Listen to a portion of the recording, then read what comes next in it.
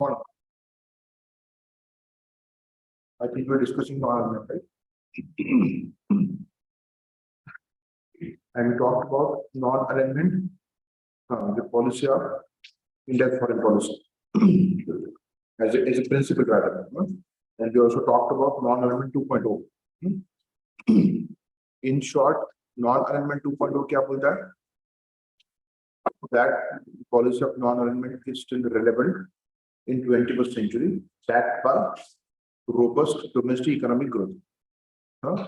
And the kind of economic growth that we have registered in the last couple of decades, that gives India an opportunity to engage with multiple nations, right? So we should avoid getting aligned to one single power, or for that matter, a bloc. There are no formal blocks today in global politics, but there are informal blocks. तो वो भी join नहीं करना, एक तरह से देखा जाए। यही बात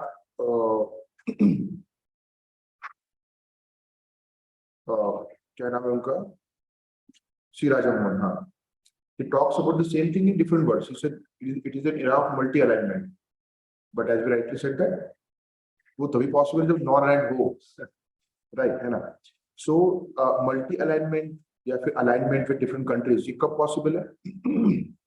वो तो ठीक है, आप non-aligned होने चाहिए, that is one. But another thing is you need to have alliance potential. You need to have alliance potential. What is that? आपके साथ रिलेशन क्यों बनाए बाकी लोग? आपके पास वो होना चाहिए, राइट? क्या है वो? Economic growth. Please try to understand this. Everybody wants India today. And I have been saying this sentence, even before 2014. ठीक है, इसको फिर से लिंक मत करना गवर्नमेंट के साथ, है ना? In last couple of decades, every nation wants India. Reason?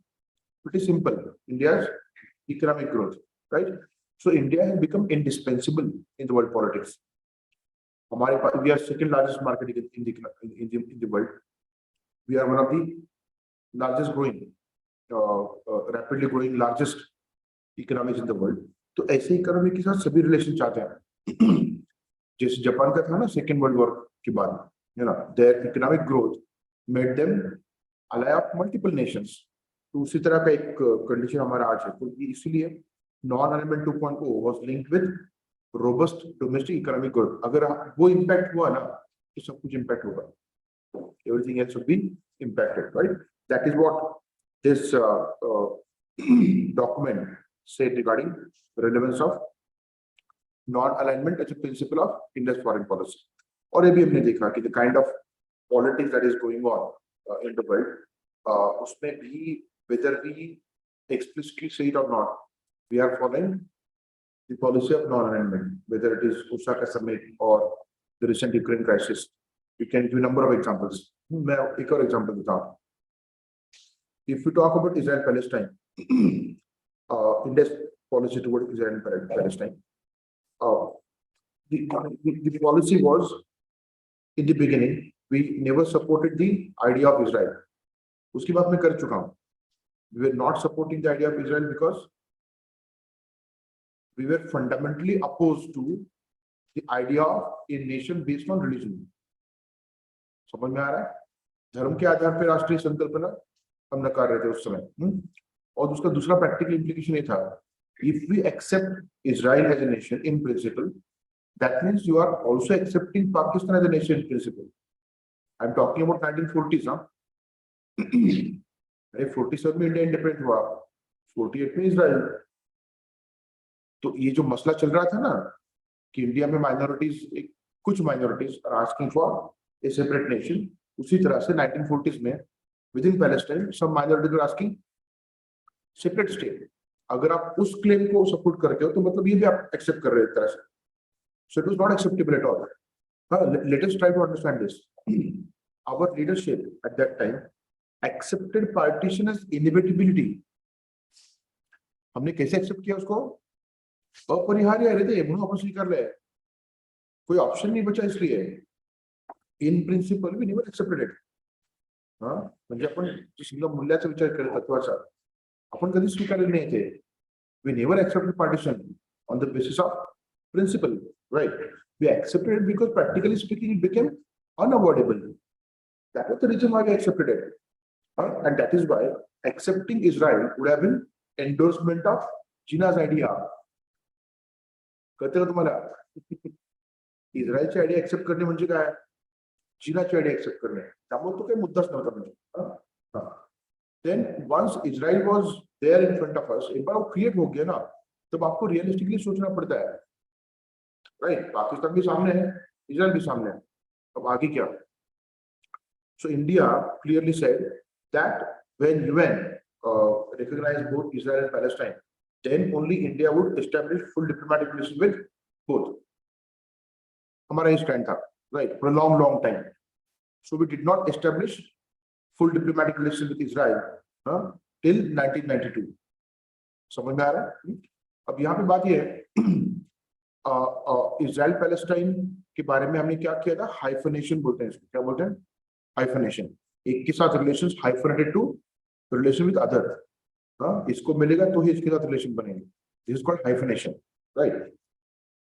1992 में थोड़ा सा डीहाइफनेशन की शुरुआत है, बट उसको पूरी तरह से डीहाइफनेशन नहीं बोल सकते. We can not call it dehyphenation. Why? ये जो स्टैंड था हमारा, इसके ऊपर क्रिटिसिज्म हुआ है ना, दैट इजराइल तो बच चुका था. India could have pursued the matter of Palestine in UN and elsewhere, but तब तक इजराइल के साथ रिलेशन बनाने में कोई दिक्कत नहीं होनी चाहिए थी. ये एक आर्गुमेंट है. But we also need to understand that we were in the context of Cold War, number one. Number two, Israel was clearly an ally of USA in that context. We were kind of tilted towards USSR.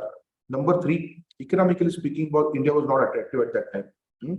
Number four, जो कि first point बताया था हमेशा, India is home to one of the largest Muslim populations in the world. Getting this? है ना?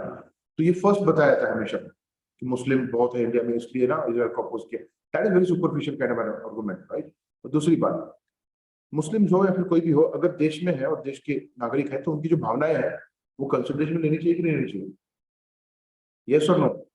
हाँ. अब मैं आगे बताता हूँ. कुछ चीजें होती है ना करंट अफेयर्स में, तो वो काफी इंटरेस्टिंग होती है. You try to observe Europe. ठीक है? मैं पहले बोल चुका आपको, इंडिया का इंग्लैंड के साथ मैच हुआ और इंडिया मैच जीत गया, तो हमारे उधर के सिटीजन ना, मतलब Indian origin people who have citizenship of England, वो रोड पे सेलिब्रेट करने लगे. पता है क्या?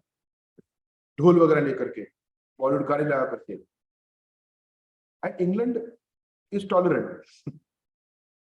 ठीक है? आप सोचो ना, इंडिया पाकिस्तान मैच हुआ, पाकिस्तान जीत गया, कुछ लोगों ने सेलिब्रेट किया उसके यहाँ पे. तो हमने क्या किया होता फिर? अब राडा नाही का, पोलीस कंप्लेंट से सगळंच म्हणजे. आता याच्या पुढे जाऊन सांगतो मी. I tell you something else which happened, I think yesterday और डे बिफोर. वो मैच कब हुआ? फ्रांस एंड मोरक्को का. परवाच ना रे, 14 तारखेला झाली मैच. हार गया ना मोरक्को 3-0 से. 3-0 हार गया ना, कि 2-0, वो जो भी है. तो हारने के बाद Moroccan people settled in France त्यांनी राडा केला. आपने पढ़ा नहीं लगता है? अरे लिटरली फ्रांस में वो होता है ना कि सिविल वॉर का सिच्युएशन हुआ. काय सांगताय? नाही माहित का? अरे काय तुम्ही काय वाचता काय मग? हो तेच ना.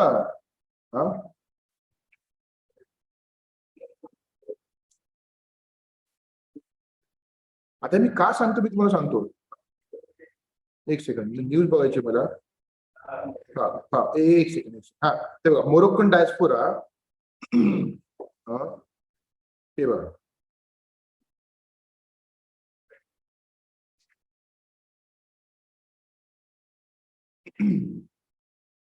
मग याला काय केलं या लोकांनी? मला वाटतं त्याला परमिशन नाही पूर्ण. अरे छावणीचं स्वरूप आलं पॅरिसला. इतके पोलीस लावायला लागले तिकडे. विचार करा किती अग्रेसिव्हली त्यांनी तो राग व्यक्त केला. आणि मग फ्रान्स गव्हर्नमेंटचं म्हणणं काय माहितीये का? तुम्ही तुमच्या गोष्टी व्यक्त करा, पण law and order situation create करू नका. That's it. Every French citizen, even if they are of Moroccan origin, they have all the right to express themselves. But only thing is, they are not supposed to take law in their hand. याला म्हणायचं लिबरलिझम. कळते का तुम्हाला? हे जेव्हा होईल ना, आपण ह्या लेवलला जेव्हा इव्हॉल्व होऊ ना, मग ते सगळा विषय संपून जाणार आहे. कोणता? एनमिटी, हे सगळ्या अशा प्रकारची भाषा, व्हायलन्स, हेट्रेड. आणि कसं असतं मित्रांनो, एखादा माणूस जास्त केव्हा करतो माहितीये का? समोरच्याकडून रिएक्शन मिळाले तर. रिएक्शन मिळणं बंद झालं ना, मग ते हळूहळू संपायला लागतं. लक्षात घ्या. ओके, मैं बहुत पुरानी बात बता रहा हूँ, ऐसे ही मतलब जस्ट आउट ऑफ थोड़ा सा कॉन्टेक्स्ट होगा. Right from childhood I was a great fan of Sachin Tendulkar.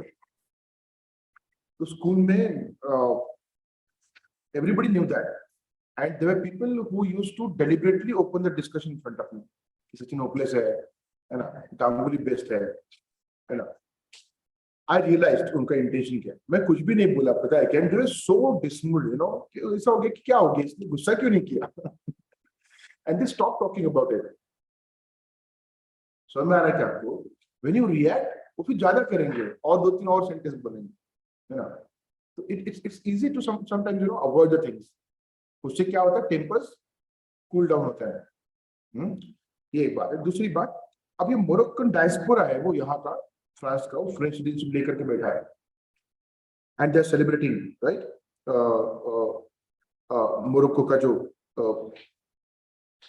खेल था उसको, वो डिफीट है. ये छोड़ो, ये बहुत हुआ है. आई एम जस्ट, हाँ, रेसिस्ट अब्यूज भी है, ये भी रहेगा, नो डाउट अबाउट दैट. लेकिन the way government handled it, हाँ, chaos in Paris after France wins World Cup semifinal against Morocco, ये सब शुरू हुआ.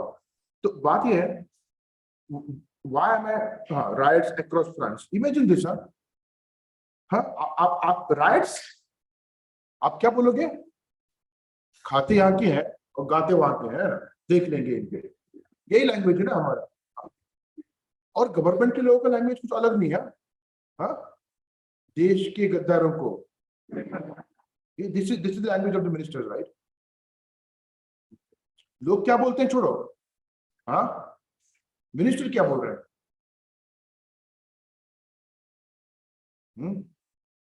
और फिर हम बोलते हैं कि हम टॉलरेंट है. देखो, लुक एट दिस, फ्रांस का क्या हाल बना के रखा है. Paris is a very beautiful city.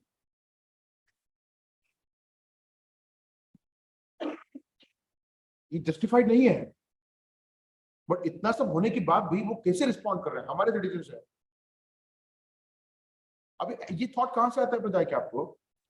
Religion, ethnicity, your identities, ये चीजें है ना, ये बहुत पुरानी होती है, इमीडिएटली खत्म नहीं होती. नंबर 1. एंड नंबर 2, कोई इंडियन इंसान है, ठीक है, इंडिया में है, बाहर है, कहीं पे भी है, उसका रिलीजन हिंदुइज्म हो, बौद्ध हो, जैनिज्म हो, इस्लाम हो, जो भी हो, आपका जो धर्म है, उस धर्म के लोगों के ऊपर कहीं पे अन्याय हुआ तो आपको बुरा लगना बिल्कुल नेचुरल है. It's very natural. हिंदूज के ऊपर अटैक हुआ यूएस में, हिंदू टेंपल के ऊपर, यहाँ पे दुख होता है ना. ये गलत हुआ सर. तो जहां पे एक पैलेस्टाइन जैसा देश है, जहां पे मुस्लिम मेजोरिटी थे, उनको बिल्कुल उनके देश को रिकॉग्निशन नहीं मिला. That nation is kind of destroyed. What do you expect? Sentiment तो हो ही सकते हैं ना at least. So we need to understand this at some point of time. So it is not Muslim appeasement.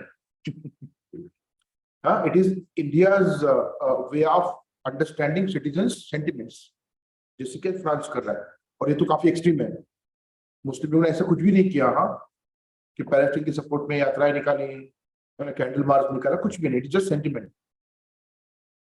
So the kind of extreme reaction we have, and the way we criticize the previous governments, saying that while dealing with Israel-Palestine issue, we have been excessively pro-Muslim, या फिर we are pandering the Muslims, absolutely wrong. बहुत गलत है, क्योंकि उसके roots वहां पे, मैंने जो 5-6 रीजन बताया ना, उसमें से एक वो है, वो भी लास्ट में आएगा. उससे बहुत सीरियस मुद्दे हैं पहले, जो कि मैंने कहा कि in principle if you accept Israel, it's like accepting the idea of Pakistan, accepting what Jinnah said, right. Secondly, cold war context था.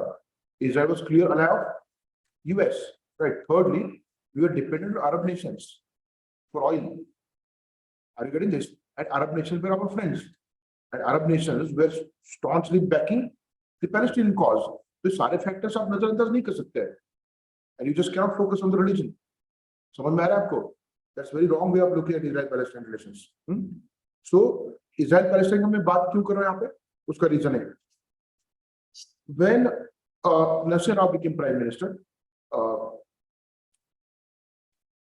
so he established full diplomatic relations with Israel. But वो करने से पहले उन्होंने डिस्कशन किया था किसके साथ?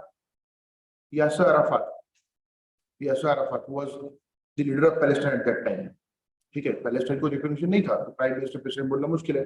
Leader of Palestine. Rao reached out to Yasser Arafat. उनको ये बोल दिया कि in the new context of post-Cold War period, we have some serious concerns, right? And keeping in view India's national interest, it has become imperative compulsory for us to develop relations with Israel. Israel के साथ relations पूरी तरह से establish करने से पहले हमने Palestine को कॉन्फिडेंस में लिया. और यासर अराफत का रिएक्शन क्या था इसके ऊपर? He said that if India feels that they are in need of establishing relations with Israel, considering their national interest, we'll support it. Because India has been a supporter of Palestinian cause since beginning, and we are thankful to India for that. And we are sure that India would continue to support Palestinian cause. जब हम long term कुछ करते हो ना, उसके benefits बाद में मिलते हैं. Getting this? उसका एक और भी रीजन है. Oslo accord was in process. Oslo accord Israel Palestine में काइंड ऑफ थोड़ा सा पीस दिख रहा था उस समय. ये भी एक रीजन है. I am not denying that. ये हुआ. उसके बाद जब पहली बार बीजेपी गवर्नमेंट आया 1998 में, वाजपेयी गवर्नमेंट, तो उसके जो होम मिनिस्टर थे, home minister deputy prime minister L K. Advani, तो BJP was always of this opinion that we should openly establish relations with Israel. Congress government generally used to have similar kind of relation, but थोड़ा सा concealed one. उसको उतना publicity नहीं मिलता था, right? बड़ी publicly करते थे. L.K. Advani was first high dignitary to visit Israel. First deputy prime minister to visit Israel. तो ऐसे बोला गया कि now we are trying to dehyphenate the relation between Israel and Palestine. Under Prime Minister Modi, it increased. Prime Minister Modi was the first prime minister to visit Israel, and more importantly, India से जो भी dignitary गया, foreign minister हो या फिर कोई भी हो, तो इजराइल को विजिट करने के बाद पैलेस्टाइन को उसी टूर में विजिट करके वापस आते थे. Getting this? But this tradition was broken by Prime Minister. He paid a visit to Israel, he came back, and the kind of bonhomie, close relations and very good relations with the Prime Minister of then Prime Minister of Israel, Benjamin Netanyahu, इनका जो था, ये सारे factors अगर देखे जाए ना, ठीक है, the ideology of BJP, Modi's history so far, and his steadfast open support to Israel, ये सब कुछ देखने के बाद, when Donald Trump, in this backdrop, in this context, when Donald Trump brought that Jerusalem resolution, क्या resolution था वो? Declaring Jerusalem as capital of Israel. That means Israel को दे देना पूरी तरह से. जो स्कॉलर्स थे आईआर के, वो क्या सोच रहे थे पता है क्या? इस रिजोल्यूशन के ऊपर मोदी गवर्नमेंट क्या करेगा, है ना? दो ही ऑप्शंस है. Either Modi government is supported based on what we are saying, right, और एट द मोस्ट अब्सटेन करेंगे. ये भी होता है अब्सटेन करना, ना सपोर्ट में ना अपोज में. But instead Modi government opposed that resolution. समझ में आ रहा है? हाँ, तो बात यह है, हम दोनों तरफ एग्स रखना चाहते हैं, बोथ द बास्केट्स. किसी एक साइड में होते ही नहीं कभी हम. तो ये नॉन अलाइनमेंट ही है. सो वेदर यू से इट और not, you know, this policy being followed, right? Explicitly आप बोलो या ना बोलो, आप ओसाका समिट की बात करो, आप यूक्रेन की बात करो, आप इजराइल पैलेस्टाइन कॉन्फ्लिक्ट की बात करो, सऊदी अरेबिया ईरान की कॉन्फ्लिक्ट की बात करो, we are not taking any sides, and that is the crux of non alignment. कि किसी एक साइड नहीं देना है मिलिट्री अलायंस में, राइट? किसी मैटर पे, हाँ, अपना इंटरेस्ट देखना है. Based on that you can decide कि क्या करना है क्या नहीं करना है, based on circumstances. That is the crux of non alignment. समझ में आ रहा है? This is what we discussed in the last lecture. Now, as I said in the beginning, India's policy of non-alignment preceded non aligned movement, पहले हमारी policy है, उसके बाद मूवमेंट आई, राइट? सो नाम, लेट अस टॉक अबाउट नाम। The genesis मतलब उसका birth, beginning, genesis of नाम was in Bandung conference. Genesis formally शुरू नहीं हुआ था 1955 का Bandung conference of non aligned countries, rather Afro Asian countries. कौन सी कंट्रीज? आफ्रो एशियन या फिर third world countries minus Latin American countries. Why? मैं उसके बारे में ब्रीफली बता रहा हूं आपको। हाँ, देखो, it's not possible to cover every case study, it is not possible to cover every case study, लेकिन I would broadly talk about different regions of the world, the way India looks at them, right? Africa तो बहुत important बन चुका है हमारे लिए, और हमारे उनके साथ समिट मीटिंग्स होते हैं, India Africa summit meetings, right? Relations काफी ग्रो भी हो चुके हैं।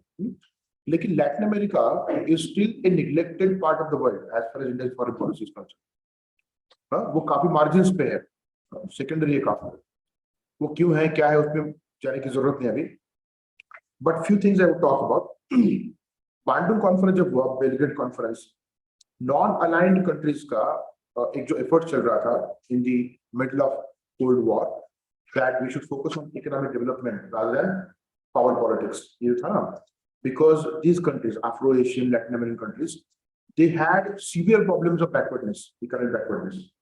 So it is important to focus on economic development rather than power politics, getting dragged into power politics. लेकिन लैटिन अमेरिकन कंट्रीज नहीं आए इसमें, they were hesitant to join the platforms of third world, ठीक है? Reason क्या था? First of all, Latin America was always a backyard of US का backyard, right? And there was unprecedented influence of US in Latin America. समझ में आ रहा है? और दूसरी बात, वो लैटिन अमेरिकन कंट्रीज खुद को ना ग्लोबल साउथ का पार्ट मानने के लिए तैयार नहीं थे, थर्ड वर्ल्ड का पार्ट मानने के लिए तैयार नहीं थे, बोलते हम वेस्टर्न है। लेकिन वेस्टर्न लोगों को गिनते ही नहीं, पता नहीं चला उनको इनिशियली, है ना? ये प्रॉब्लम था, राइट? ऊपर से जो यूएस ने किया उनके साथ, ठीक है, न्यू कॉलोनियलिज्म, हम बात कर चुके हैं ग्लोबलाइजेशन जब डिस्कस कर रहे थे, उनके साथ तो न्यू कॉलोनियलिज्म बहुत पहले से चल रहा है, ठीक है? Well, the scholars of Latin America gradually understood कि जो चल रहा है ना वो काफी डेंजरस है, हमारा लूटिंग हो रहा है। That is where they started delinking the economy from US. और कुछ कंट्रीज तो ऐसे थे लैटिन अमेरिका में, उन्होंने अपना खुद का करेंसी भी नहीं रखा था। American dollar was there currency, imagine this. And American dollar, उसका जो मॉनेटरी पॉलिसी है कौन डिसाइड करेगा? फेडरल बैंक ऑफ यूएस, जैसे हमारा आरबीआई है। हाँ, मतलब इन देशों के हाथ में उनका अपना मॉनेटरी पॉलिसी भी नहीं है। So this was the situation, and again the same narrative. अब वो clearly they are under influence of US, right? And India is not aligned plus tilted towards USSR, economic backwardness and all those things. Economically India attractive नहीं था, distance भी factor था, is far away from India, right? है ना? Because of all this things, India Latin America relation कभी अच्छे से develop हो नहीं पाया। एक और रीजन था, ये जो डेकेड्स है 50s, 60s, 70s, 80s तक, वहां पे पॉलिटिकल इंस्टेबिलिटी था लैटिन अमेरिका में। That is another factor because of which अच्छे रिलेशन बन नहीं पाया। इनफैक्ट कोई रिलेशन नहीं थे। Gradually we are developing relation with Latin America now, but again there is large scale apathy, ज्यादा एंथुसियास्टिक है नहीं हम समहाउ। और चाइना का प्रेजेंस बहुत बड़ा है वहां पे, that emerges the competition for us, right? But slowly things are moving, but pretty slowly. अभी बोलते हैं कि Latin America is last frontier of India foreign policy, India के फॉरेन पॉलिसी का लास्ट फ्रंटियर, इस तरह से बात की जाती है ना? ओके, तो Latin American countries were late to join now, वहां पे ज्वाइन किया उन्होंने, काफी लेट थे, लेकिन with only one exception, that to Caribbean exception, that is Cuba. Cuba was part of these conferences. So Bandung conference में genesis है नाम का। Indian Prime Minister Nehru, Yugoslav President Tito, Egyptian President Nasser, and Indonesian President Sukarno. These were called founding fathers of NAM. These were founding fathers of NAM. और because of this, ये जो countries है ना, Yugoslavia बाद में नहीं रहा, उसका एक बाल्कनाइजेशन हुआ, है ना, सर्बिया, कोसोवो, ये देश बने वहां पे, बोलिविया। द मेंबरशिप ऑफ नाम went on increasing over time. हमारे रिलेशन के काफी अच्छे बने, Egypt, Indonesia, Yugoslavia eight that time. नाम का मेंबरशिप बढ़ता चला गया। हाँ, कई लोगों को लगा था कि एक ग्रुप बना है बाद में खत्म हो जाएगा, इनफैक्ट अपोजिट हुआ। हाँ, आज one of the largest groups है वो, more than 100 countries are members of NAM, and that is the most important contribution of first prime minister. ठीक है, हाँ? और इसीलिए बोला जाता है रे कि वो माउंटबेटन ने जो बोला था ना कि अगर ये इंसान 58 में मर जाता तो would have been remembered as one of the most influential statesman of 20th century. ठीक है, today NAM is one of the largest international bodies in terms of membership. कितने मेंबर्स है? 120, हाँ, मोर देन हाफ, 200 देश है कुछ, around some number. तो 120 members है नाम के, one of the largest platforms in the world. तो एक बात बताओ मुझे, आप नाम हटा, नॉन में हटा करके इससे बाहर आना चाहते हो क्या? कोई भी नहीं चाहेगा। दिस प्लेटफॉर्म इज यूजफुल, और इसीलिए the current prime minister talked about shaping a new world order post COVID, new world order, when he participated in the virtual summit of NAM in the midst of COVID pandemic. क्योंकि 120 countries है, right, वो काफी बड़ा diplomatic wait है। हाँ, even ऐसी seat चाहिए ना कि नहीं, तो सपोर्ट मिलता है। ठीक है, in the decades of 50s and 60s, अब क्या हुआ पता है कि आगे का जो एक स्ट्रक्चर है, डेकेड वाइज नाम ने क्या किया और इंडिया का रोल क्या रहा। डेकेड वाइज नाम ने क्या किया है और इंडिया का क्या रोल रहा। In the decades of 50s 60s, emphasis of non-aligned countries was on opposition to colonialism, racialism, opposition to arms race, urging superpowers for disarmament, international peace through UNO। ऐसे नहीं लग रहा कि इंडिया का foreign policy है। अच्छा ठीक, पीछे जाओ। Opposition to colonialism, racialism, racial discrimination, international peace, disarmament का मुद्दा है आगे। डिसआर्मामेंट, हाँ। सो एज इफ इंडिया का फॉरेन पॉलिसी उठा करके डाल दिया और बोल दिया कि ये नाम का एजेंडा है। हाँ, so in this sense India provided both leadership and agenda to NAM in the first phase. Non alignment movement का एजेंडा, हाँ, हमने शेप किया था, and the leadership was in the hands of prime minister Nehru.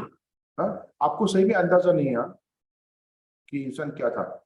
और मैं बिल्कुल भी भाटगिरी करत नाही बरं इकडे, पण तो माणूस इतका जायंट होता ना, काय करणार कोण। He was a huge personality. आपको स्लाइटेस्ट भी आइडिया नहीं है, एक बुक में पढ़ा था मैंने, काफी इंटरेस्टिंग स्टेटमेंट है। Nehru was a giant and his mistakes of giant. बड़े इंसान की गलतियां भी, इंसान ही छोटा है, गलतियां भी छोटी होंगी ना, सिंपल सी बात। हाँ, तो नेहरू पांडुम की कॉन्फ्रेंस में, हाँ, मैं किसी को पॉइंट नहीं कर रहा था, आपने पता नहीं क्या समझ लिया ना। बांडुम कॉन्फ्रेंस में, नहीं प्लीज पे अटेंशन, मैं बहुत इंपॉर्टेंट बात बता रहा हूँ, उसको आगे कनेक्शन इसलिए कि 55 में जो कॉन्फ्रेंस हुआ बांडुम कॉन्फ्रेंस, तो वहां पे नेहरू चाइना को लेकर के चले गए, पीआरसी को, पीपल्स रिपब्लिक ऑफ चाइना। बाकी देशों को अच्छा नहीं लगा। उनका ये कहना था कि नॉन अलाइनमेंट के प्लेटफॉर्म पे कम्युनिस्ट चाइना क्या कर रहा है, वो तो ब्लॉक पॉलिटिक्स का पार्ट है। आपको समझ में आ रहा है क्या? उसके पीछे का नेहरू का लॉजिक क्या था, मैं वो इंडिया चाइना केस स्टडी में डिस्कस करता हूं। लेकिन आप यहां पे ये समझ लो दैट ही ब्रॉट चौ एनलाई, कौन था वो, the Chinese premier, on the platform of Bandung conference. Many countries and leaders did not like it, but बात ये है नेहरू का प्रेशर इतना था, कोई कुछ बोला ही नहीं।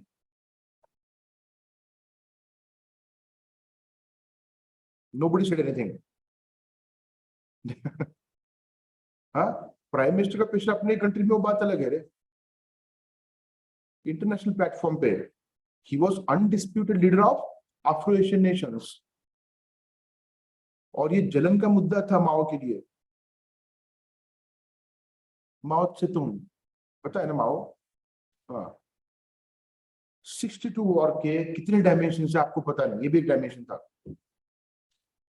माओ वांटेड टू एक्सपोज नेहरू कि बड़ा लीडर बना घूम रहा इधर उधर, है ना, है ना, उतना बड़ा देश तो है नहीं, लेकिन एक ऐसा माहौल बना के रखा है इसने, उसको बर्स्ट करना जरूरी है। ये माओ का थिंकिंग था। उसकी और भी कुछ थिंकिंग थी, हम उसकी बात करेंगे बाद में। We know very little and we talk a lot social media के ऊपर, WhatsApp university. So this agenda was given by India clearly. नाम took formal shape in the Belgrade conference, जैसे कि मैंने पहले बोला है, नाम का जेनेसिस बांडुंग कॉन्फ्रेंस में है, लेकिन फॉर्मल शेप नाम बोल करके यहाँ पे आया है। Based on the principles arrived at Bandung. नाम के प्रिंसिपल्स कौन से होंगे, यहाँ पे जो लिखे हैं वो सारे। In 1950s, India contributed by setting the agenda and by providing leadership in the form of Prime Minister Nehru. India's humiliating defeat in Sino-Indian War of 62 led to India's declining influence on the platform of NAM as well as in general at the international level. And this was a huge setback to Nehru as well, personally speaking. तो यहाँ से उतना influence नहीं रहा, मतलब नेहरू के बाद कोई इन्फ्लुएंस नहीं था हमारा नाम के प्लेटफॉर्म के ऊपर, वैसे देखा जाए, राइट। तो इसके बाद कोई कंट्रीब्यूशन नहीं है क्या हमारा, ऐसा भी नहीं है। But others also contributed, other countries, पहले हम कंट्रीब्यूट कर रहे थे मेजरली, उसके बाद वो डिक्लाइन हुआ। Various issues such as food grain scarcity, नहीं क्या वो तो था प्रॉब्लम, भीख मांग रहे थे। Wars of 62-65 forced India to be inward looking. 62 का वॉर, उसके बाद 65 का, दो वॉर हुए ना।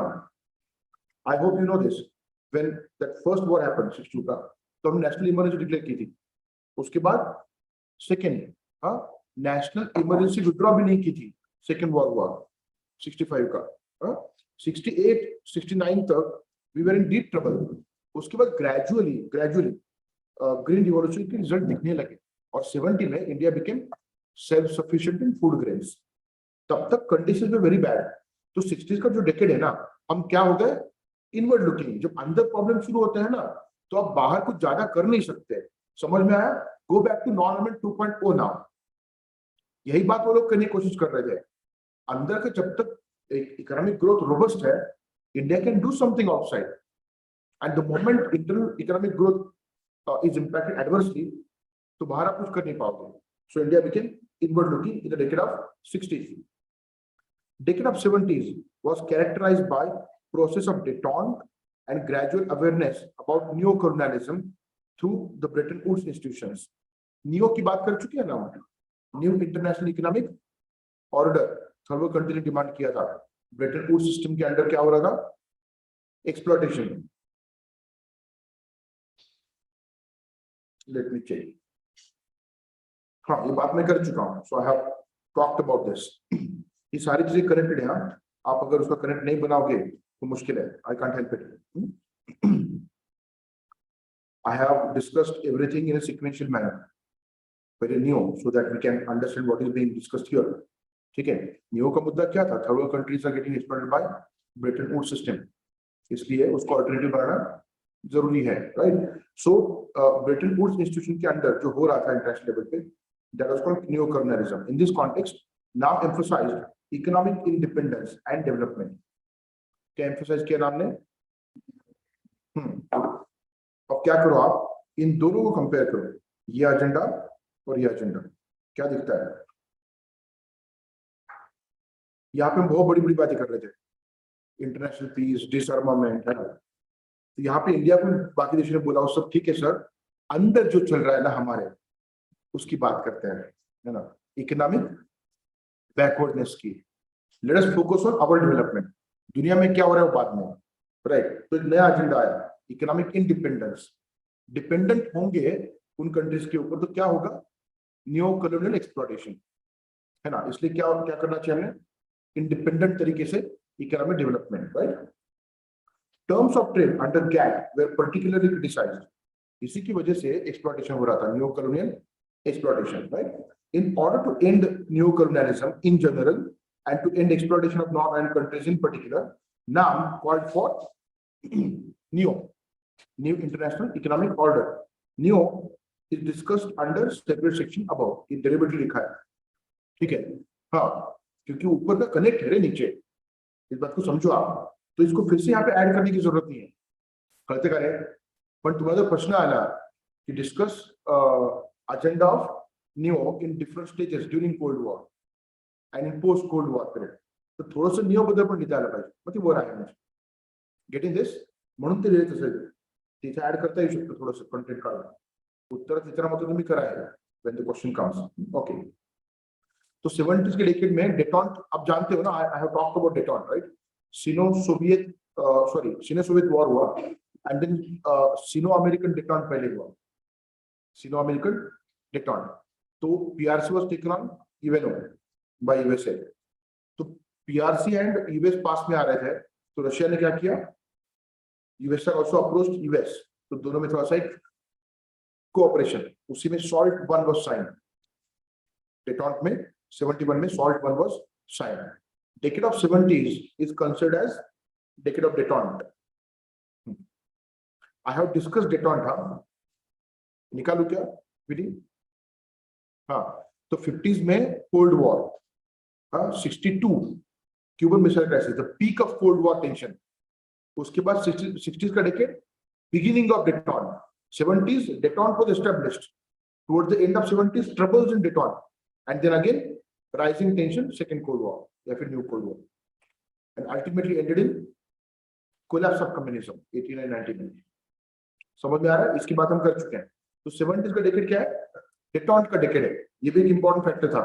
एंड देन वो जो न्यू कॉलोनियलिज्म का अंडरस्टैंडिंग आया toward the end of 70s, process of detente ended and new cold war began. और जब जब कोल्ड वॉर का एक सिचुएशन बनता है ना, नाम का रिलेवेंस बढ़ जाता है, क्योंकि non alignment in the context of cold war, right? On one hand, members of NAM increased in terms of number, while on the other, many non-aligned countries established covert चाहिए, इसको covert करो, covert military relations with either of the superpowers। हुआ क्या पता है क्या? ये काफी इंटरेस्टिंग डेकेड है 70s का, towards the end of it new cold war शुरू हुआ, और एक तरफ नाम के मेंबर्स क्या कर रहे थे, हम नॉन अलाइंड है ना, ये सब बातें कर रहे थे, और दूसरी तरफ हर देश, हर इंपॉर्टेंट देश कहीं ना कहीं किसी न किसी सुपर पावर के साथ रिलेशन बना के बैठा है। India's friendship treaty was a military agreement with USSR and there is permanent tilt towards USSR. समझ में आ रहा है आपको? So this is what you observe in 70s। These developments intensified regional conflicts and posed military as well as economic threat to non-aligned countries. India Pakistan conflict नहीं हुआ क्या 71 में, right? We need to understand this. Regional conflicts बढ़ गए, India Pakistan Israel Palestine conflict intensified, right? Iran में revolution हुआ, Islamic revolution, उसका अपना एक इशू है ना? Towards the end of 70s it happened, right? And North Korea South Korea conflict, Vietnam conflict, number of conflicts in what is called third world, right, can be observed here. In the decade of 1980s, NAM focused on peaceful settlement of regional disputes. Agenda कैसे बदल रहा है समझ में आ रहा है क्या आपको? पहले बड़ी बड़ी बातें की है ना, international peace, disarmament, opposition to racialism, colonialism, ये हो गया। सेकंड में उसको स्पेसिफिक अंडरस्टैंडिंग आता है, new colonialism and economic exploitation, second phase में 70s में। They talk about new, they talk about economic development, right? Third decade में, that is 80s में, now they are more focused on a regional conflict because that posed the threat to non-aligned countries. तो Afghanistan crisis, Kampuchean crisis, Iran Iraq war, ये सारे issues थे third world में। नाम emphasized arms control talks, south-south cooperation, regional cooperation, and demanded an early end चाहिए, early end of apartheid system in South Africa। Agenda क्या है यहाँ पे? ठीक है, एक के बाद एक देखो। पहला क्या है?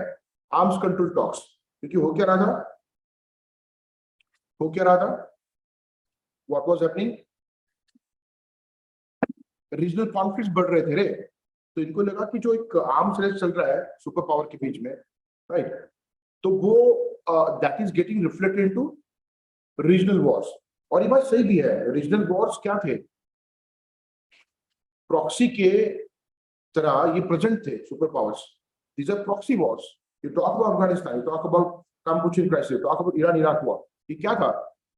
कहीं ना कहीं प्रॉक्सी था वो।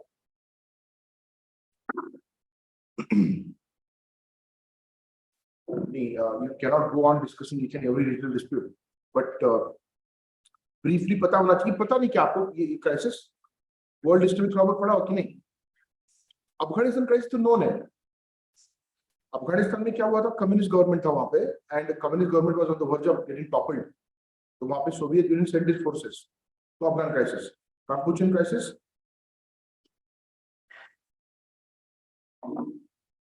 कहां हुआ था? What is called Indo China, Indo China region, मतलब साउथ एशिया में। तो वहां का कॉन्फ्लिक्ट है, again reflection of cold war politics. You talk about Iran Iraq, ये क्या था?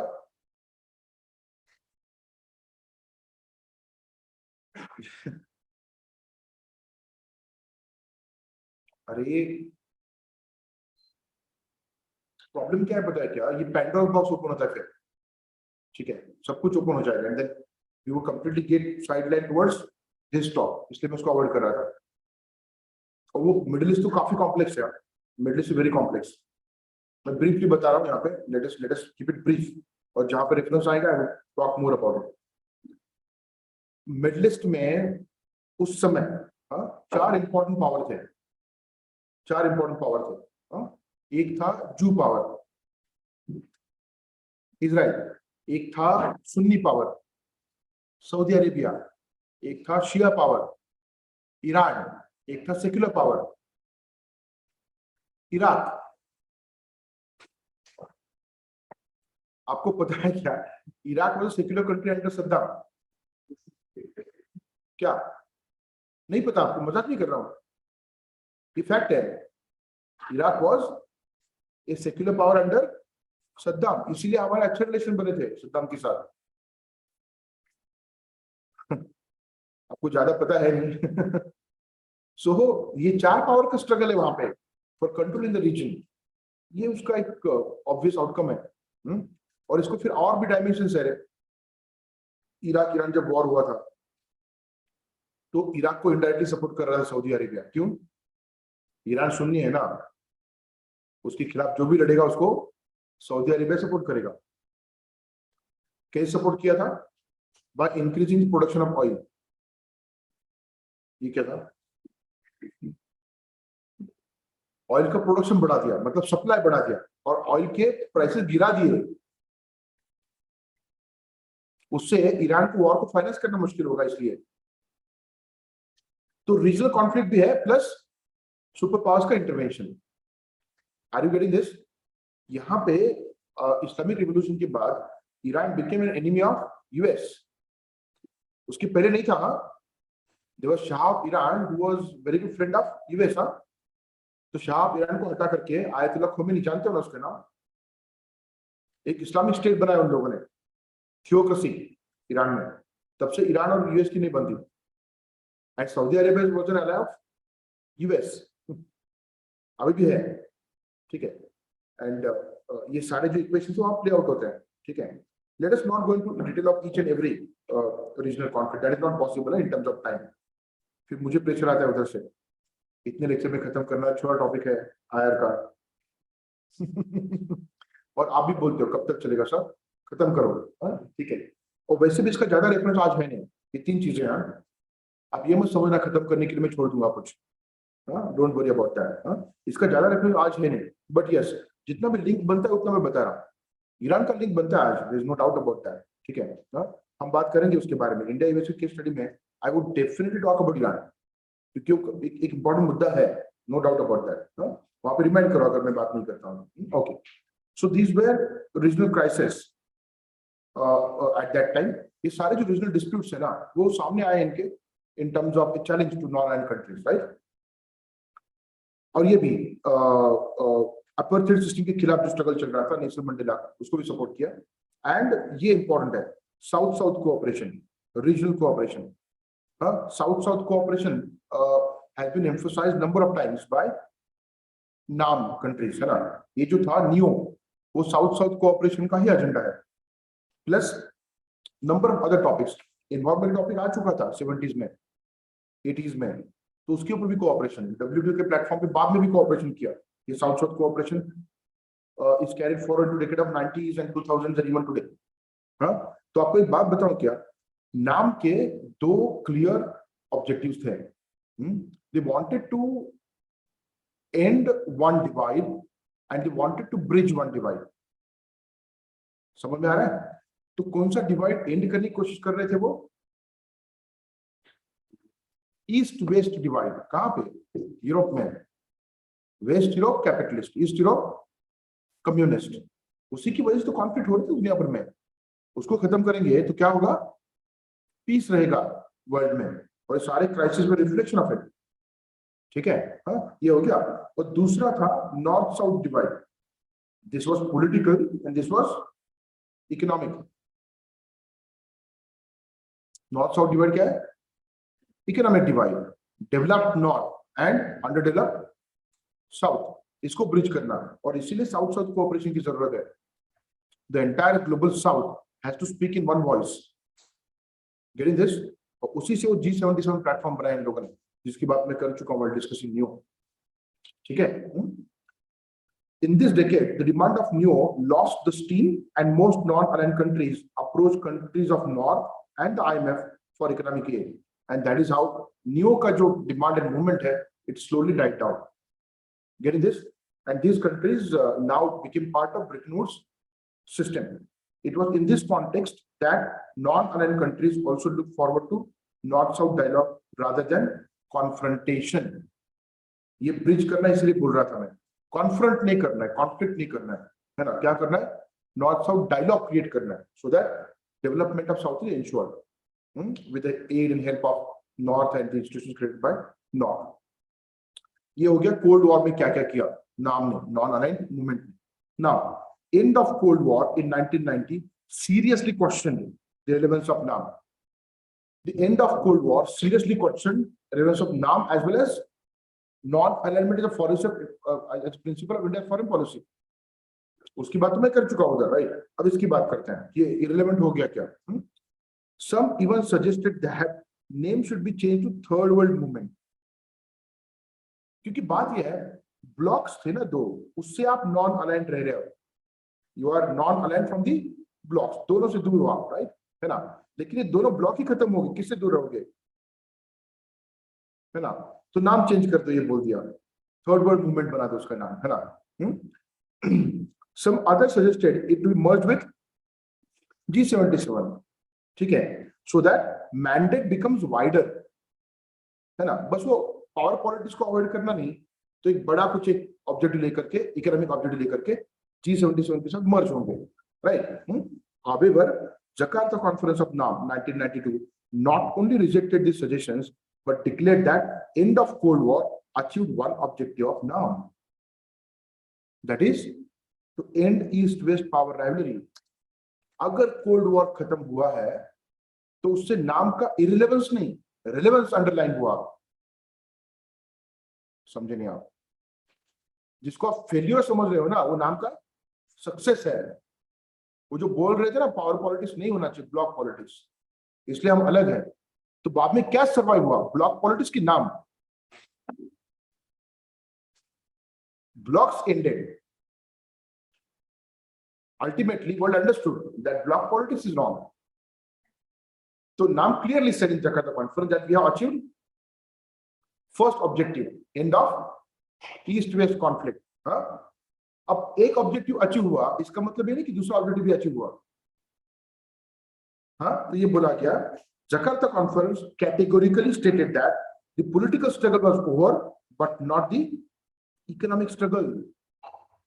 So there is no question of either merging NAM with any other platform or changing its name, because NAM was not just linked to political objective, it was also having economic objective. So NAM will continue.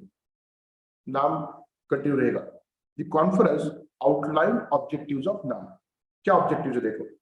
अब यहाँ पर 90s में पहला new international order through UNO, ये term किसने coin की थी? George Bush senior. George Bush senior उसी समय 89-90 में जब कोल्ड वॉर एंड हुआ, he talked about new international order through UNO। तो नाम के लोगों का कहना क्या था? जॉर्ज बुश क्या बोलने की कोशिश कर रहा था उस समय? New international order led by US. ठीक है, हमारा क्या कहना था थर्ड वर्ल्ड कंट्रीज का नाम का, थ्रू यूएनओ, किसी एक कंट्री का डोमिनेंस नहीं। देन ये भी बोला गया we need to restructure and democratise UNO, मतलब India is part of P5। हम पुश कर ही सकते हैं ना, restructuring and democratisation of UNO, इसलिए नाम की जरूरत है, जाना तो रीजन है। Then south south cooperation through G77, G77 को यूज किया जाएगा as an important aspect of NAM, उसके साथ मर्ज करने की कोई जरूरत नहीं, बाकी और भी ऑब्जेक्टिव्स हैं। समझ में आ रहा है क्या आपको? Then elimination of WMDs, weapons of mass destruction, cooperation on the issues of food, population, trade, investment. ये बहुत बड़ा इंपॉर्टेंट पॉइंट था इनके लिए, क्योंकि इनके सामने food scarcity, right, poverty, population explosion, economic backwardness, और ट्रेड एंड इन्वेस्टमेंट के पॉइंट ऑफ व्यू से डिस्क्रिमिनेशन जो हो रहा था वर्ल्ड लेवल पे, ये सारे पॉइंट अभी भी थे। And that's why this was to be one of the objectives, interdependence, integration, globalisation of the world economy. ये क्यों बोला जा रहा है जकार्ता कॉन्फ्रेंस में? नया नया वर्ड आया ना ग्लोबलाइजेशन, पता नहीं था इनको, बाद में पता चला कि उसके थ्रू भी लूटिंग हो रहा है, न्यू कॉलोनियलिज्म, तो उसको अपोज किया बाद में। दैट्स डिफरेंट थिंग, है ना, नया कुछ वर्ड आता है तो अच्छा लगता है, ये भी ऐड कर देंगे, है ना। So interdependence, integration and globalisation of world economy, इसके थ्रू थर्ड वर्ल्ड कंट्रीज को बेनिफिट मिलने चाहिए, दिस वाज द ऑब्जेक्टिव। और क्यों बात कर रहे थे? Obviously now most of them had accepted loan from IMF। LPG की बात नहीं करेंगे तो कैसे होगा? और IMF ने सपने तो बहुत दिखाए थे, सपने, है ना, आप ये एक्सेप्ट कर लो, सब अच्छा होगा, भला होगा, सब चंगा होगा। तो बाद में पता चला कि लूट हो रहा है ना। वो रियलाइजेशन आने में 10 साल लग गए, that's a different thing, but they are under influence of this, right. Then no to imposition of conditionalities, मतलब ग्लोबल नॉर्थ हमारे ऊपर कंडीशनलिटीज नहीं डाल सकता, ये भी बोल दिया। So this were new points on the agenda of नाम।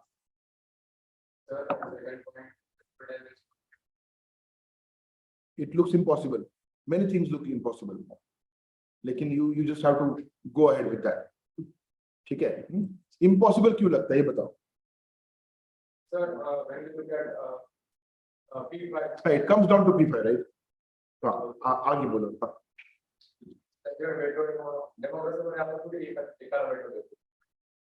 तो आप प्रेसिडेंट का नहीं करो, प्रेसिडेंट का नहीं, प्रेसिडेंट का नहीं है कभी। हाँ, अरे वेटोचा अर्थ वोटिंग झाले तरी बिल येते ना प्रेसिडेंट कडे।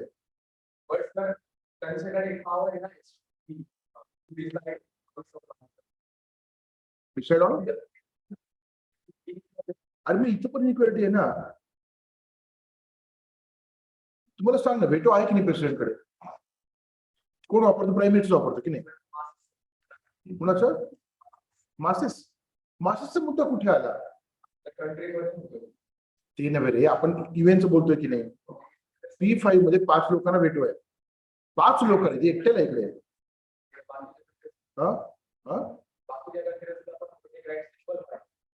वोटिंग राईट्स आहेत की नाही इव्हेंट जनरल असेंब्लीमध्ये? मग वेटो तिकडे पण आहे।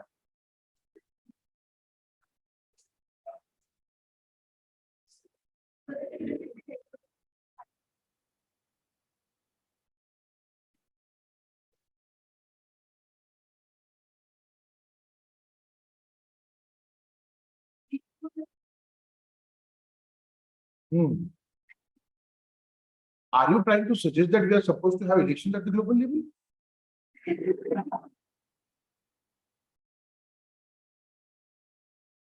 फिजिबल नहीं हो, नहीं सुनो ना, प्रैक्टिकल है नहीं, नंबर 1।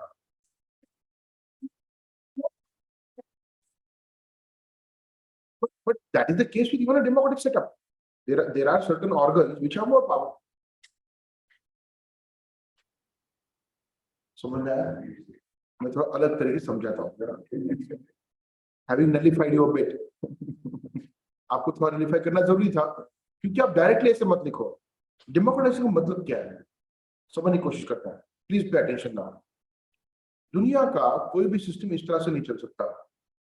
आपको पता है क्या, लीग ऑफ नेशन फेल होने का कारण क्या था?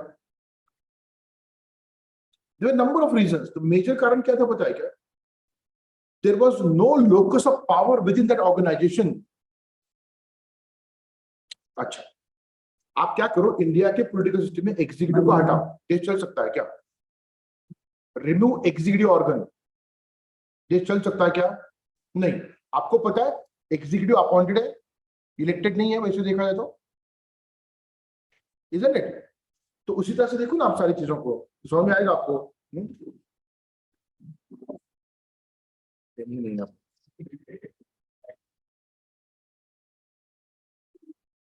क्या इधर लिखता हूँ मैं, कहाँ पे है, छोड़ो उसको।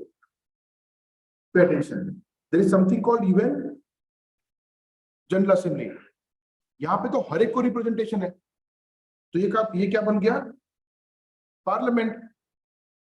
ठीक है, उसके बाद एग्जीक्यूटिव बॉडी होगी, दैट इज यूएनएससी। ये क्या बन गया? Executive, isn't it? तो आप बोलोगे सर P5 क्यों चाहिए? क्यों नहीं चाहिए? कैबिनेट या फिर किचन कैबिनेट बोल लो।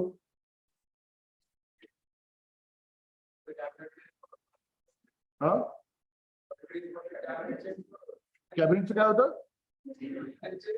मग ते बोलतो ना, थांब ना थोडं, किती काही करतोस थोडं थांब। हाँ, हे कळलं का तुम्हाला? अंडरस्टूड है ना? ठीक है। अब बात ये है, और एडमिनिस्ट्रेशन भी है बाय द वे, जुडिशरी भी है। जुडिशरी क्या है? International court of justice. Administration क्या है? Secretariat led by UN general secretary, पता है ना? हाँ, so it is like government. ठीक है। हाँ, अब आप जो बोल रहे हो ना P5, हाँ, तो एक बात बताओ, P5 में कौन बैठता है? वो 5 कंट्रीज, है ना? तो ऐसा है क्या कि हर बार वो बराक ओबामा बैठ रहे होते, या डोनाल्ड ट्रंप बैठ रहा है? पूरी बात सुनो, हाँ, मैं एक एक बात कर रहा हूं आपसे। हाँ, और दूसरी बात, आप जो बोल रहे हो कि कंट्री चेंज होने चाहिए, हाँ, उसकी बात करते हैं। आपको क्या लगता है पता है क्या P5 मतलब क्या है? वो जैसे है ना कि वो आईएएस की गाड़ी दिखती है, उसमें बैठ गया आराम से, है ना? सर एक बार में आईएएस बन गया है ना,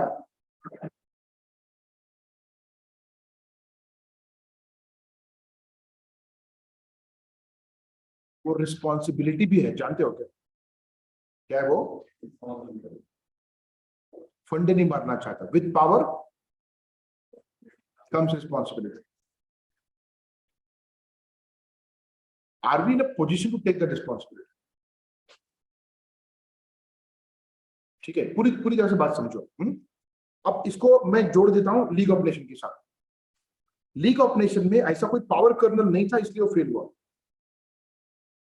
you need a power kernel, मतलब अंदर एक कोर होना चाहिए पावर का। डिसीजन मेकिंग हर एक के साथ बात होता है ना, तो अरे इतना डेमोक्रेसी लेकर के आओगे ना तो इवेंट चलेगा ही नहीं। अगर हर देश को वेटो मिला तो क्या होगा पता है क्या? रिजोल्यूशन क्या मैटर नहीं करता, बिना पढ़े हमारे रिजोल्यूशन को पाकिस्तान वेटो यूज, और पाकिस्तान जो भी रिजोल्यूशन लेकर के आता है बिना पढ़े हम उसको वेटो यूज करते हैं।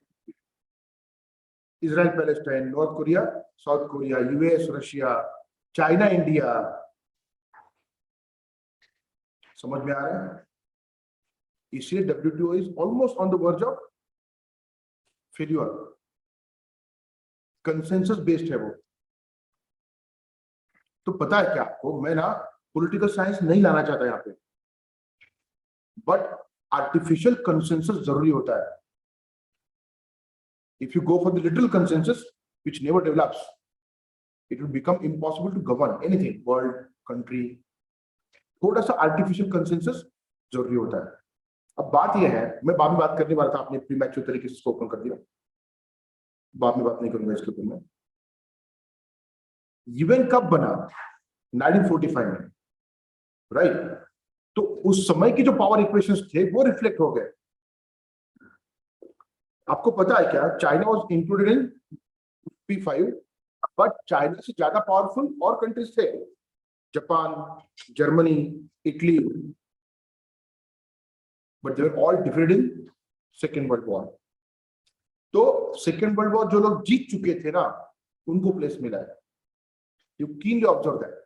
US, Britain, France, USSR, allied powers, पता है ना, axis power Germany, Italy and Japan, उनको हटा दिया, डिफरेंट पावर्स। तो चाइना को क्यों लिया? Right, the reason given was China played crucial role in defeating one of the axis power, that is Japan. समझ में आ रहा है? तो उस समय का पावर इक्वेशन रिफ्लेक्ट कर रहा था।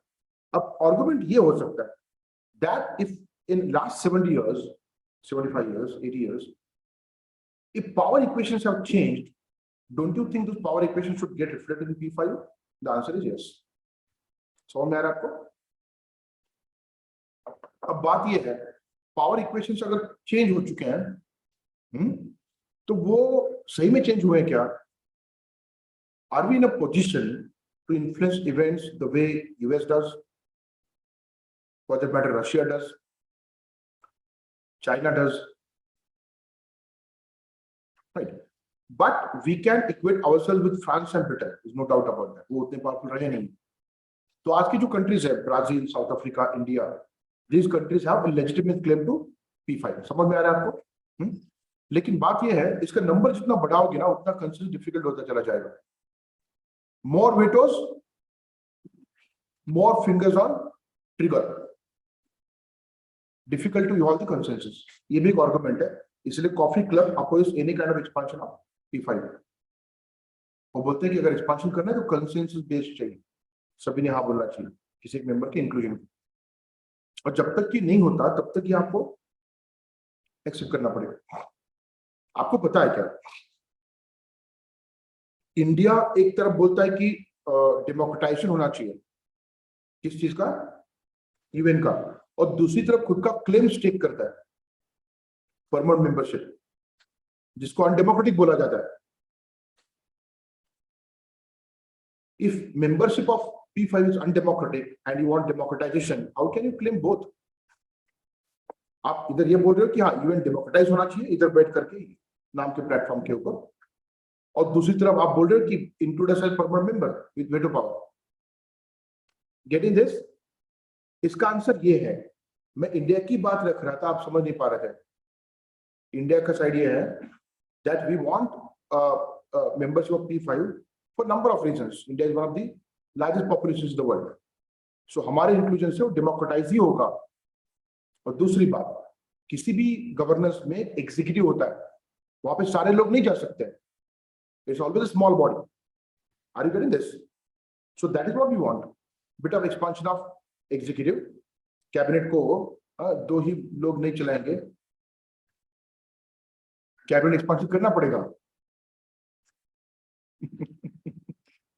इतना बड़ा दुनिया है, 5 लोग कैसे चलाएंगे, है ना? You need expansion of the cabinet. लेकिन उसके अपने इश्यूज है, वेटो का कैसे यूज होगा, मिस यूज होगा, कंसेंसस डेवलप करना मुश्किल होगा, वगैरह वगैरह, ये अनएंडेड डिस्कशन है। तो आप जो बोल रहे हो वो गलत भी नहीं है, what you are saying is, but मैं ये ऐड करना चाहता उसको। सो डेमोक्रेटाइजेशन का मतलब ये नहीं कि आप सभी को उसमें डाल दोगे। Get this? उसको लिटरली लोगे तो मुश्किल हो जाएगा। You talk in this manner, right? ठीक है। So P5 is like executive organ of government, like बोलो क्योंकि सेम नहीं है वो, right? And then you talk about expansion of it, inclusion of countries which have legitimate claim to permanent state. Okay. So ये नाम का agenda था यहाँ पर।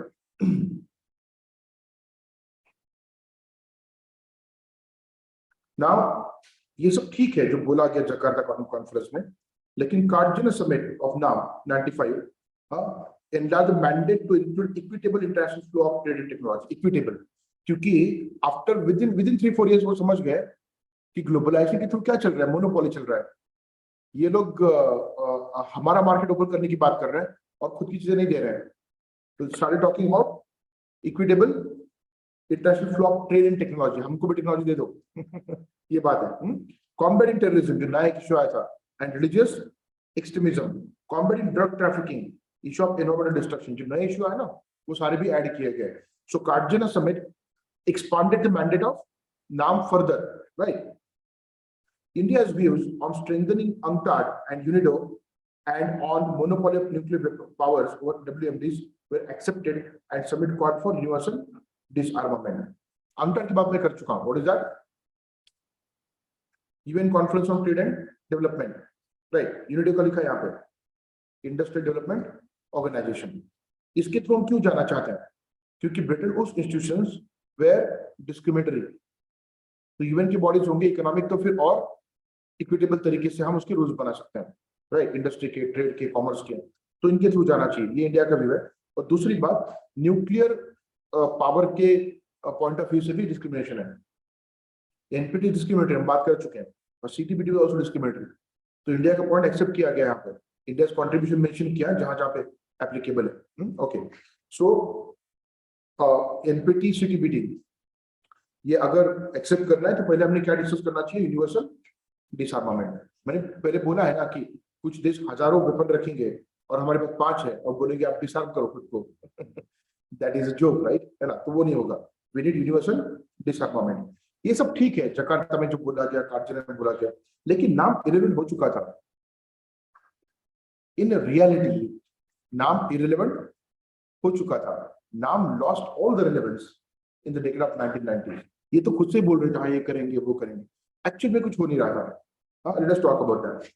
In spite of the fact that Jakarta Conference not only underlined the continued relevance of NAM, but also outlined its objective। दोनों किया ना Jakarta ने, बस बातें नहीं की ना कि रेलेवेंस है, ये भी बता दी कहाँ है relevance, point wise, right. In the new context, the relevance of NAM declined dramatically, बहुत डिक्लाइन हुआ, ना के बराबर, as if it does not exist in international relations, right? Durban Summit 98 failed to build consensus on the issues related to international trading norms being enforced through WTO। WTO आया ना mid 90s में, 95 में, तो उसके बाद फिर इन लोगों के बीच में कंसेंसस नहीं हो पाया कि ट्रेडिंग के नॉर्म्स क्या होने चाहिए। हाँ, ये तो छोड़ो नॉर्थ साउथ डिवाइड, तो साउथ में ही कंसेंसस नहीं है, ये शुरू हुआ, and that again further reduce significance of नाम का फायदा क्या था बताया क्या? कि WTO के प्लेटफॉर्म पे जाने से पहले नाम के प्लेटफॉर्म पे एक सिंगल एजेंडा बनाएंगे सभी का, और एक वॉइस में बात करेंगे उधर, तो उसका एडवांटेज होगा। अगर इनका हाउस डिवाइडेड है तो मुश्किल है, राइट। सो नाम का लेवल इसलिए भी यहाँ पे डिक्लाइन हुआ। Since 2000 onwards the power equations at the global level changed significantly. Rise of China, India, Brazil, south Africa, यही देश थे हाँ जो इंपॉर्टेंट थे, कहाँ पे? नाम के प्लेटफॉर्म पे। These countries had that potential to make नाम relevant again। तो इन लोगों ने क्या किया? ब्रिक्स बनाया।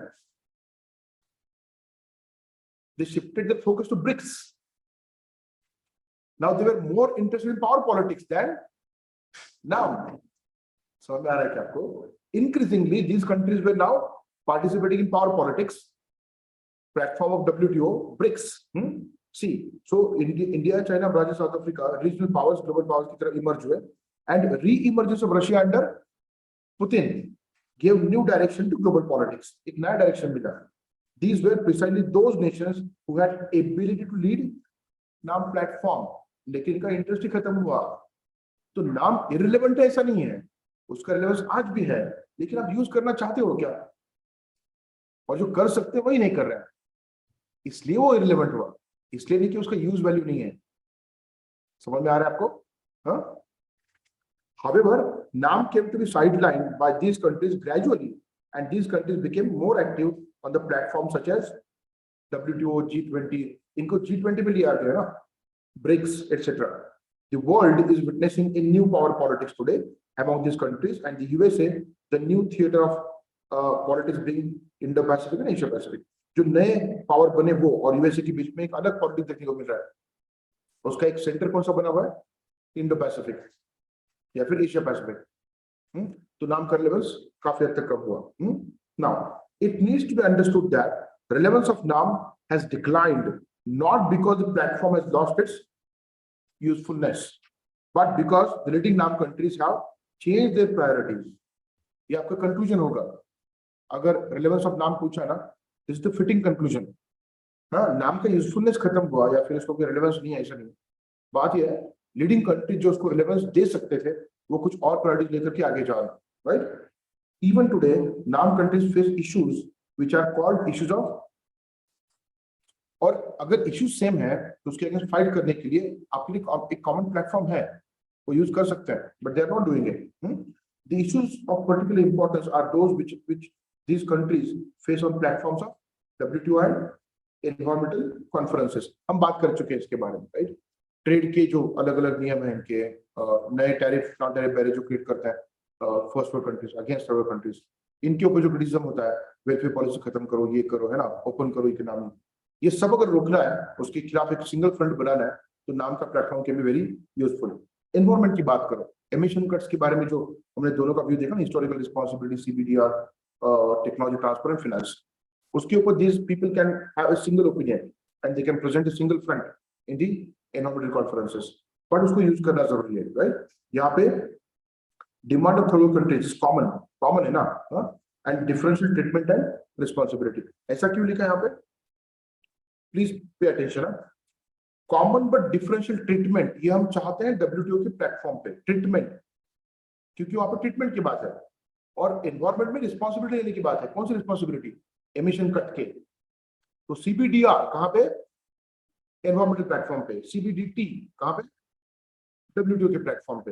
हाँ, फॉर एग्जाम्पल टैरिफ्स कट करने, टैक्सेस, इंपोर्ट एक्सपोर्ट ड्यूटी, है ना, तो हम क्या बोलते हैं पता है क्या? WTO के प्लेटफॉर्म पे अगर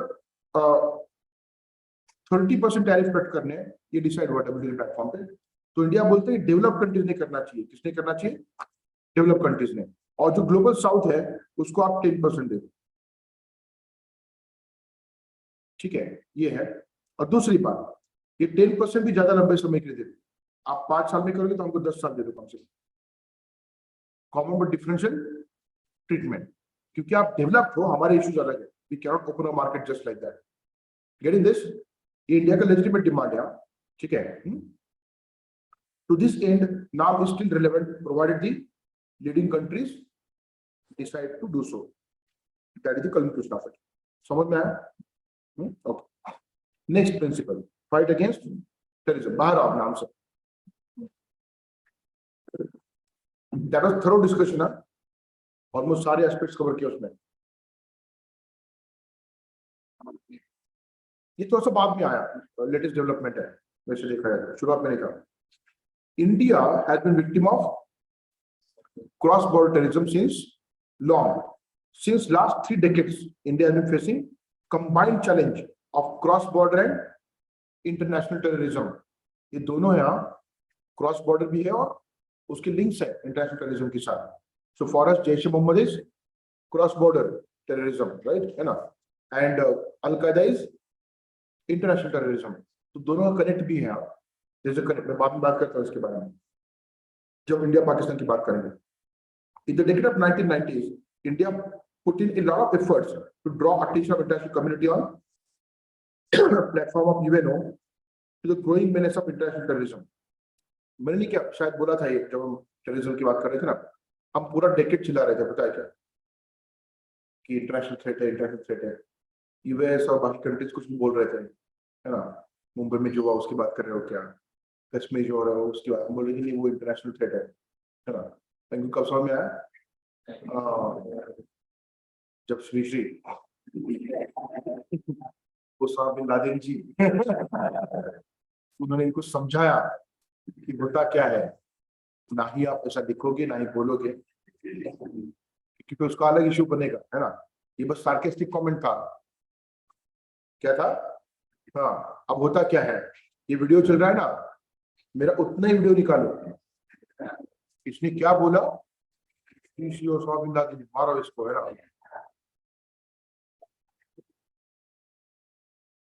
ये चल रहा है, चीजों को आउट ऑफ कॉन्टेक्स्ट प्रेजेंट करना, कंप्लीटली आउट ऑफ कॉन्टेक्स्ट।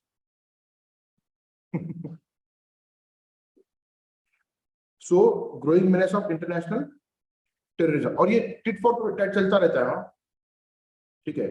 पहले वो नेहरू की सारी चीजें इन लोगों ने की है ना, किस लड़की के साथ है, most of them relatives, niece and बहन, पता है ना आपको। सिगरेट पीते हुए नेहरू, अब तो सिगरेट स्मोक करते थे, उसमें दिक्कत क्या आपको?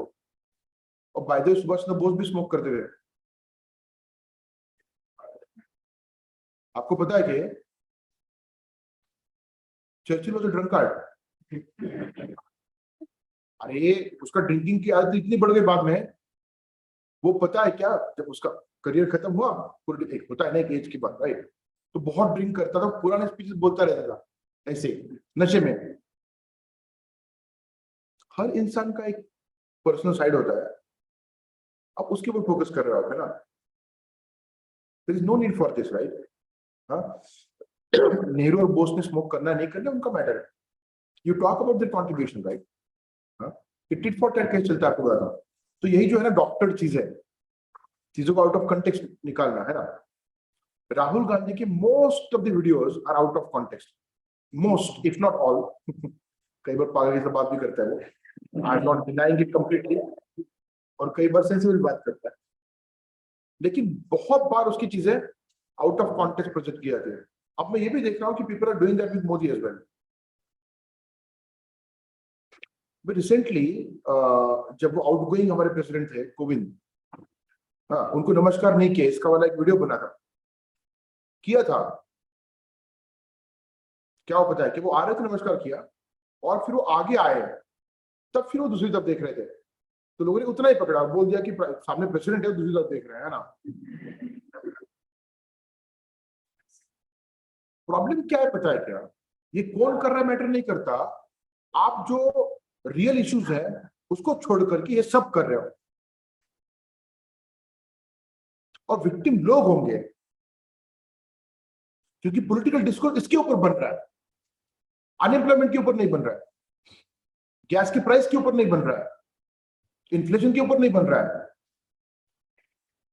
हाँ, इकोनॉमी की हालत क्या है उसके ऊपर नहीं बन रहा है, मैन्युफैक्चरिंग लोएस्ट लेवल पे उसके ऊपर नहीं बन रहा है। गवर्नमेंट के आंकड़े, हाँ, सुन रहे हो ना पार्लियामेंट के स्पीचेस, थोड़ा बड़ा भी होगा आंकड़ों के साथ। We are focus on all this things, IT cell बना के बैठे हैं लोग, so that you are always into different zone, out of context present करना किसी भी चीज को। एनीवेज, तो इंटरनेशनल टेररिज्म कब एक्सेप्ट किया इन लोगों ने? 9/11 की बात, सही मायने उसकी बात नहीं कर चुका। इंडिया प्रपोज्ड, ये आप जानते होंगे, CCIT, comprehensive convention on international terrorism, accept नहीं हुआ अभी तक। However, the real response of the UN and US came only after 9/11. CCIT is still entrapped into deadlock of negotiations. Major deadlock is on the definition of, उसकी बात मैं कर चुका हूँ, उसकी प्रॉब्लम्स है कि कैसे डिफाइन करना है, वो केयरफुली करना पड़ेगा, अदरवाइज मुश्किल होगा। ठीक है, आपको अगर लगता है ना कि सेशनिज्म मतलब फुटी तवाल म्हणतो आपण त्याला, माहिती आहे का सेपरेटिझम रे? तुम्ही जर सेपरेटिझम टेररिझम डेफिनेशन मध्ये घेतलं ना, तर पहिली केस चायना करेल आपल्यावर। देखो हमारा पूरा इंटरेस्ट किसमें है? सेपरेटिज्म आ जाए टेररिज्म की डेफिनेशन, राइट? वो आएगा तो कश्मीर का मुद्दा आएगा टेररिज्म में, नॉर्थ ईस्ट का आएगा, हम ये करेंगे ना तो क्या होगा? चाइना पहला केस तो हमारे ऊपर फाइल करेगा, India supporting separatist terrorist Dalai Lama. आप नहीं नहीं नहीं, वो तो मतलब धर्मगुरु है, एक सेकंड, हाफिज से भी धर्मगुरु है, आप बोला। चाइना कितना इरेशनल बात करता है मुझे पता नहीं की जरूरत है क्या? S Jaishankar recently in his presidential address to UPSC clearly said, without any kind of concrete reasoning, there are some countries who are obstructing the work against terrorism. It was a field attack on China. तो China तो करेगा, तो misuse of definition, उसका subjective interpretation would be a problematic thing going forward. तो एक बड़ा important issue है, no doubt about that, right?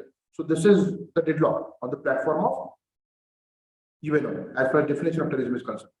Domestically, India evolved an institutional architecture and counterterrorism policy to deal with menace of terrorism. आप जानते होंगे, ये polity में आप पढ़ते होंगे, ATS है and different other structures are there. पता है ना कि नहीं? ब्लैक कमांडोज है, ATS है, हमने जो भी देखा है ना 2011 में, तो उसके बारे में थोड़ा सा आर्किटेक्चर जान लो, क्योंकि डोमेस्टिक इशू है, इसलिए मैंने बस मेंशन किया उसको। Are you getting this? You do this in polity, polity में वो इंफॉर्मेशन निकालो ना, कितना टाइम लगता है उसको, हाँ? However, domestic architecture and policy is criticized for lack of coordination among various institutions, and Pulwama is the example of it. Pulwama was the example of it. पहले बात कर चुका हूं मैं इसके बारे में। पुलवामा जब हुआ ना तो ब्लेम गेम चल रहा था। आई थिंक वो मिलिट्री एरिया में CRPF का पोस्टिंग था, if I am not wrong. तो मिलिट्री एडमिनिस्ट्रेशन बोल रहा है कि supreme of police is responsible for this. SP बोलते हैं कैसे मिलिट्री जुडिक्शन मेरे अंदर कैसे आ सकता है? तो वो एसपी क्या बात कर रहा है? टेरिटोरियल जुडिक्शन की। और पुलिस क्या बात कर रहा है? Terrorism is domestic issue. वहां पे बाहर से अटैक होता है तो we can deal with it. दिक्कत ये है, ये दोनों समझ नहीं पा रहे। It's hybrid issue. और जरूरत ये थी, वो जिस किसी का भी responsibility, we have to coordinate. तो one problem is lack of coordination. Please इसको देखना। हाँ, होम मिनिस्टर है, डिफेंस मिनिस्टर है, राइट, मिलिट्री है, then we have this thing IB, रॉ, right, we have police administration. तो सभी के अलग अलग हेड्स हैं। इसका कोऑर्डिनेशन कैसे होगा इन सभी का? ये प्लीज देख लो। हाँ, थोड़ा सा आर्किटेक्चर क्या है हमारे पास? Anti terrorist architecture, counter terrorism architecture. India builds diplomatic pressure on Pakistan through various international forums, UN, BRICS, SCO, Quad, etc. In order for Pakistan to act against terror outfits operating from its land, India is actively cooperating with states like US and Israel on intelligence sharing and other counterterrorism methods. मैं बात कर चुका हूँ, इसलिए I'm going through it quickly. हाँ, I have talked about this. आपको याद है, मैंने उसका एग्जांपल दिया था फैमिली मैन वेब सीरीज का। उसमें नहीं क्या वो यूएस इंटेलिजेंस की हेल्प लेता है टू लोकेट टेररिस्ट, है ना? तो ये चल रहा है आज यूएस इजराइल के साथ हमारा intelligence sharing. India actively supported rebuilding of Afghanistan and is committed to stable Afghanistan. ये भी पॉइंट है ना, अफगानिस्तान स्टेबल होगा तो क्या बनेगा? Safe haven for terrorist organisations. Pakistan तो ऑलरेडी है, इसलिए हम we are committed to stable Afghanistan. Improved relations with Myanmar and Bangladesh help India to target safe havens of terror outfits in those countries. Are you getting this? Okay. So this is what India does in terms of its policy towards countering terrorism. Okay. ये बात करने वाले हैं Myanmar, Bangladesh, Afghanistan. So this case studies would come. Don't worry. Now हमने principles और objectives देखे, लेकिन कुछ basic interest होते हैं हर country के. There are some basic interests of every country. वो कौन से हैं? First, to maintain, इसको बताने की भी जरूरत नहीं पड़नी चाहिए, टेरिटोरियल इंटेग्रिटी। दूसरा क्या है? To maintain friendship with neighbouring states and चाहिए and to get an access to oil of Middle East. ये तो हमेशा से इंपॉर्टेंट है, राइट? तो ये जो है ना नेबरिंग स्टेट्स, इसका एक इवोल्यूशन हुआ, उसको बोलते हैं आप neighbourhood first policy. Neighbourhood first policy ये हमेशा से है, सिंस इंडिपेंडेंस। आपको लग रहा होगा कि अभी है, नहीं, लेकिन ये पहले से जो है ना 1947 टू 1977 ये एक टाइम पीरियड है। 1977 टू ऑलमोस्ट 1990 ये दूसरा है, एंड 1996 ऑनवर्ड्स ये ऑलमोस्ट 2014 तक, हाँ, ये थर्ड पीरियड है, एंड 14 ऑनवर्ड्स ये फोर्थ पीरियड। यहाँ पे क्या प्रिंसिपल था, यहाँ पे क्या था, यहाँ पे क्या था और यहाँ पे क्या है, ये हमको समझना पड़ेगा। It was policy of strictly bilateralism here, policy of beneficial bilateralism here, हाँ, गुजरात डॉक्ट्रिन, समझ आ रहा है आपको? And neighbourhood first policy of the current government, समझ में आ रहा है आपको? तो सारी बातें मैं करने वाला हूं in the overview of India's foreign policy. तो हमेशा से रहा है हमारा। Then to promote trade with foreign country, तो बेसिक है ना, वो तो करोगे, नीड्स है हर कंट्री के, right?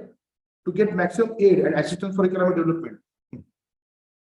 We are third countries, economically backward countries में आते हैं।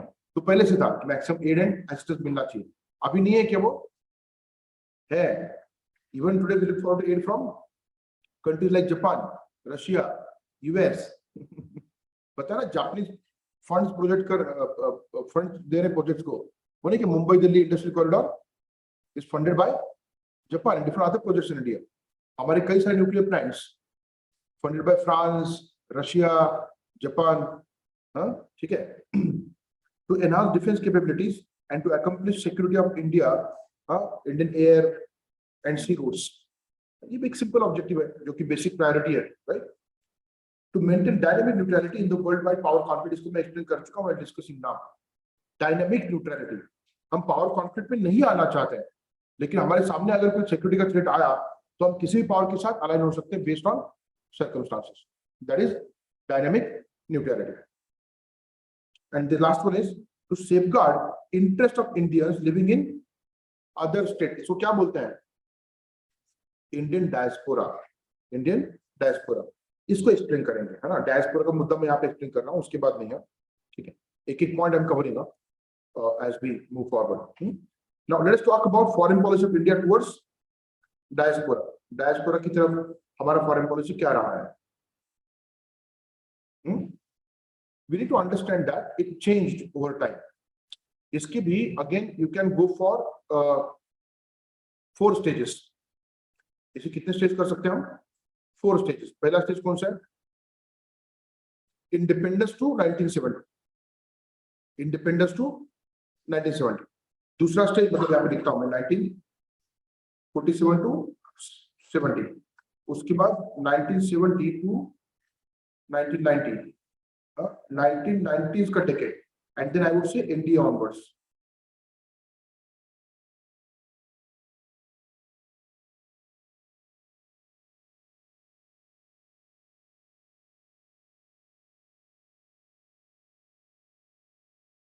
था क्या हुआ था पता है क्या? काइंड ऑफ इंडियन डायस्पोरा के बारे में गुस्सा था। हाँ, रीजन क्या था? वो बदनामी करते थे हमारी, and they used to avoid reference to India. मैं आपको साइकोलॉजिकल पहले बता रहा हूँ, पॉलिसी बाद में। हाँ, पहले ये लिखना नहीं है, अंडरस्टैंड करना है। हाँ, साइकोलॉजी ये था इंडियन लीडर्स का उस समय, पूरा लाइफ दे करके हमने इंडिपेंडेंस हासिल किया है, और जो देश हाथ में मिला वो हॉरिबल कंडीशन में था, और यहाँ रुक करके हम उसको इंप्रूव करने की कोशिश कर रहे हैं, और कुछ इंडियंस बाहर जा करके इस तरह का इमेज बना रहे हैं। Getting this? और जो लीडर्स थे हमारे, आपको नहीं लगता कि जो बाहर सेटल नहीं हो सकते, ऐसा लगता है आपको?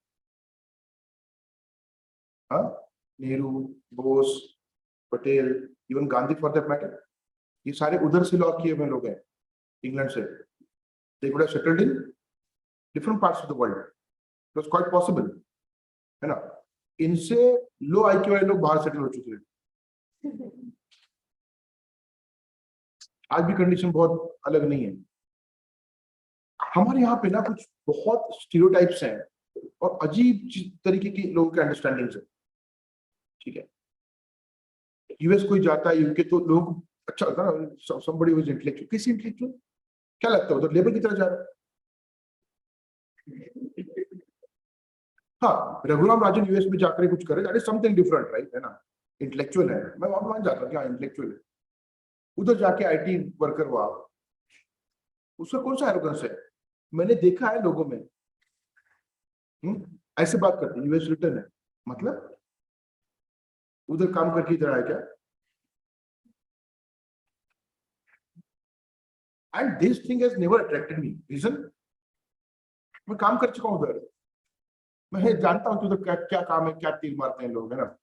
गूगल बंद कर दो, आधे आधे लोगों का काम खत्म हो जाएगा। गूगल पे ढूंढ ढूंढ के कोड लिखते हैं, मैं जानता नहीं क्या।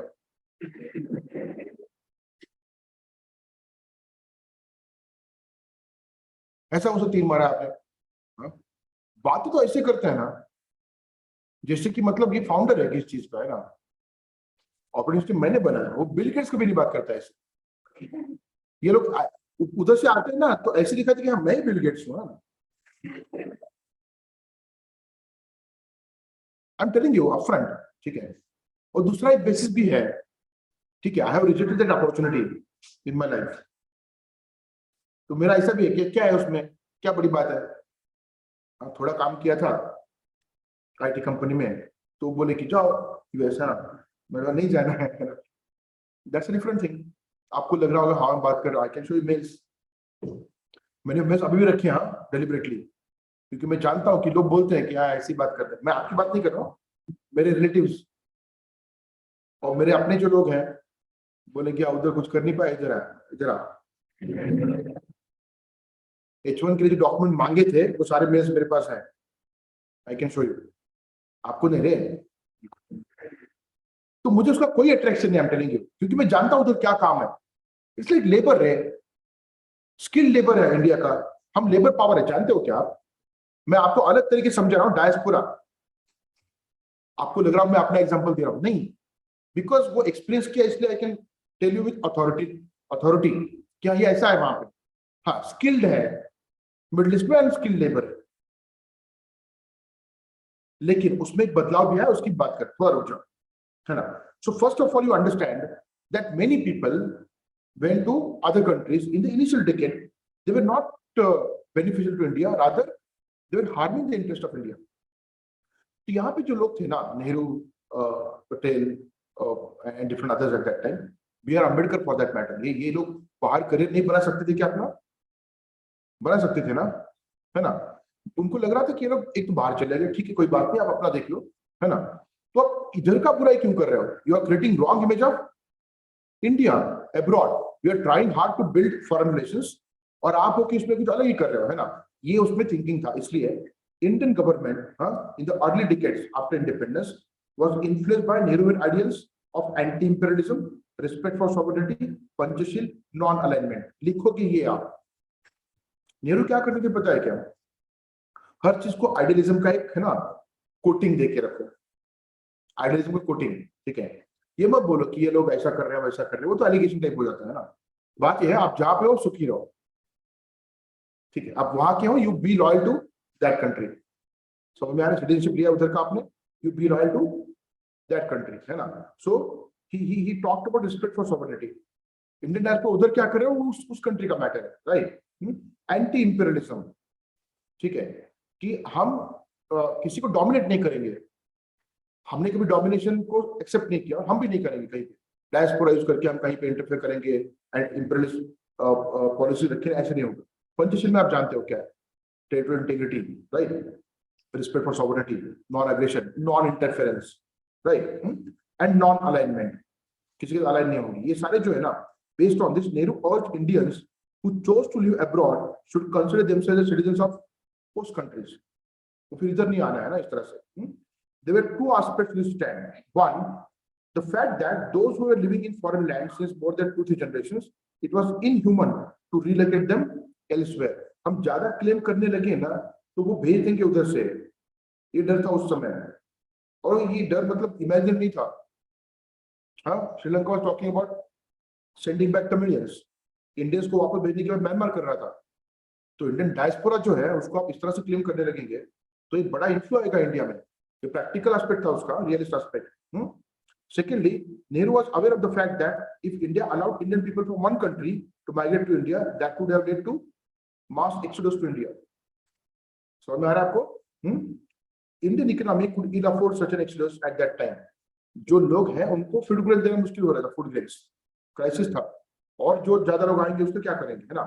Apart from this, Indian economy was based on import substitution, which limited India's trade with other countries. So these factors contributed to a passive and at times hostile policy toward diaspora. जहां हो वही रहो, ये hostile है ना। और दूसरी बात, ट्रेड रिलेशन होते ना हमारे, तो वहां पे कोई किसी कंपनी में कोई इंडियन इंसान है, ट्रेड करना है तो उसके थ्रू कुछ ना कुछ हो सकता है, राइट। लेकिन हमारी पॉलिसी कैसा था? Autarkic economic policy, means what?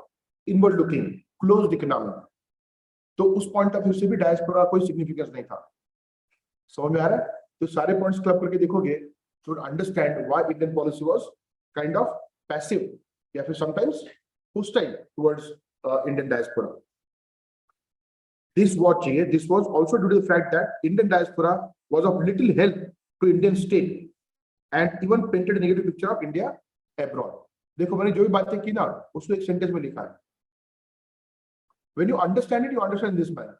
जो मैं बात कर रहा था, है ना, यहाँ से जाएंगे फिर कुछ भी गलत सलत बोलेंगे उधर, यहाँ पे लिखते समय इतना लिखो, they painted negative picture about India। इनको गुस्सा आता था इन रीडर्स को, है ना, हम यहाँ पे जूझ रहे हैं इस देश को अच्छा बनाने के लिए, और ये लोग हैं कि उधर जाकर के नेगेटिव पेंटिंग कर रहे हैं इंडिया के पिक्चर का, है ना।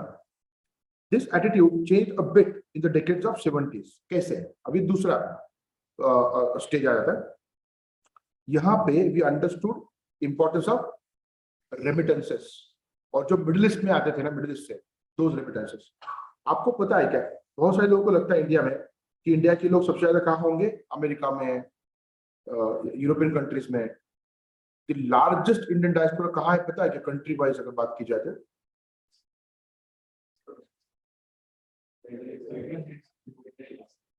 यूएई, यूनाइटेड अरब एमिरेट्स में। और पता है, एक मैंने कोई सर्वे देखा था, विमेन की जो कंडीशंस है ना, सबसे बेस्ट यूएई में है।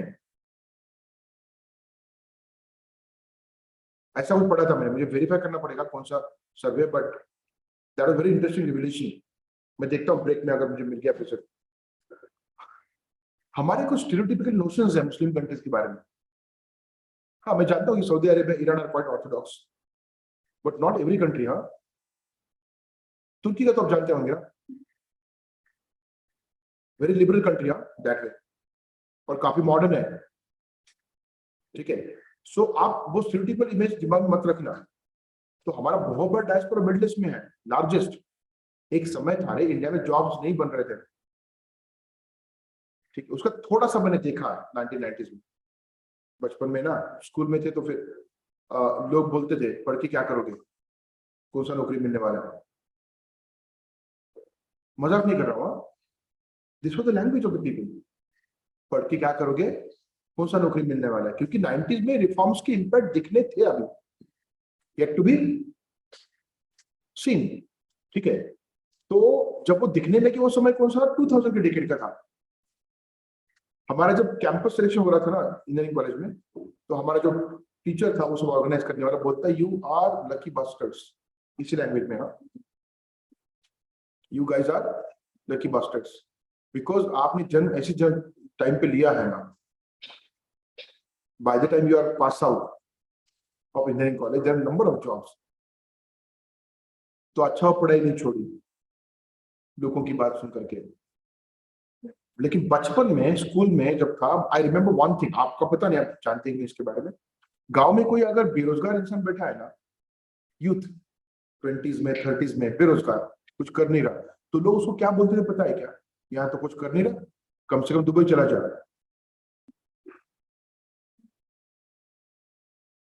किसी घर में अगर पॉवर्टी है तो उसको चेंज करने का एक तरीका था, दुबई चला जा, सऊदी चला जा। It was the currency difference.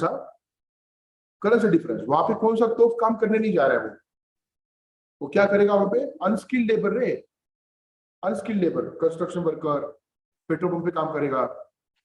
वहां पे जो सैलरी मिलेगा ना उसका, ठीक है, उसको इंडियन रुपए में कन्वर्ट करने के बाद बड़ा होता था, तो रेमिटेंसेस वो घर भेजता था।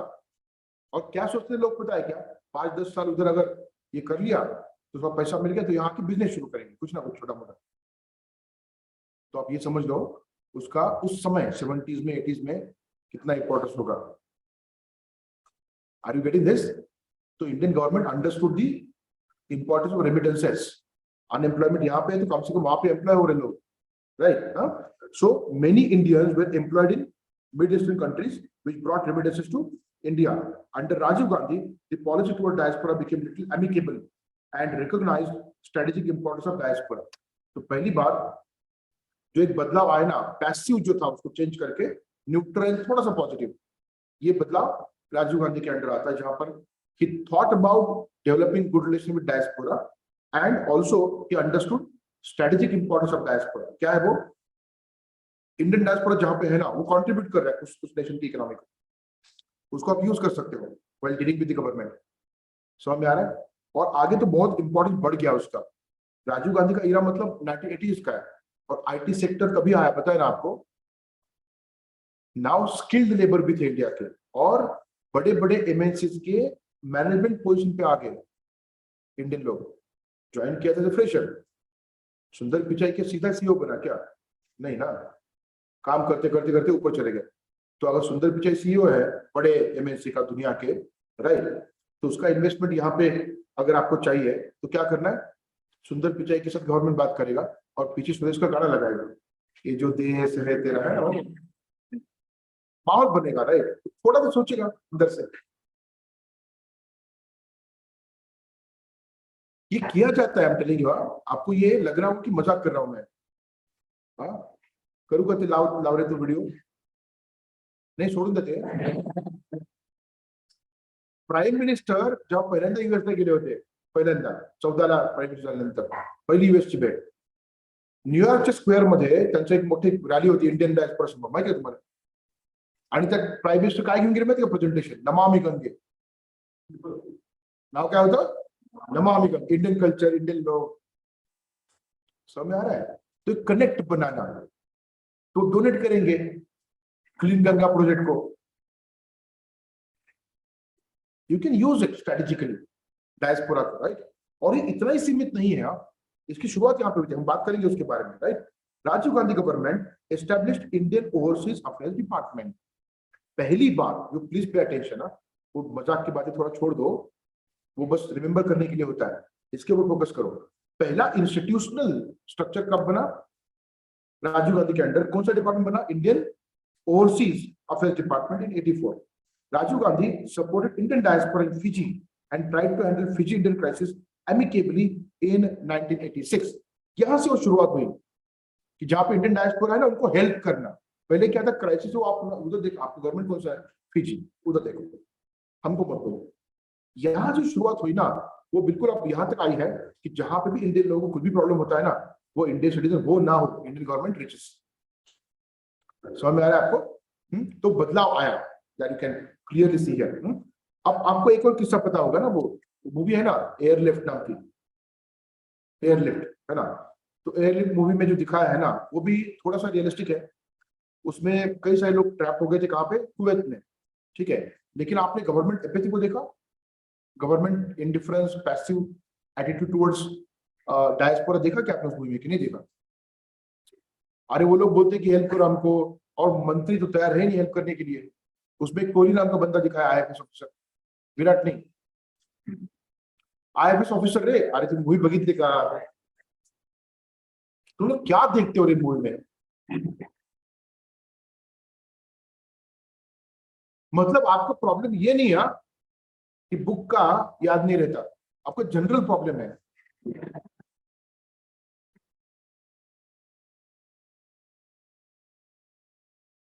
आप ना सही चीजों में इंटरेस्ट नहीं लेते, ये प्रॉब्लम है आपका। आप ये नहीं सोचते, आप उतना इसको झंडा दिखता है, इंडिया का झंडा, सेंटिमेंटल हो गया, भारत माता की जय। अरे पण तुला हे कळलं का, तुझं गव्हर्नमेंट कसं बघतो तुझ्याकडे? ये सोच विचार आया के दिमाग में? अब उस इरा में है, सुषमा स्वराज को किसी ने, जब सुषमा स्वराज थी उस समय एक्स मिनिस्टर, तो उनको ट्वीट किया था किसी ने कि मैडम हमको बचाओ, and immediately that one person was rescued. ये जो सेंसिटिविटी है ना, वो बनने की शुरुआत यहाँ पे हुई थी। मैं इवोल्यूशन बता रहा हूँ आपको। हमारा पॉलिसी टुवर्ड्स डायस्पोरा जो होस्टाइल था, न्यूट्रल बना, एमिकेबल हुआ, आगे जाकर काफी अच्छा हुआ। तो यहाँ पे ये 86 में तो भी रीच्ड आउट टू फिजी की जो इंडियन डायस्पोरा है, लेकिन पॉलिसी फिर से बदल गया जब Rajiv Gandhi was out of power, VP Singh Chandrashekhar government. 2 साल भी नहीं था वो गवर्नमेंट, उसमें 2 प्राइम मिनिस्टर, मतलब कितना अनस्टेबल होगा आप इमेजिन करो, ठीक है। तो उस मूवी में दिखा है, वो कोहली नाम का जो फॉरेन अफेयर्स मिनिस्ट्री में जो एक आईएफएस ऑफिसर है, उसको कांटेक्ट कर रहा है अक्षय कुमार उसमें, हाँ ठीक है। तो बोलता है कि मैं ट्राई करता हूँ, है ना, he is kind of little bit empathetic, sympathetic towards the people.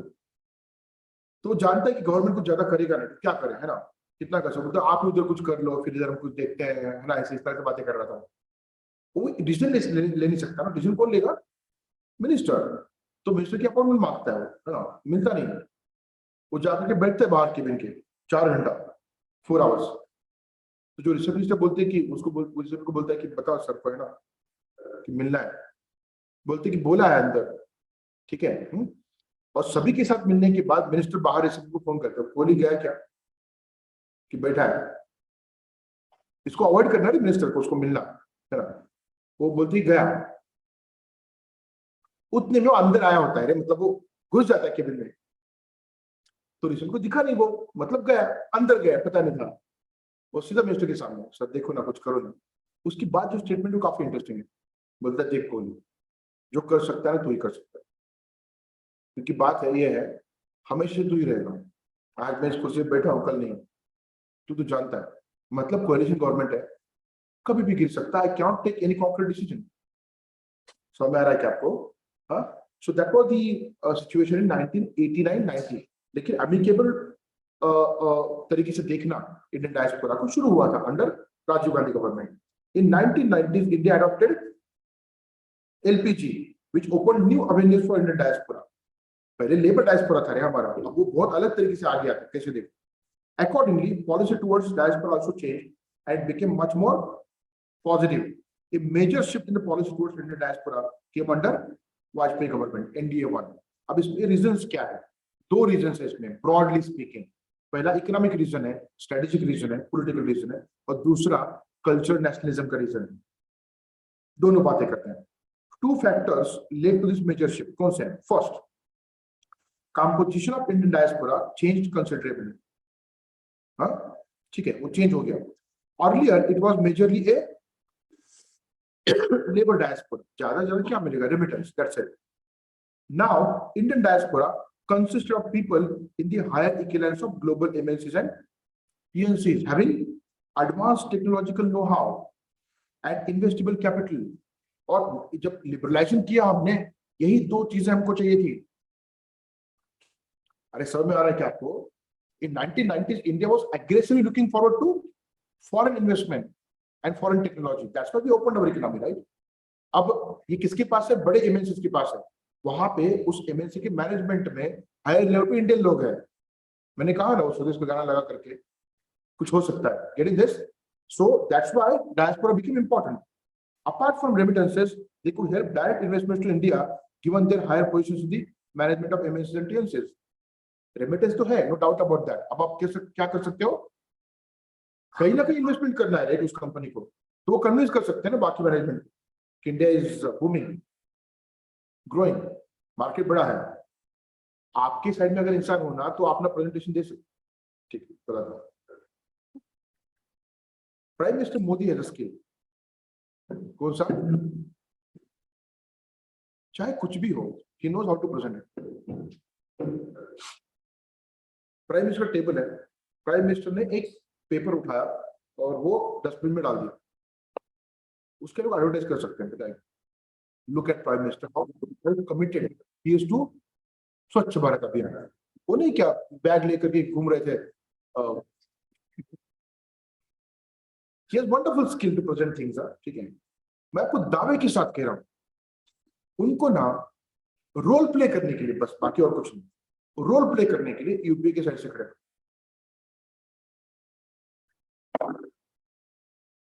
दावे के साथ कह रहा हूं, वो अपने भाषण में ये दिखाएंगे, UPA 1 and 2 were the golden years of India।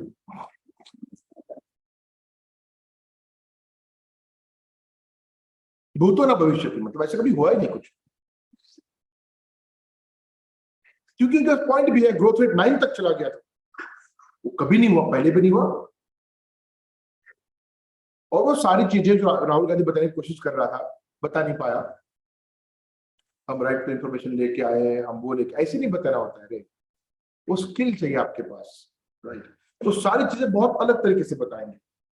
NREGA हमारा था, ये लोग यूज करें, सब बोलेंगे, पता है क्या? He has that skill. क्या होना चाहिए आपके पास?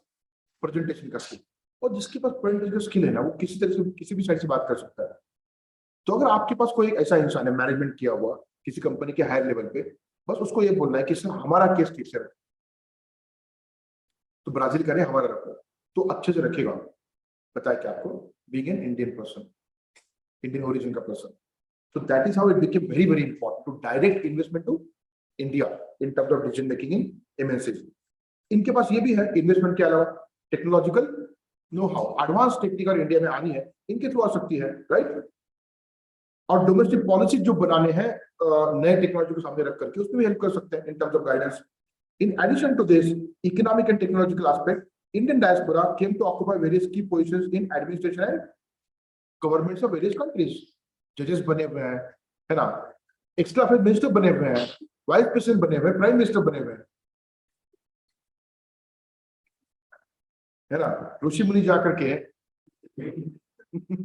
प्राइम मिनिस्टर बनने, और क्या चाहिए आपको, है ना, ठीक है। So that really helps. इंसान कम से कम पॉजिटिव होता है, पता है क्या आपको, चाहे जो भी हो. No doubt Rishi Sunak would have the interest of Britain in mind, there is no doubt about that, right. But वो काफी पॉजिटिव होगा as compared to anybody else. कहीं ना कहीं रूट्स है ना रे, Indian roots, right. This help India in diplomatic engagement, there is no doubt about that, right. So overall ये जो सारे पॉइंट्स यहाँ पे जो हमने देखे, Indian diaspora turned out to be a huge asset in terms of investment, in terms of remittances, in terms of technological know-how, in terms of shaping new policies, in terms of foreign policy of India, developing bilateral relations, जो government position में जो लोग हैं उनके through, right ना. ये हो गया एक एस्पेक्ट, ये पहला एस्पेक्ट देखा हमने. फर्स्ट, वाजपेयी गवर्नमेंट के अंडर वो क्यों चेंज हुआ, क्योंकि रिफॉर्म्स के बाद वाजपेयी गवर्नमेंट के अंडर वो उसके रिजल्ट दिखने लगे. It takes some time. Second क्या है, what is the second factor, BJP policy of culture nationalism. BJP का ऐसा है कि हर इंडियन बिलोंग्स टू इंडिया और ब्रैकेट में हिंदू. तो कहीं भी हो दुनिया में वो कौन है, इंडियन है, उसके लिए सब कुछ करेंगे. तो कल्चर नेशनलिज्म भी आ गया उसमें. This policy looked at overseas Indians as part of larger Indian family. हो सकता है कि आपके पास किसी और देश का सिटीजनशिप है लेकिन part of larger Indian family, ये शुरू हुआ. These two factors contributed to change in policy towards diaspora under India government. कौन से factors, ये जो हमने यहाँ पे डिस्कस किए वो, और कल्चर नेशनलिज्म. तो क्या क्या आया, PIO, OCI जो आज मर्ज हो चुका है, पता है नहीं सब, persons of Indian origin, OCI, overseas citizenship of India, right. Annual प्रवासी भारतीय दिवस हर साल होता है, राइट. प्रवासी भारतीय सम्मान अवार्ड एक्सेट्रा, ये सब कुछ कब शुरू हुआ, वाजपेयी गवर्नमेंट के अंडर, राइट. Were inaugurated.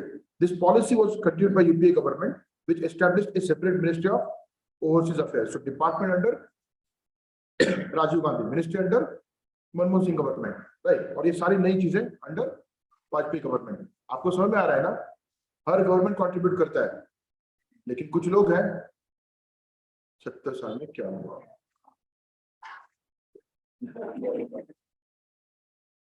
और ये इतने कृतज्ञ लोग हैं ना, ये अपने खुद की गवर्नमेंट का कंट्रीब्यूशन भी नहीं लेना चाहते वाजपेयी गवर्नमेंट का, इसलिए मुझे इनका गुस्सा आता है. थोड़ी अंदर शर्म होनी चाहिए इंसान के अंदर, पता है क्या आपको, शर्म, कि Vajpayee belong to BJP, right. Vajpayee का बड़ा कंट्रीब्यूशन है रे. अब मैं अभी तक फॉरेन पॉलिसी बात नहीं की मैंने, उधर बात करेंगे हम. वाजपेयी गवर्नमेंट का कंट्रीब्यूशन क्या है फॉरेन पॉलिसी में, थोड़ा रुको, टर्निंग पॉइंट है, पर्टिकुलरली इंडिया यूएस रिलेशन में. क्या होता है, पुरानी पीढ़ी ने जो किया है ना, उसके ऊपर बैठ करके, वो होता है ना कि अपने फादर के कंधे के ऊपर खड़े हुआ, फिर उन्हीं को क्रिटिसाइज करने लगते हो. आपने कुछ किया नहीं, मैं कितना दूर तक देख सकता हूँ, लेकिन उनके कंधे पे खड़ा है ना. एवढा कृतज्ञ सुना है माणसाने. अब तक का जो मोमेंटम बना हुआ है ना, उसके ऊपर बैठे हो आप, और फिर उन्हीं को कर्ज कर रहे हो जिन्होंने मोमेंटम दिया आपको. हाँ, आपने कौन सा एलपीजी रिफॉर्म किया था, आपने कौन सा ग्रीन रिवोल्यूशन किया था, आपने कौन सा बिलाई बुकार बनाया था, आपने कौन सा न्यूक्लियर टेस्ट किया था, आपने कौन सा आईआईटी बनाया था, आइडिया किसका है, space agency, DRDO, golden quadrilateral act Vajpayee के अंडर, और ये सारी नई पॉलिसीज, उसको बस कैरी फॉरवर्ड कर रहे हो आप. कम से कम इंसान में एक हम्बल नेचर होना चाहिए. और लोग भी झांसे में आ रहे हैं, अजीब है. New generation, I am telling you, our generation is absolutely baseless and hopeless. आपको ना पीछे कुछ जानना है, ना पढ़ना है, ना कुछ. मैं जो देखता हूँ सोशल मीडिया के ऊपर, जिस तरह से बात करते हैं ना नए जनरेशन के लोग, आपको तो ठीक है पढ़ाया जा रहा है कुछ ना कुछ पता भी है पहले क्या हुआ, कि बस कुछ आया रूमर उसको बिलीव करने लगे. एजुकेशन का कुछ लेना देना है नहीं. Presently, this policy is carried forward by current India government with some changes such as merging PIO and OCI and host of other measures beneficial to diaspora. आपको पता है कि आज क्या हुआ, इंडियन डायस्पोरा के लोग यहाँ करके रह सकते हैं फॉर इनडिफरेंट टाइम पीरियड. उनके बच्चे यहाँ पे एजुकेशन ले सकते हैं. Number of new things were bestowed upon Indian diaspora by the current government.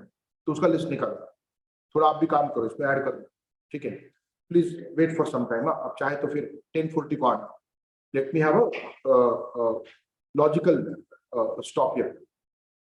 ये जो नोट मैंने आपको दिया ना, ये ओवरऑल पॉलिसी का है, ठीक है।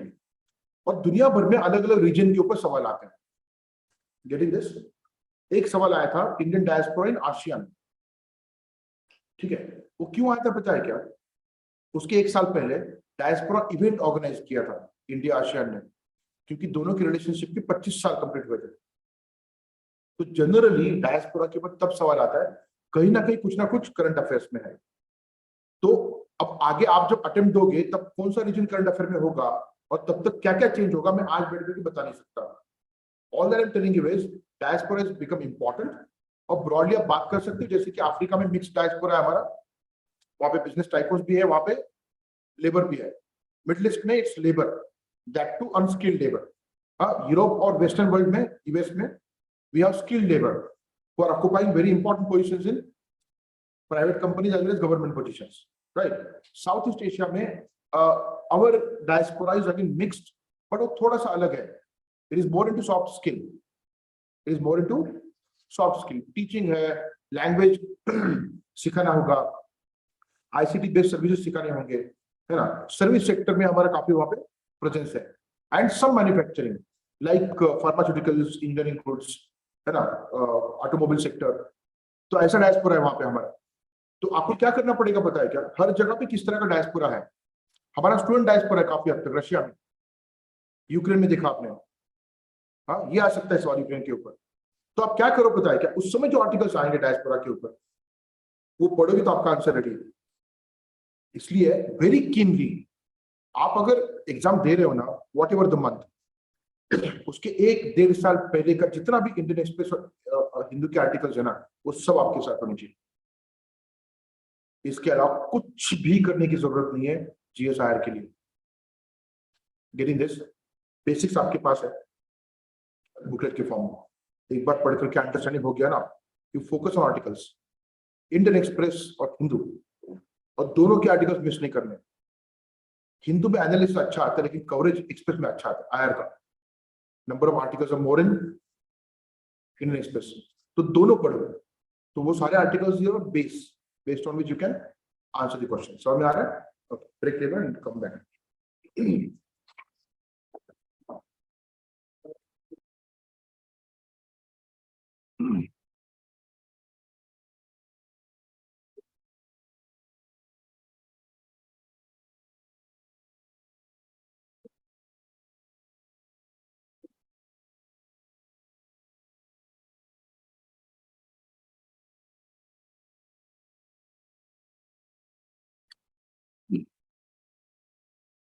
Let us listen.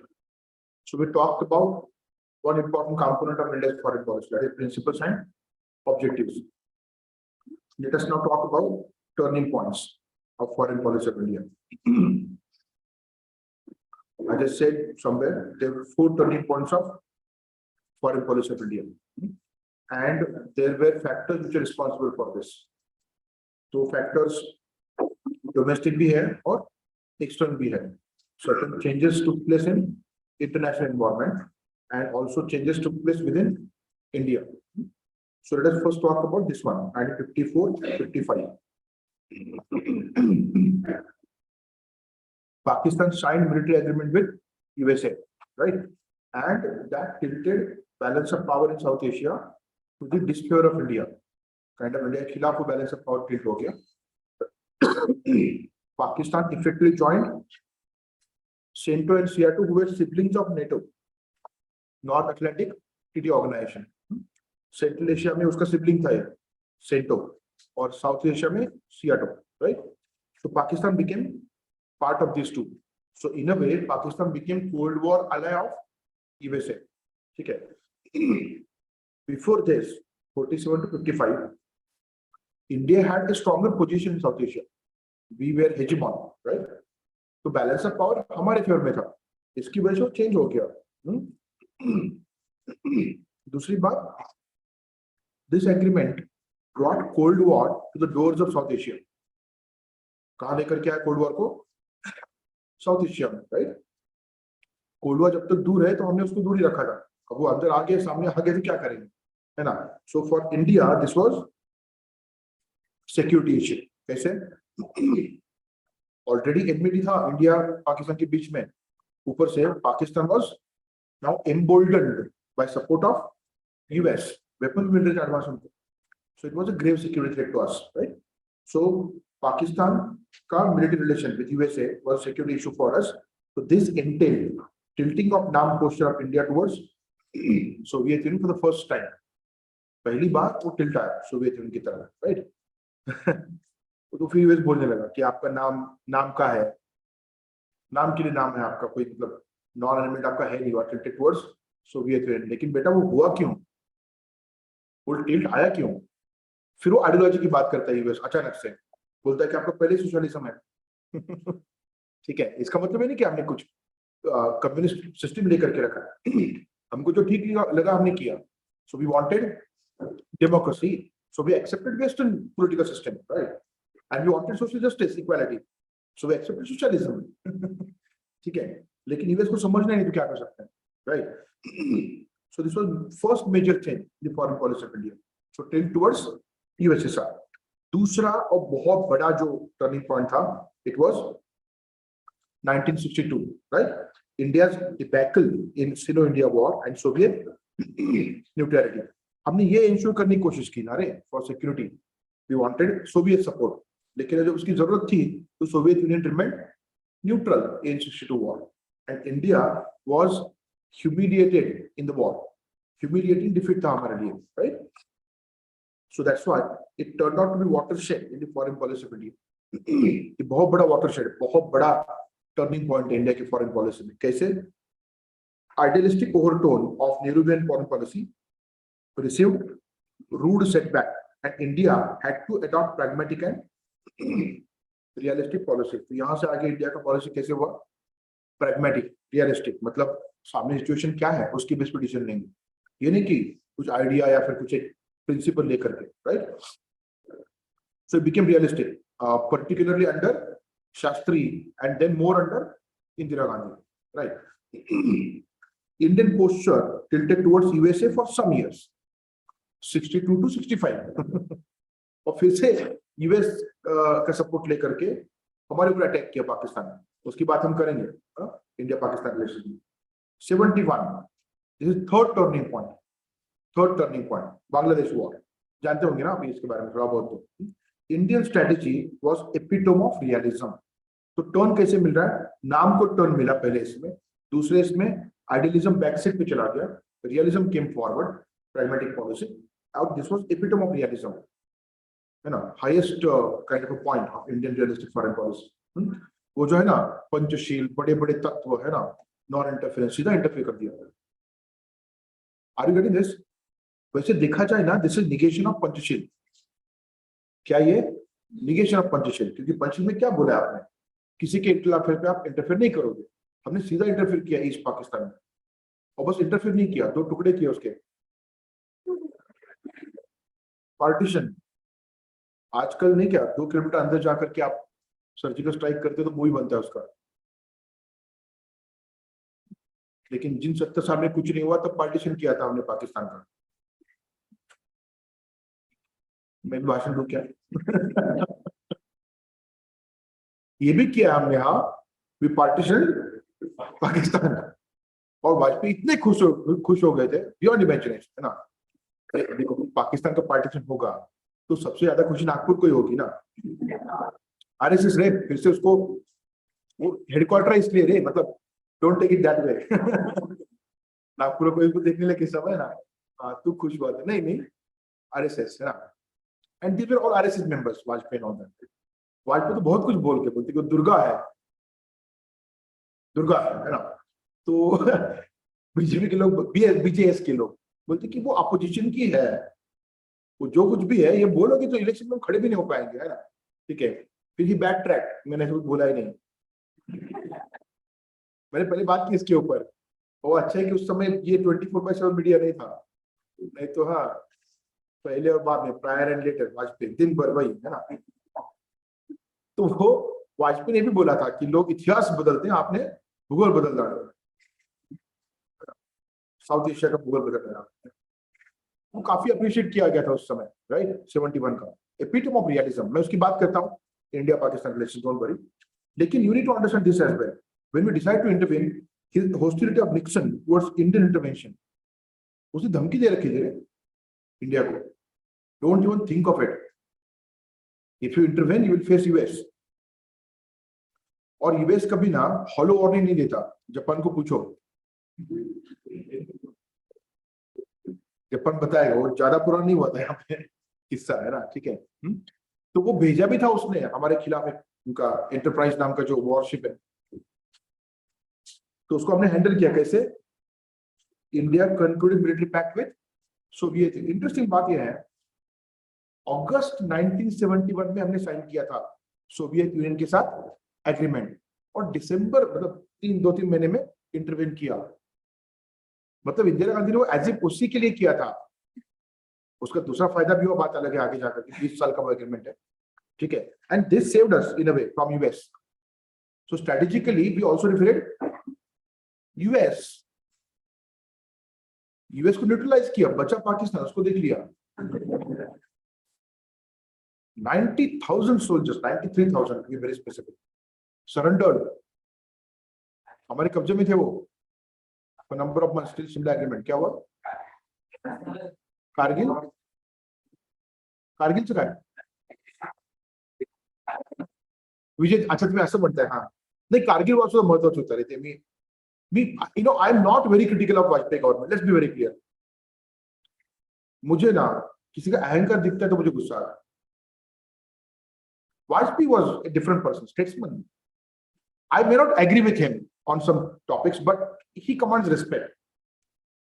आपको समझ में आ रहा है कि मैं उनके बारे में ज्यादा नेगेटिव नहीं बोलूं। रीजन ये है कि उन्होंने कभी इस तरह की स्टेटमेंट नहीं की 50 साल में क्या हुआ होता है। इनफैक्ट अपोजिट बोल चुके हो पार्लियामेंट में। उन्होंने बोला है पार्लियामेंट खड़ा होकर के, दैट मैं उन लोगों में से नहीं हूं जो ये बोल दे कि 50 साल में क्या हुआ, क्योंकि ये हमारे फार्मर्स और वर्कर्स का अपमान होगा। इस देश को बनाया उन्होंने है, पार्टियां तो आती जाती रहती है। तो Vajpayee was absolutely right, very honest person that way. Honest मतलब स्टेटमेंट में, फिर मत ही बोलो कि बहुत ऑनेस्ट थे सर, कुछ भी करप्शन नहीं हुआ के अंदर, ऐसा नहीं, उनके अंदर हुआ है करप्शन के अंदर, और ये उनके मंत्री ने बोला है। मेरे पास ऐसा बहुत कुछ है, मुझे डाइवर्ट मत किया करो आप, है ना? उनका मंत्री लॉ मिनिस्टर कौन था उनके समय?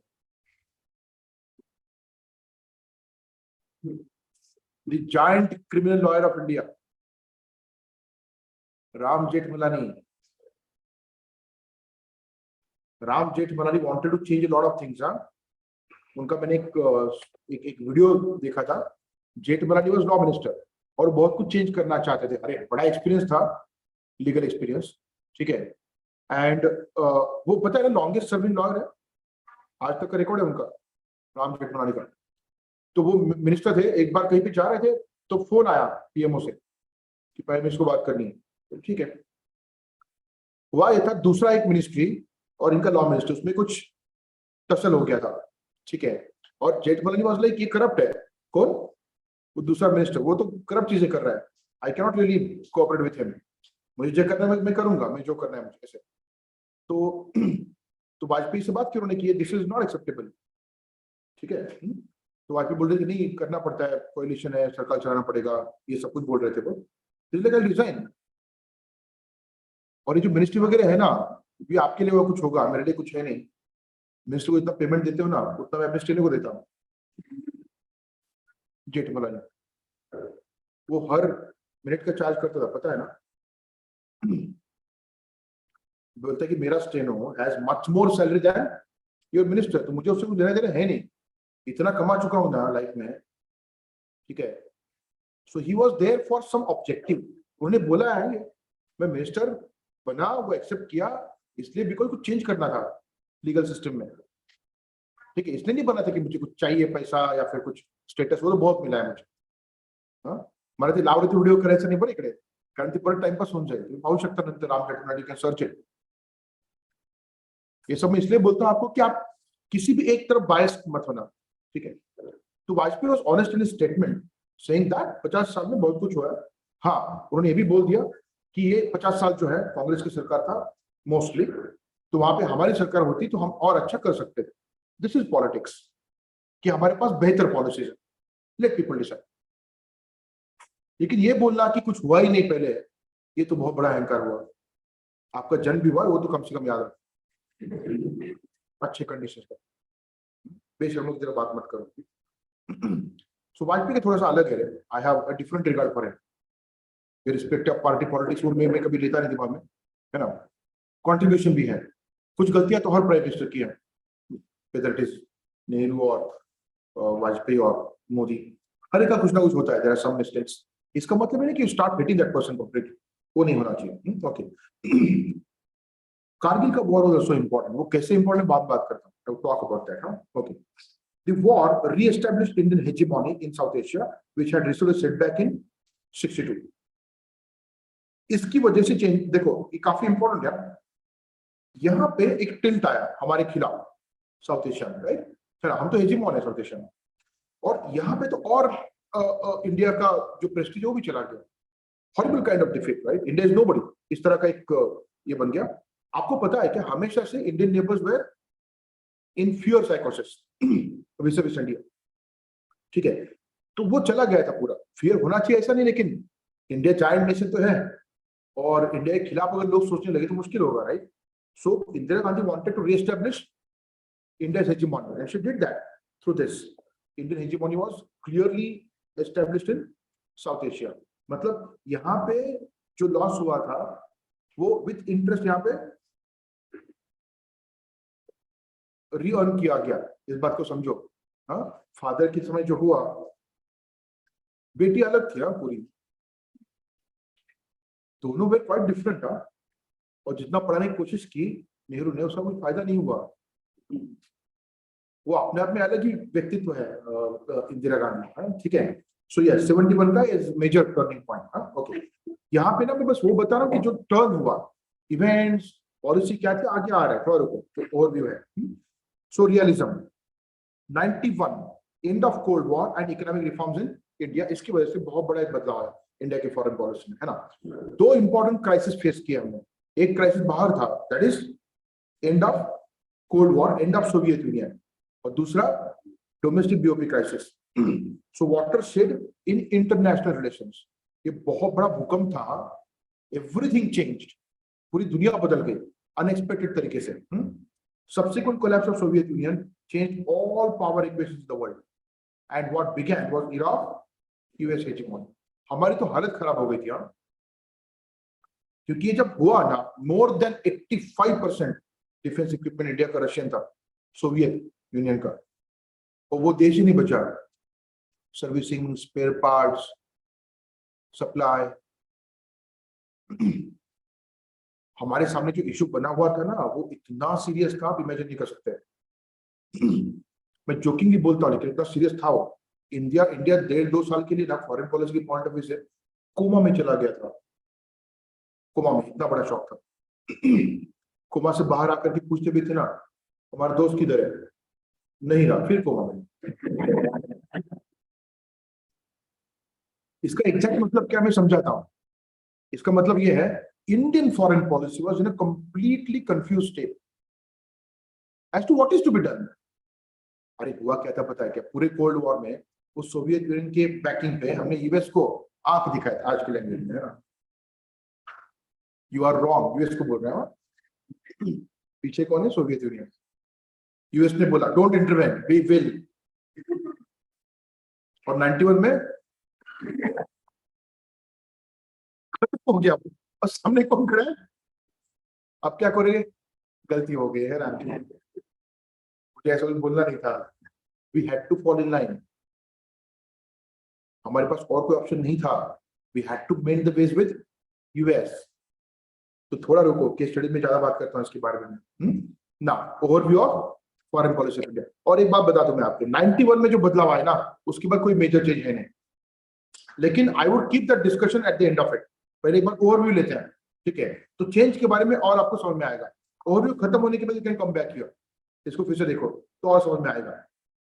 91 में जो पॉलिसी में बदलाव हुए ना, Nehru framework and major changes brought by Narasimha Rao, वो वो हम आज भी फॉलो कर रहे हैं। लोग बोलते हैं कि under prime minister Modi there were some radical changes in foreign policy, C Raja particular, but though changes are not radical as rightly argued by Sumit Ganguly.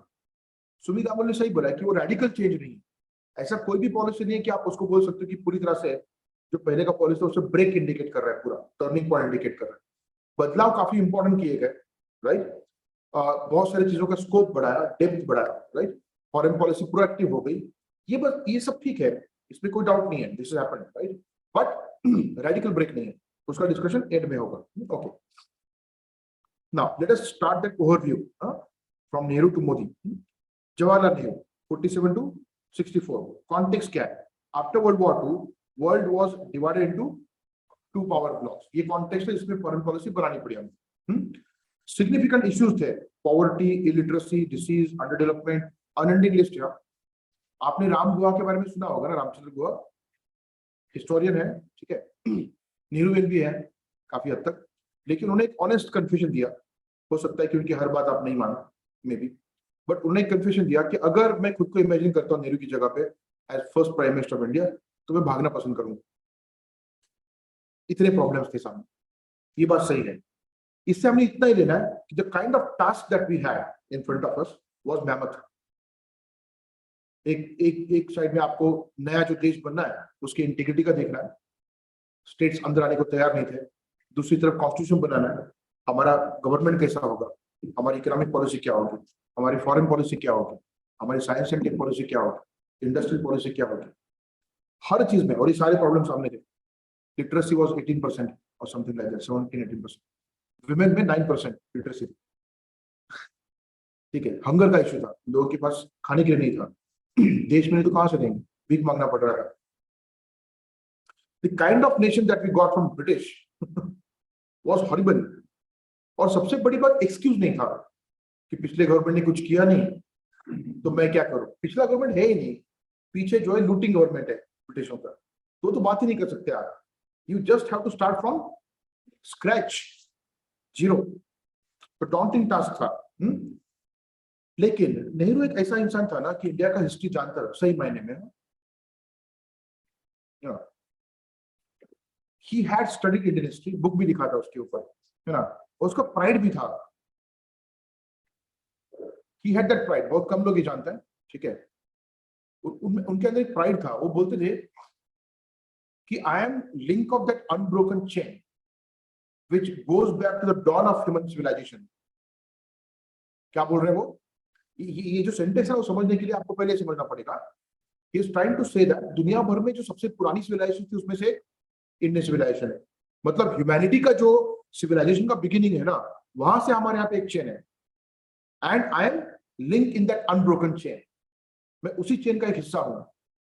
समझ में आ रहा है आपको? और उन्हें भी बोला है कि वो कहीं ना कहीं अंदर वो जो ब्राह्मण मेरे जो कनेक्ट है ना, वो भी अंदर आता है मेरे में, ठीक है। और मेरा अपब्रिंगिंग क्योंकि वो यूके में हुआ, तो वेस्टर्न सिविलाइजेशन का भी कुछ ना कुछ अंदर है। तो एक मैं अजीब मिक्सचर बन चुका हूं मैं। क्या बन चुका हूं? I am a strange mix of east and west, and you know I have both in my self, but I am yet foreign everywhere. I get a feeling of exile. इंसान जब अलग अलग जगह पर रहता है, कहीं का नहीं रह सकता। वो भी था अंदर, वो he has written such a beautiful language, his own things, right. और फिर ये भी बोलते हैं कि एक समय था जब India was dominating country in the world. प्राचीन काल में रे, ऐसे नहीं हमारे प्राचीन काल में वाईफाई था, ये मूर्खतापूर्ण भाषा उनकी नहीं थी। He was like India dominated in the world trade, right. हमारे पास बहुत कुछ था, लेकिन बीच में ऐसा कुछ हुआ जिसकी वजह से now we don't have any kind of role in the world, and he was hypnotised. जानते हो ना, इंसान जब पूरा हिप्नोटाइज होता है ना किसी आइडिया से, हाँ, तो you can see it here, realization of India's subcontinental and international status by Nehru, and he dreamed of a rightful place for India in the world. उनकी हमेशा से लैंग्वेज थी कि इंडिया को उसका प्लेस मिलना चाहिए दुनिया में। अब ये बोलना क्या इंटरनेशनलिज्म है, और उसके लिए कुछ करना वो इंटरनेशनलिज्म है, ठीक है। उनका ये कहना था कि India must get leadership role in the world because India deserves. आपको पता नहीं है प्रॉब्लम क्या है, पता है क्या? हम बात करेंगे मिस्टेक्स की, हाँ।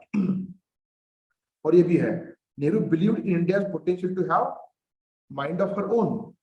हम अपनी चीजें खुद से डिसाइड कर सकते हैं, we have that potential, right, and stand by it. हमारे डिसीजन जो है वो लेकर के उसके साथ खड़े होंगे हम।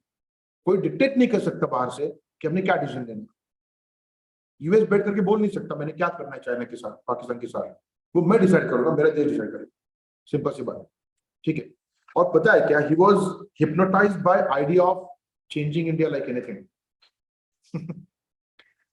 कुछ किस्से हैं उनके लाइफ के जो somehow I got to know. एक कैबिनेट मीटिंग था, वो तो आप जानते हो ना, कैबिनेट मीटिंग तो होते रहते हैं। और उस समय जहां मीटिंग हो रहा था it was Indian sitting system. Indian sitting का अरेंजमेंट पता है ना, तकिया होता है, गद्दा, उसके ऊपर बैठ करके लोग बातें करते हैं ना। तो Nehru was always bubbling with energy, पता है ना, वो चलते थे लोग भागते थे, शायद पता नहीं आपको ये सब। हाँ, एरोप्लेन से वो सीधा कूदते थे। He never used to wait for staircase to come in. He was like time नहीं मेरे पास। आप ये मत समझना कि सुपरमैन था क्या, नहीं। एयरक्राफ्ट जो थे ना उस समय इतने ऊंचे नहीं थे रे, लेकिन उतने उतने नाटे भी नहीं थे कि आप यहाँ से यहाँ कूद रहे हो, है ना। It was considerable distance but he used to jump. इसलिए वो सब हटाओ, है ना, काम है ना। और फिर वो मीटिंग चल रही थी, इंसान जो मतलब इतना ये कर रहा है कि भाग रहा है बस, है ना। उस मीटिंग में एक मंत्री थोड़ा सा दोपहर में खाने के बाद, जैसे आप सोते हो क्लासरूम में, तो थोड़ा नींद में था, तो बात करते करते नेहरू की नजर वहां पे चली गई, जो सो रहा है, तकिया उठा करके फेंक के मारा था। हाँ, फेंक के मारा था। नहीं, उसका रिएक्शन तो बिल्कुल नेचुरल है। अब पूरी बात सुनो। ही वाज लाइक, यहाँ पे मुझे नींद नहीं आ रही है आपको दिन में नींद, सामने सवाल क्या है देश के, नींद आ कैसे सकती है आपको। हाँ, और तकिया मारने के बाद वो मंत्री ये नहीं बोला मैं देख लूंगा, मेरे साथ इतने एमपी हैं। This rubbish and hopeless politics ये आपका आपका है। मुझे क्या मिलेगा, हाँ, कौन सा मंत्री पद मिलेगा,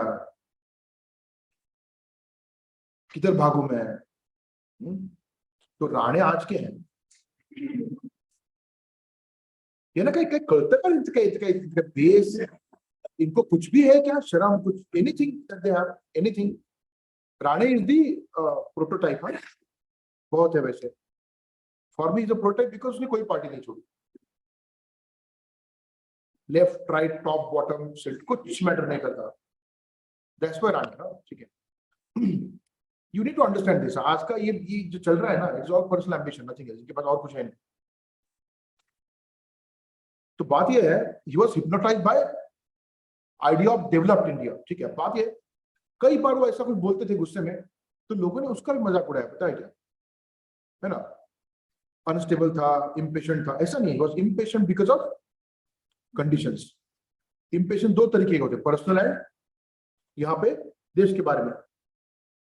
वो आए थे एक बार मुंबई में, एयरपोर्ट से उतर, एयरपोर्ट पे उतरे, देखा तो धारा भी दिखता ना उधर, तो क्या है ये, जला दो सारी झोपड़ियां। अब इसमें वो गरीबों को जलाने की बात नहीं कर रहे थे, what he was talking about, ये खत्म करो, नया कुछ बनाओ। इसको ना निगेटिव लेते हैं लोग, गेटिंग दिस, है ना। और वो भी कि अक्षय चिन्ह में ग्रास भी ग्रो नहीं होता। इंसान का माइंडसेट समझो आप, मैं ये देखूं कि वो सब देखो, है ना।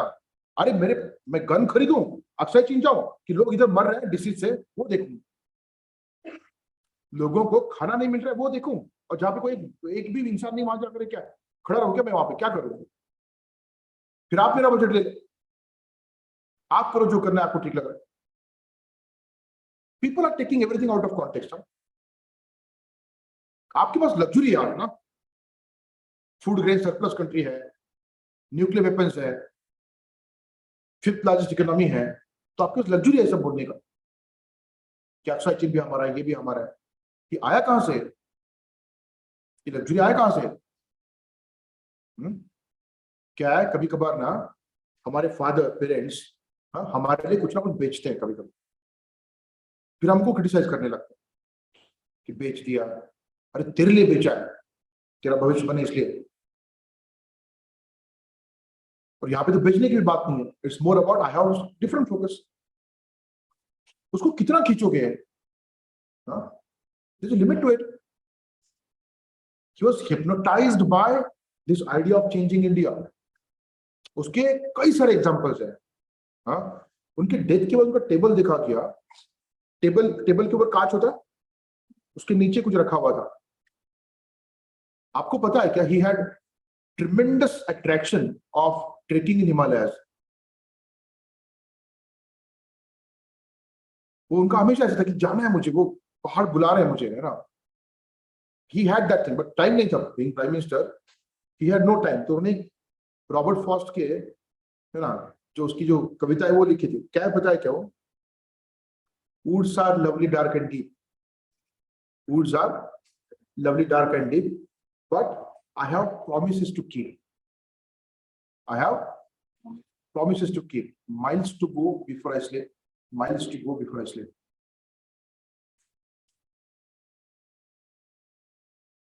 इसका एडवर्टाइजमेंट नहीं हुआ, कितना काम करता है, हॉलिडे पे नहीं किया कभी।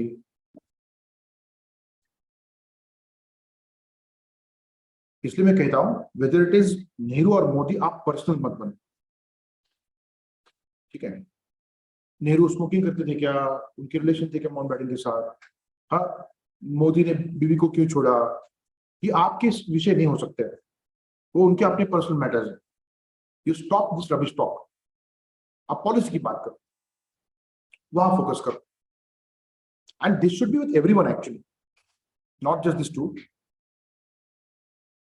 वो अपने अपने पर्सनल लाइफ में क्या कर रहे हैं वो आपका मुद्दा नहीं हो सकता। पब्लिक फिगर इसलिए आप उनको देख रहे हो ना, तो उनका पब्लिक बिहेवियर देखो, आप पर्सनल लाइफ में वो क्या कर रहे हैं आपका बिल्कुल भी वो मैटर नहीं हो सकता, नो वेयर। हाँ, पॉलिसी गलत चली गई नेहरू की in case of China, it was a horrible kind of mishandling, criticise, you are perfectly justified. लेकिन if you make some below the belt comments, that is not acceptable. और इससे नेहरू का character नहीं आपका दिखता है। नेहरू मोदी इनको जो करना था लाइफ में वो कर गए, पता है क्या आपको, and history will take note of them, उनका जो भी काम है जैसा भी है। ये सब कमेंट करके हम अपना बता रहे हैं कि वेयर वी स्टैंड, और हमारा कल्चर क्या है, हमारा कैरेक्टर क्या है, वो दिखा रहे हैं हमें सब करके। हाँ, तो ये he was looking for this कि नहीं चेंज करना है। प्रॉब्लम क्या था पता है क्या, नेहरू का प्रॉब्लम मैं आपको बता रहा हूँ, ही वाज हिप्नोटाइज्ड। और इंसान ज्यादा हिप्नोटाइज भी नहीं होना चाहिए, उससे रियलिटी का नाता टूट जाता है। समझ में आ रहा है आपको? ये कोई क्राइम नहीं है, ये भी समझ लेना। बात he was too much obsessed with the idea of developed India. लेकिन सर, इतना बड़ा देश है, वो 10-20 साल में डेवलप नहीं होता, उसको टाइम लगता है। Are you getting this? And before India could develop from inside, Nehru was in a great hurry to find the rightful place for India in the world. And that's why his focus was there on foreign policy to a large extent. समझ में आ रहा है? मैंने कई बार नेहरू की जो positive है बताया आपको। एक नेगेटिव एस्पेक्ट है। दूसरा, मैं हमेशा बोलता हूँ कि आईआईटी किसका आइडिया है ना, लेकिन उसके ऊपर भी क्रिटिसिज्म हो सकता है। जैसे कि मैं बुलेट ट्रेन को क्रिटिसाइज करता था। बुलेट ट्रेन तब लेकर के आओ जब एग्जिस्टिंग ट्रेन है वो ठीक से चले, पहले स्टेप बाय स्टेप जाओ, है ना। Nehru was talking about higher education, और इंडिया में लिटरेसी कितना है, 17%।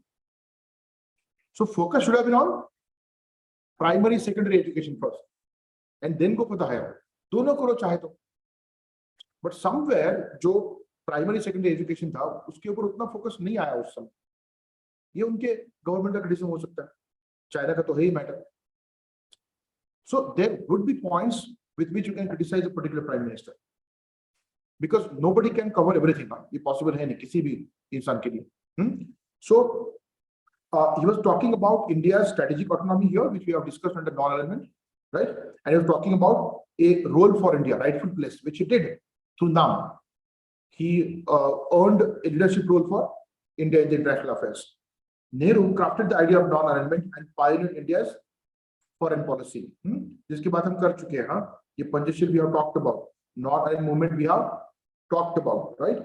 ना कुछ इंपॉर्टेंट चीज है apart from what we have discussed, वो सब कुछ जो हमने देखा है ना, principles and objectives, those are part of Nehruvian foreign policy ना. Okay, India US context was cold war, both were democracies and entirely different world views.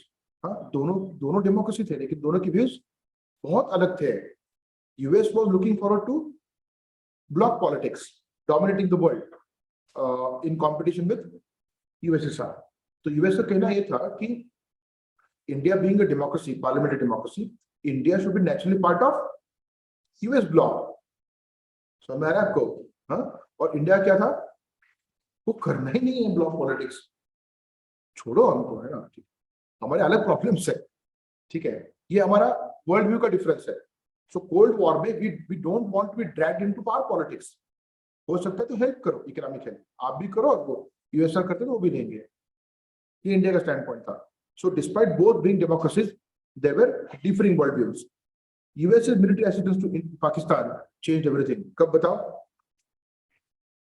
1955, CentOS सियाटो, ऊपर जो लिखा है.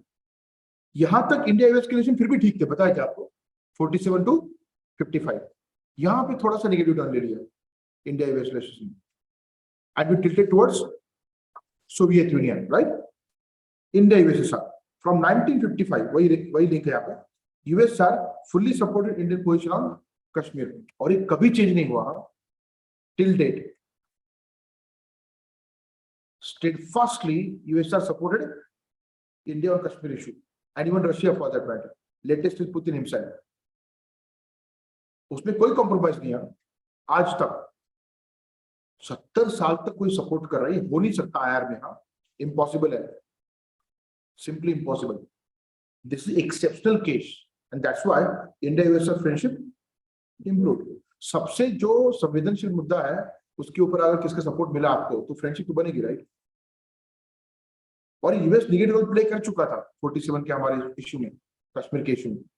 हमारे खिलाफ गया था यूएस अननेसेसरली इन इवेनो. तो वो तो याद थी, ताजा दिमाग में, है ना. और ऊपर से ये तो हमको पूरा सपोर्ट कर रहा है. आपको पता है कि कोल्ड वॉर में यूएसआर का वेटो हमने ऐसे यूज किया जैसे हमारा ही है, चाहे कुछ भी हो, है ना. एक सेकंड, कई बार ऐसे हुआ है ना, P4 एक साइड में और अकेला यूएसआर. अगर वो नहीं होता तो हमारी हालत खराब होती. हर चीज को बोलता था कि बेटो इंडिया है ना बेटो, अरे सुन तो लो बेटो. इतना था वो, ऐसा नहीं था. लेकिन समझने की बात करो, आप कोशिश करो कि हर टॉपिक पे USR stood by India. Number of times they used veto for us. So relations improve. हां बोलो.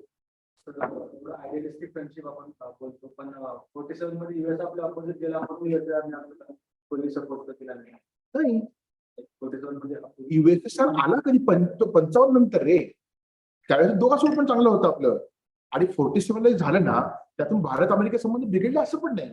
बिघडले इथे. आम्ही सांगितलं होतं पाकिस्तान सोबत मिलिटरी अग्रीमेंट करा म्हणून. हा बरं, 47 ला तुम्ही जे काही केलं तरी पण संबंध चांगले होते, काही बदललं नव्हतं. कारण ते कशामुळे नंतर बोलतो मी, I will talk about that in India Pakistan case study. क्यों? कश्मीर का मुद्दा वहीं पे आएगा, राइट, है ना. वहां पे हम ज्यादा बात करेंगे उसके बारे में. I am telling you what US did in case of Kashmir, that did not play a very negative role in India US relations. ठीक है, what played a negative role was this. समझ में आ रहा है? मैं इतना ही बताऊंगा, यूएस और यूके ने एक तरह से विलन का रोल प्ले किया जब हम मैटर यूएन लेके गए, राइट. लेकिन उनके रोल प्ले करने के बाद भी यूएन से जो रेजोल्यूशन आया ना कश्मीर के ऊपर, it was rather favourable to India. That is where that was nullified. तो फार मोठा इंटरनॅशनल इश्यू बनलेलाच नाही तो. ठीक आहे, इश्यू इथे झाला खरं तर. This was the major problem, military assistance to Pakistan. USA supported India on integration of Goa in spite of strong opposition from US. याला काय करायचं, याला करायचं काय अंकल सॅमने, सांगा मला तुम्ही. तू गप्प बसला आपलं वॉशिंग्टन मध्ये, हळा रे का डोकं काही. नहीं आप ही बता, गुस्सा नहीं आता कि इंसान को. एक तरफ मुंह उठा के बोलता है हम कम्युनलिज्म के खिलाफ है, तो ये क्यों सपोर्ट कर रहा है फिर? US is the most hypocrite nation on the earth. मैं कई बार बोल चुका हूं कि सबसे पावरफुल देश यूएस है, वो फैक्चुअल अप्रिसिएशन था, फैक्चुअल अप्रिसिएशन। लेकिन पॉलिसी देखोगे ना, सबसे होपलेस यूएस है। अब देखो ना क्या जरूरत थी, what was this? In principle US ने क्या करना चाहिए था? Portuguese should leave, as simple as that. हाँ, इनफैक्ट आप ही का अलाय है तो बोलो उसको, अरे खत्म करो वो केस। ये क्या था? हाँ, हर पॉइंट पे हमारे खिलाफ। हाँ, मैंने कुछ मुद्दे बता दिया आपको, हैशटैग चेतन भगत वाले, इसमें और मुद्दे आ रहे हैं, आप you can clearly see that. हाँ, और यूएसआर का सपोर्ट था पूरी तरह से। USR promptly help India with building of public sector industries and economic planning. अब आप बोलोगे आपने चूज किया तो वही हेल्प करेगा ना? नहीं, चलो इसकी बात करते हैं, ठीक है। अगर मैंने पहले बात बोली हुई तो रोक दो मुझे। पब्लिक सेक्टर का डिसीजन हमने क्यों लिया? Nehru, I think I have talked about this कहीं पे। नेहरू वाज सोशलिस्ट, ये तो मतलब 1920 सबको पता है। Nehru both where socialist. तो इंडिया की प्राइवेट इंडस्ट्रीज थे ना, टाटा, बिरला, किर्लोस्कर, सारे डर गए थे ये अगर प्राइम मिनिस्टर बन गया ना तो क्या करेगा, एक रात में nationalisation of all the industries. इतने सालों से हमने अपनी मेहनत से हमारा इंडस्ट्रीज बनाया है, ये खत्म कर देगा। एंड उनके लिए तो मतलब नाइटमेयर था कि नेहरू बन गए पीएम। और प्राइम मिनिस्टर बनने के बाद ना नेहरू ने एक मीटिंग बुलाई इंडस्ट्रियलिस्ट की। दे वर लाइक खत्म, सॉल्व, ओवर। अब जा करके बस सुनना है और निकलना है वहां से, है ना। वो सारे लिटरली बिगी बिल्ली की तरह आए थे, बताए मीटिंग में। अब क्या, सिंगल स्ट्रोक में सारे industries nationalised. But to their surprise Nehru ने क्या बात रखी पता है क्या? I request all of you to invest in heavy industries. Cosmetic industries बनाकर कुछ होगा नहीं, लॉन्ग टर्म सोचना है तो we have to go for investment in heavy industries. I want your cooperation. So he sought private investment in heavy industries, लेकिन not a single private investor came forward. क्यों? उस समय इंडिया की economy उतनी अच्छी नहीं थी, हमारे अपने इंडस्ट्रीज था।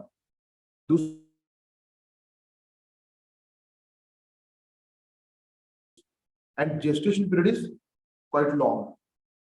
जेस्टेशन कळतं ना, परताव्याचा कालावधी म्हणतो आपण। इन्वेस्टमेंट करने के बाद रिटर्न्स कब आएंगे, काफी लंबा समय था। तो Indian private sector was not having that capability to go for this. अच्छा, इसके बाद private industry, sorry, public industry लेकर के आएंगे नेहरू? नहीं, he restored to US. US को विजिट किया और उस विजिट में सबसे ज्यादा टाइम स्पेंड किया आइंस्टाइन के साथ, जो मैं पहले बोल चुका हूं। और यूएस प्रेसिडेंट को रिक्वेस्ट की कि I have come here with an objective. I want your help in terms of directing your private investment into my country for heavy industries। ठीक है, तो यूएस प्रेसिडेंट से मैं डायरेक्ट नहीं कर सकता, हमारी कैपिटलिस्ट इकोनॉमी है, हम मार्केट में इंटरफेयर नहीं कर सकते हैं। ठीक है, आपको क्या करना पड़ेगा, आप ही को बात करनी पड़ेगी। आपके लिए मैं एक काम कर सकता हूँ, यहाँ के जो इन्वेस्टर्स हैं उनकी मैं मीटिंग बुला सकता हूँ। यू एड्रेस देम, अपना पॉइंट रखो, प्रपोजल रखो, कोई एक्सेप्ट करे तो अच्छी बात है, लेकर के जाओ, चलो कि उतना कर दो कम से कम। तो वहां की प्राइवेट इन्वेस्टर की मीटिंग बुलाएगी नेहरू के लिए। नेहरू ने अपनी बात रखी, यूएस जैसा देश जो काफी डेवलप्ड है, वहां से इन्वेस्टर थर्ड वर्ल्ड कंट्री में क्यों इन्वेस्ट करेगा, वो भी इंडिया का थर्ड वर्ल्ड कंट्री, उस समय का इंडिया का condition. Nobody turned up. Nehru came back disappointed. इसके बाद डिसीजन लिया क्या, रात के 8 बजे? नहीं। अब क्या किया? नहीं, सुनो, पूरी बात सुनो, लर्निंग पॉइंट्स है। अब क्या किया? अब ये किया कि इंडिया में जितने रिनोन्ड इकोनॉमिस्ट हैं, स्टैटिस्टिशियंस हैं, 20 या 22 कुछ, सभी को बुलावा भेजा मीटिंग विद प्राइम मिनिस्टर। उसमें पीसी महानबी भी थे। एंड फॉर योर इंफॉर्मेशन, एक और बड़ा नाम है, अभी वो है, मतलब काफी सीनियर है, और व्हाट इज नेम, मैं सांगतो तुम्हारा, Jagdish Bhagwati. Jagdish Bhagwati was one of them. He was at that time very young economist. ठीक है, आपको पता है क्या, right from the beginning Jagdish Bhagwati is pure capitalist. पता कुछ नहीं होता, क्या करें।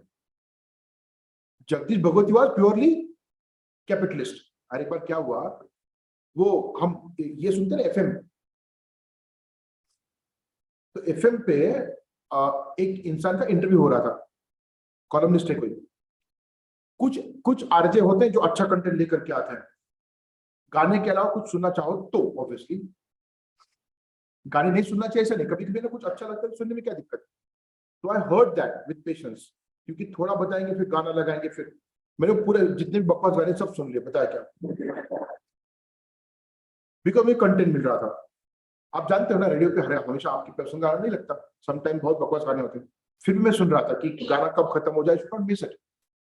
इंटरव्यू में मैंने जगदीश भगवती का बुक तो नहीं पढ़ा, लेकिन आप इंफॉर्मेशन अलग अलग सोर्स ले सकते हो, राइट। जगदीश भगवती का बुक में क्या लिखा हुआ है वो इंटरव्यू बता रहा था वो एंकर को, है ना। उसने क्या बताया, Jagdish Bhagwati is purely capitalist person. वो यहां तक कैपिटलिस्ट है कि वो सारे वेलफेयर स्कीम बंद करने की बात करते हैं। इसे स्टॉप दिस इमीडिएटली। ठीक है, ऐसा इंसान ना नेहरू के समय था, उन लोगों में था जिनको बुलाया था, है ना। तो उस इंसान ने ये बताया आरजे को, उसने सवाल भी ये पूछा था कि नेहरू के ऊपर काफी कुछ चल रहा है आजकल, हाउ नेगेटिव वाज ही, कि what kind of negative role he played in this country. तो उसने बोला कि ठीक है हम बात करेंगे क्या नेगेटिव क्या पॉजिटिव, लेकिन नेहरू को क्रिटिसाइज जो करते हैं इकोनॉमिक पॉलिसीज के ऊपर, वो कैपिटलिस्ट लोग हैं, राइटिस्ट लोग, राइट, कैपिटलिस्ट भी। तो मैं उस इंसान की बात करता हूँ जो सबसे ज्यादा कैपिटलिस्ट है इंडिया में, that is Jagdish Bhagwati, right. उनका बुक अगर पढ़ोगे इंडिया के इकोनॉमिक डेवलपमेंट के ऊपर, तो जो इनिशियल पार्ट अगर जो होगा वो नेहरू के ऊपर होगा। इनिशियल जो प्राइम मिनिस्टर थे नेहरू थे, तो नेहरू के बारे में जो लिखा है जगदीश भगवती ने, वो पढ़ते समय आपको ये फील आएगा कि ये इंसान कैपिटलिस्ट हो नहीं सकता, ये तो नेहरू का भाट है, भाट। भाट जानते हो ना, नेहरू पूजक है ये सरप्राइजिंग है। जगदीश भगवती कैपिटलिस्ट है, no doubt about that, but economist है। कोई भी इंसान देख करके बोलेगा जहां पे ये इश्यूज है ना, आप कौन सा कंपटीशन करने वाले हो दुनिया में इकोनॉमी को ओपन करके, हंगर का, डिसीज का कंपटीशन। तो he was fully supporting Nehruvian economic policies in his book. आपको पता है क्या ऐसे लोग क्रिटिसिज्म कहां करते हैं, इंदिरा गांधी की policy. Many people did not like Indira Gandhi way of handling economy. पता है क्या आपको, नेहरू के समय तो बहुत कंडीशन खराब थी, उसके बाद फिर थोड़ा सा लिबरलाइज करना शुरू करना चाहिए था, है ना, थोड़ा थोड़ा। She made it all the more close economy, getting this. So many economist say that Nehru was perfectly justified in his own era. उसके बाद बदलाव आना जरूरी था, जो कि काफी लॉजिकल है। और मैं ये भी कह रहा हूं कि इंदिरा गांधी के समय एलपीजी आरोप करने का सवाल नहीं आता, हाँ, वो मिड 80s में करना चाहिए था एट द मोस्ट, 5-7 साल लेट हुआ, नॉट मोर देन दैट। तब तक आईटी सेक्टर हमारा बन चुका था, उसके पहले नहीं था। उसी का फायदा आज भी मिल रहा है हमें। Manufacturing is still a minor component of Indian GDP, the major component is service sector, 60% of it, right. तो बात यह है, ये जो सारे इकोनॉमिस्ट बुलाए थे नेहरू ने, किस लिए बुलाए थे पता है क्या, उन्होंने सारी बात रखी उनके सामने। See you are an economist, you know it better. Heavy industry में इन्वेस्टमेंट करना जरूरी है, एवरीबॉडी सेड एब्सोल्युटली। पॉलिटिशियन नहीं करते हम। नेहरू के सामने दो ऑप्शंस थे, either you go for cosmetic industries that would generate employment, footing मिलेगा, या फिर think long term and go for heavy industries. Footing कैसे लेना बाद में देखता हूं मैं। ही वाज कैरिज्मेटिक लीडर, तो ही टुक द डिसीजन। तो everybody said that is right. अब आय का सवाल यह है, इन्वेस्टमेंट कौन करेगा। I would create the policy to promote investment, nobody is coming forward. Private entrepreneurs यहां से नहीं आ रहे हैं, यूएस से नहीं आ रहे हैं।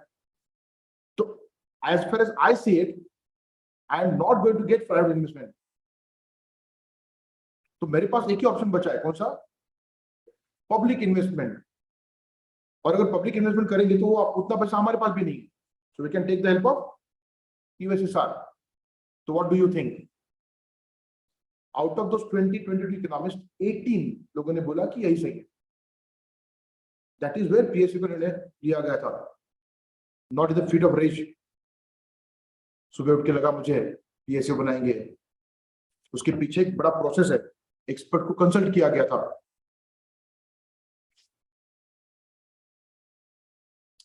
ठीक है, सो पब्लिक सेक्टर जो हमने बनाए तो यूएस सर ने प्रॉम्प्टली हेल्प किया हमको। ऑब्वियसली उनका आइडियोलॉजी का है तो हेल्प करेंगे, तो वही बात है ना, उनका आइडियोलॉजी का तो यूएस का भी था, तो उन्होंने क्यों नहीं किया? पहले हम वही कर रहे थे ना, we are looking for private investment. Hashtag 1960-62 agreements for sale of arms between US and India. 55 में पाकिस्तान आर्म्स ले रहा है, किससे? यूएस से। यूएस जैसे एडवांस्ड आर्म्स किसके पास है? यूएस सर के पास, तो हमने उनसे लेना शुरू किया फिर, और एक बहुत बड़ा रिलेशन बना आगे जाकर के। अभी भी मुश्किल है उसको रिप्लेस करना पूरी तरह से, राइट ना। ये हो गया दो मेजर पावर के बारे में, India and neighbourhood. Till 1962 very good terms with all neighbours except Pakistan. Except Pakistan हर बार रहेगा, वो कांस्टेंट फैक्टर है somehow. And don't blame Pakistan. आप समझने की कोशिश करो रिलेशन क्यों खराब हुए, क्या रीजन है। हाँ, किसी देखो वो बोलते ना कि ताली एक हाथ से, मैं सारी बातें करता हूं, आप ना ओपिनियन मत बनाना तब तक। Okay, 1949 treaty of peace with Bhutan. मैंने बताया ना आपको, वो याक के ऊपर चले गए थे, 15 दिन का जर्नी वो ये था, ट्रीटी ऑफ पीस साइन किया, and that is the basis of India Bhutan relations. Then 1950 treaty of peace with Nepal. यहाँ पे तो एक्स्ट्राऑर्डिनरी प्रिविलेजेस है दोनों को, इंडिया को भी और उनको भी। उनको ज्यादा है, ऑब्वियसली छोटा कंट्री है, पता है, हमारे लोग भी वहां जाकर सेटल हो सकते हैं। That become a bone of contention later on. India Nepal relation में treaty itself become bone of contention. मैं हर केस की बात करने वाला हूं, I would talk about each and every neighbourhood case study. Problem of Indian settlers along the border of Burma was sorted amicably, and issue of Tamil settlers in Sri Lanka was handled diplomatically as well. ये सब बोलने की बात है, it was all Nehru pressure. Nehru ने बोल दिया शेर नायक को कि अच्छा अच्छी बात नहीं है ये, है ना, कि उन लोगों को इधर भेजना। ओके सर, है ना, वो म्यांमार के प्राइस में बोल दिया कि अच्छी बात नहीं है, लेकिन वहां मिलिट्री कूप हुआ। कहाँ पे? 62 is the turning point in the life of Nehru, the foreign policy of Nehru, है ना। एक तो चाइना का अटैक हुआ, मिलिट्री कूप हुआ म्यांमार में, सेटबैक ही सेटबैक मिलते चले, ठीक है। Relation with China started on a warm note शुरुआत में, however in spite of all unilateral concessions given by Nehru and this point of criticism, Nehru China को कंसेशन पे कंसेशन दिए जा रहे हैं। तो एक जो वैलिड क्रिटिसिज्म होता है नेहरू के ऊपर in foreign policy international relations, you have to always exercise quid pro quo. क्या करना पड़ता है आपको? हमेशा से quid pro quo. Quid pro quo मतलब if I give something I should get something in return. Charity नहीं होती आईआर में कभी भी, समझ में आ रहा है? इंडिया चाइना रिलेशन में हमने क्या लेना चाहिए था उसकी बात मैं करूंगा बाद में, थोड़ा रुक जाओ, राइट। लेकिन वो गलती थी नेहरू की बड़ी। Are you getting this? So कई सारे कंसेशन दिए गए, the relation deteriorated later on and culminated in war in which India faced humiliating defeat. अब मैं कुछ चीजें बताता हूँ। ये 62 का भी हुआ, बर्मा में मिलिट्री कूप, इंडियन लोग वहां से खदेड़ा गया काइंड ऑफ। ये जब वॉर हुआ ना 62 में, it was A bolt from blue for Nehru, है ना। बहुत बड़ा झटका है, बहुत बड़ा झटका। आपको पता है हिज हेल्थ डिटेरियोरेटेड फ्रॉम 62 to 64, फिर डेथ है उनका, 2 साल में डेथ है। वो बीमार रहने लगे and he lost the confidence जो उनमें था। And for the first time ever Nehru was bitterly criticised in parliament. तब तक क्रिटिसिज्म भी नहीं होता था नेहरू के ऊपर पार्लियामेंट में। आपको पता है क्या? आई डोंट नो, मैं पहले आपसे बात मैंने की है नहीं किया। अपोजिशन में कौन लोग थे उस समय? कुछ लेफ्टिस्ट थे और बीजेएस के लोग थे, भारतीय जनसंघ।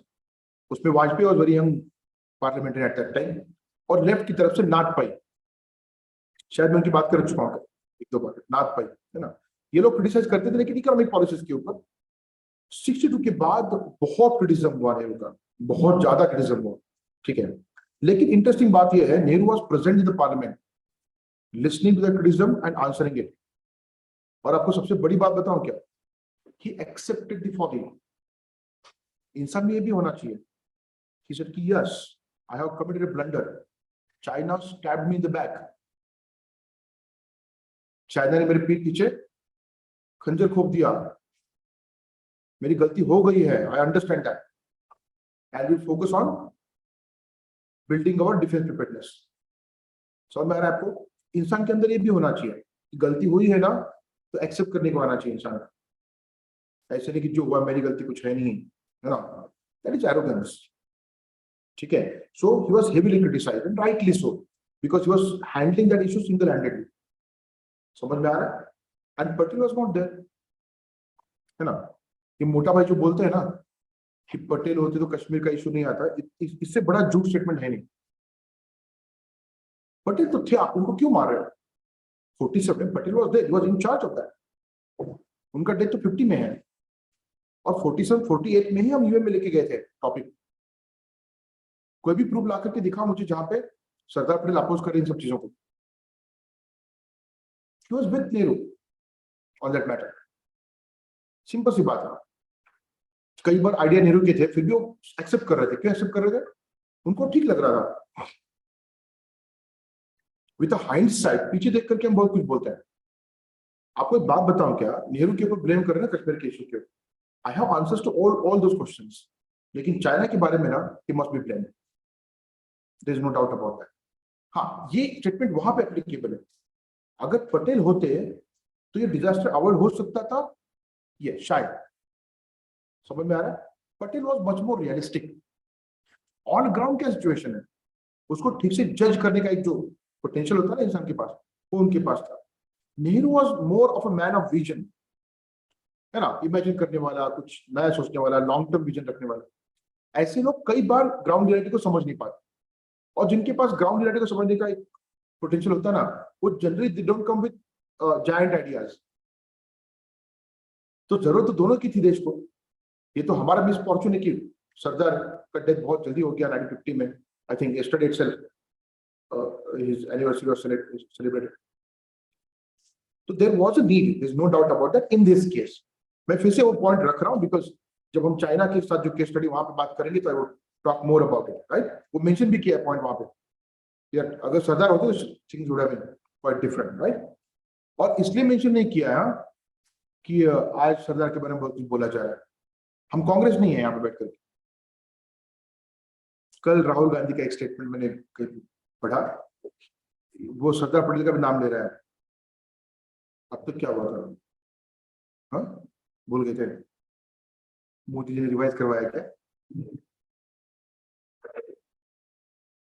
इनका प्रॉब्लम बताता हूँ कि कांग्रेस के जो लोग हैं ना, इनको बस 3 लोग दिखते हैं, नेहरू, गांधी, गांधी, और फिर मैं गांधी जो सामने खड़ा हूं। अरे लेकिन कांग्रेस ने और भी कुछ काफी इफेक्टिव प्राइम मिनिस्टर दिए हुए हैं, उनका नाम किधर है?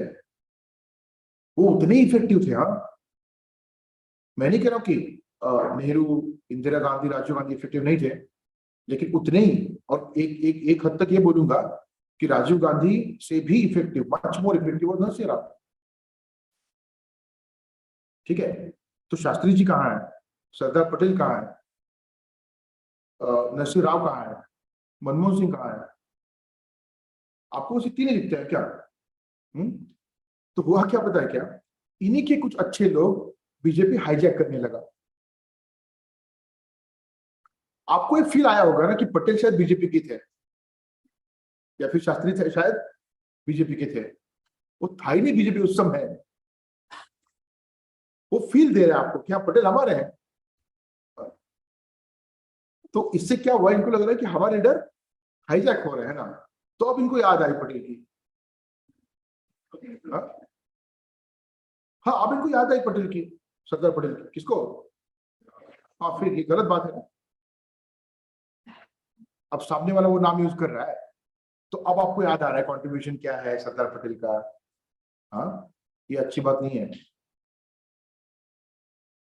अच्छा, वो आप ही के लोग हैं, कांग्रेस के लोग थे। ये अजीब तरीका है ना, it's very strange one. This is called dynastic mentality, ये क्या है? हाँ, घरानेशाही की जो एक मेंटेलिटी है ना, वो है ये। ठीक है, तो आपको समझना पड़ेगा कि इनका अपना कंट्रीब्यूशन है। अब एक लास्ट बात जो अभी मेंशन नहीं है, I would talk about that and go to Shastri ji. Nehru 62 war के बाद काफी उनके हेल्थ के ऊपर इम्पैक्ट हुआ था। वो सोच रहे थे कश्मीर का क्या करें। नेहरू की एक और गलती मैं बताता हूँ, उधर रिपीट नहीं करूंगा। इंडिया पाकिस्तान के जब मैं कश्मीर लूंगा ना, कश्मीर के बारे में अगर कोई गलती है नेहरू की, वो क्या है बताता। एक्सप्रेस में एक आर्टिकल भी आया था रिसेंटली कि why was Nehru insisting that to Raja Hari Singh that you must include Sheikh Abdullah into the new government, right? बात ये थी, he was the most popular leader in Kashmir, और नेहरू जानते थे कि लोग जब तक साथ में नहीं आते ना किसी आइडिया के लिए, तब तक वो रीजन आप अपने कंट्रोल में नहीं ले सकते, कोई भी रीजन हो फॉर दैट मैटर, राइट? हमने सिक्किम ले लिया, क्या किया चाइना ने? कुछ कर पाया? आपको पता है चाइना सिक्किम इंडिया का पार्ट कब रिकॉग्नाइज किया चाइना ने? अर्ली 2000s में, 2002 में कुछ। इतने साल रिकॉग्नाइज नहीं किया, मतलब क्या अपोज किया हमारा? कुछ कर पाया? डिस्टेबलाइज किया सिक्किम को? नहीं। वो क्यों नहीं? बिकॉज सिक्किम के लोग चाहते थे कि वो इंडिया का पार्ट बने। जिसका थोड़ा सा भी अंडरस्टैंडिंग है ना पॉलिटिकल साइंस का, तो इंसान जान जाता है कि unless people are with you, you can not complete the integration. आप साइन ले सकते हो लेकिन इंटीग्रेट नहीं कर पाओगे। इसलिए वो हमेशा से बोल रहे थे कि उसको साथ में ले लो, ठीक है? और बाकी सभी को भी ये समझ में आ रहा था कि जो पॉइंट है वो काफी इंपॉर्टेंट है, राइट? तो शेख अब्दुल्ला वाज विद नेहरू, उसका बस ये कहना था कि हमको स्पेशल स्टेटस चाहिए। तो हाँ बोल दिया, ले लो। और वो इंस्ट्रूमेंट ऑफ एक्शन क्या था? Only few topics like external affairs, defence, important communication would be with centre, rest everything would be with Jammu Kashmir. हमारा एक ऐसा इंप्रेशन बनाया गया रिसेंट टाइम्स में दैट जो कश्मीर का जो ऑटोनॉमी है, बस एक सरकार ने खत्म किया। कौन सी सरकार ने? अभी का जो सरकार, इस सरकार ने जो खत्म किया है ना, वो 1% है बस, क्योंकि 99% पहले खत्म कर चुके थे हम। अगर झूठ लग रहे थे लक्ष्मीकांत का चैप्टर पढ़ो, मजाक नहीं कर रहा। जम्मू कश्मीर के ऊपर आप see my objective is to educate in right way. मैं वो सब नहीं करना चाहता इधर बुक ला करके इसमें ये देखो देखो, नहीं, आप पढ़ लो। आपको पता है क्या नेहरू ने शुरू किया था वो ऑटोनॉमी को खत्म करना, ठीक है? हाँ, ग्रेजुअली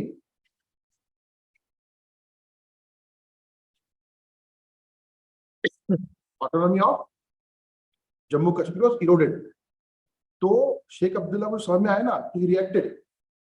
दोनों बहुत अच्छे फ्रेंड थे, Nehru and Sheikh, ideological friend, both believed in liberalism, secularism. तो शेख अब्दुल्ला को जब पता चला कि Nehru is eroding the autonomy of Jammu and Kashmir, he protested. Nehru got him arrested. पता है आपको ये?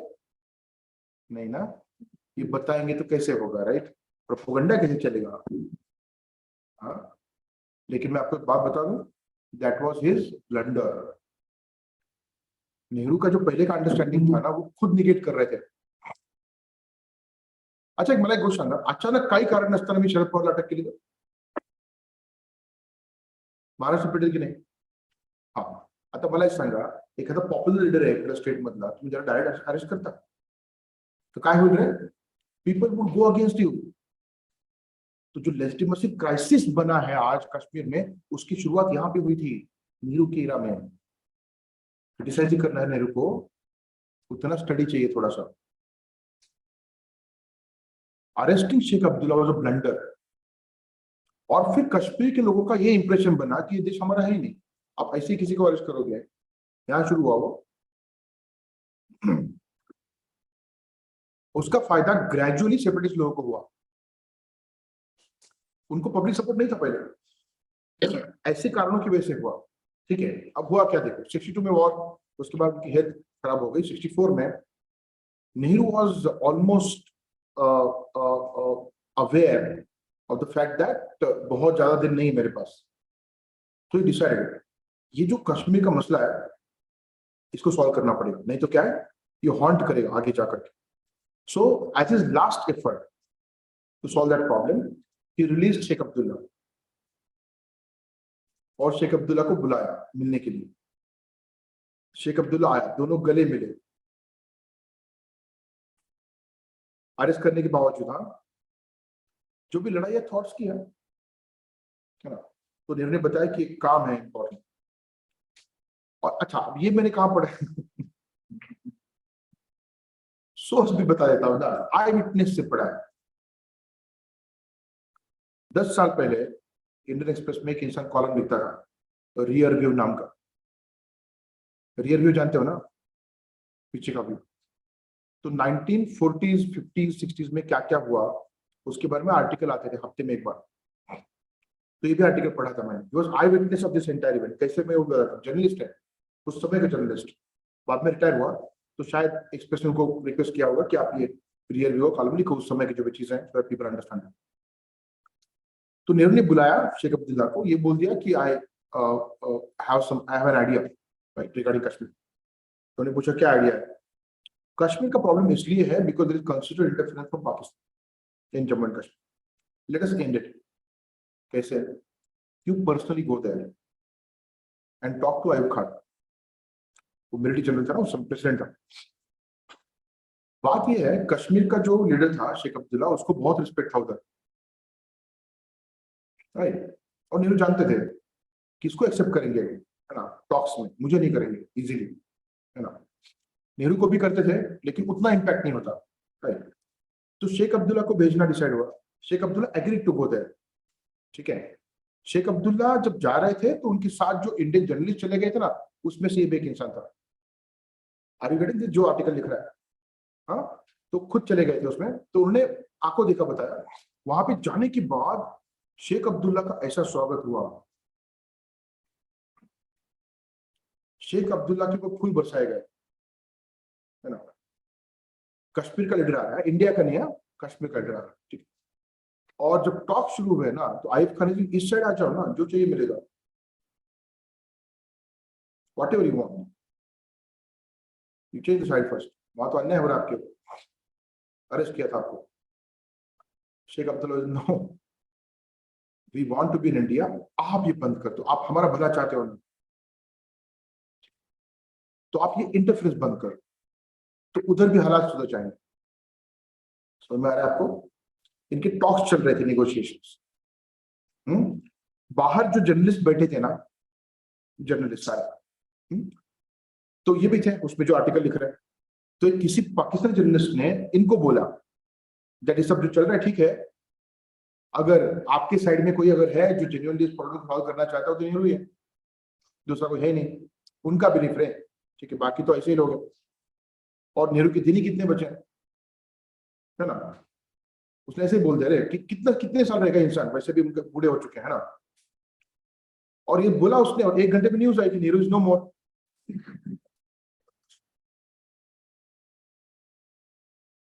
And please come back as early as possible. वो जर्नलिस्ट भाग भाग के इनके पास बोलते मेरी काली जुबान, क्या बोल दिया मैंने। And then that too was wrapped up. ये अपने भागे, अपने जहां पे होटल में रह रहे थे, बैग उठा के बाहर आए।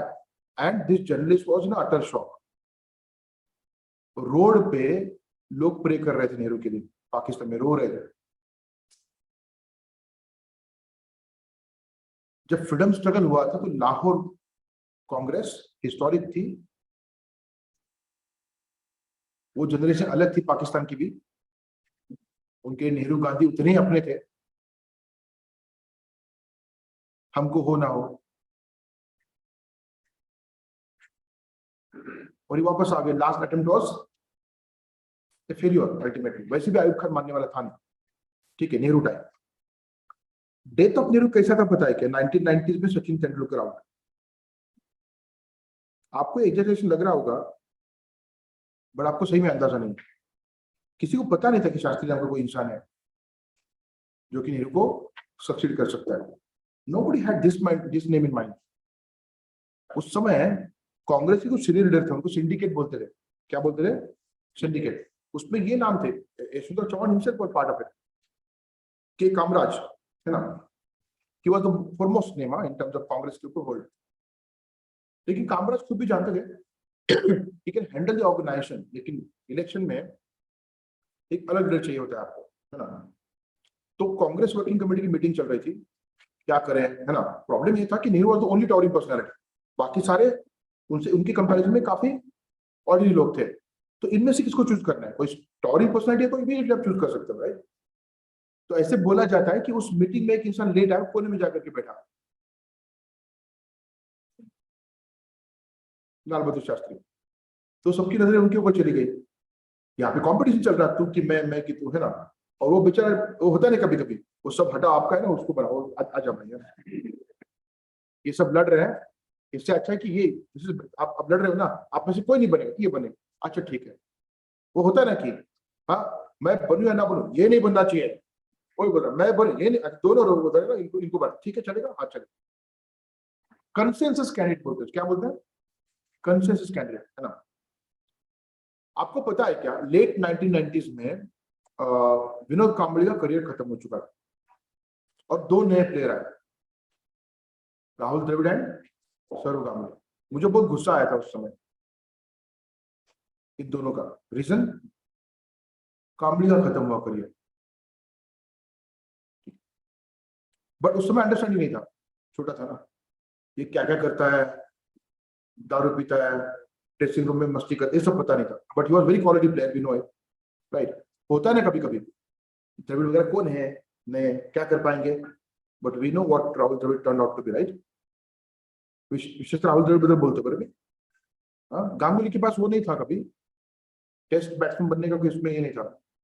The real technique and test batsman को बोलते हैं ना, quality technique, it was Rahul Dravid. आप उसको वॉल बोल रहे हो, द वॉल, है ना, ठीक है। तो राहुल द्रविड़ एक ऐसा बैट्समैन टर्न हुआ और यूजफुल हर जगह पे। उसको बोलो विकेट कीपिंग करो, विकेट कीपिंग करे, उसको बोलो बैटिंग करो करे, ओपनिंग करो करो, वन डाउन, जहां भेजना है भेजो, जो करवाना है करवाओ, कैप्टन कैप्टन, हटो हटो। इन सब चीजों का उसके ऊपर कभी कोई इंपैक्ट नहीं हुआ। जानते हो क्या, उसका क्रिटिसिज्म हुआ, बहुत स्लो खेल रहा है। फास्टेस्ट हाफ सेंचुरी मारी उसने, पता है, वनडे में। He was one person, लोग जानते नहीं थे, राइट। पहले सचिन को पहले जानते थे, पता है क्या, वंडर बॉय। आपको पता है क्या, डिस्कशन था कि इंडिया का एक वंडर बॉय आने वाला है इंटरनेशनल से, पहले डिस्कशन था। द्रविड़ को किसी को पता भी नहीं था। He turned out to be very impactful leader, पहले पता नहीं था, राइट।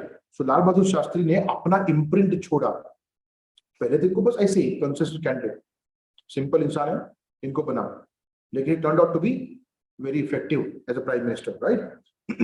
बट अनफॉर्चुनेटली इनका भी स्पैन ऑफ टाइम काफी शॉर्ट था, right, hardly couple of years. लेकिन he made some important changes in the foreign policy of India. कौन से वो? पहला, कलेक्टिव डिसीजन मेकिंग, और दूसरा, pragmatism in the foreign policy. Nehru के समय नेहरू प्राइम मिनिस्टर और नेहरू फॉरेन अफेयर्स मिनिस्टर, और पूरे डिसीजन उनके अपने। तो जो इंडिविजुअलिस्टिक फॉरेन पॉलिसी है ना, वो हटा करके स्टार्टेड कलेक्टिव डिसीजन मेकिंग। अब आप सोच रहे होंगे कि ये नेहरू का ऐसे क्यों था, एक तरफ तो इकोनॉमिक पॉलिसीज के ऊपर सभी को पूछ करके डिसीजन ले रहा है, इधर ऐसा क्यों था? हमारे एक एम्बेसडर है जी पार्थ सारथी नाम के, एक्स डिप्लोमेट, उनका मैंने स्पीच सुना था, जी पार्थ सारथी, 62 की वॉर का उनको टॉपिक दिया।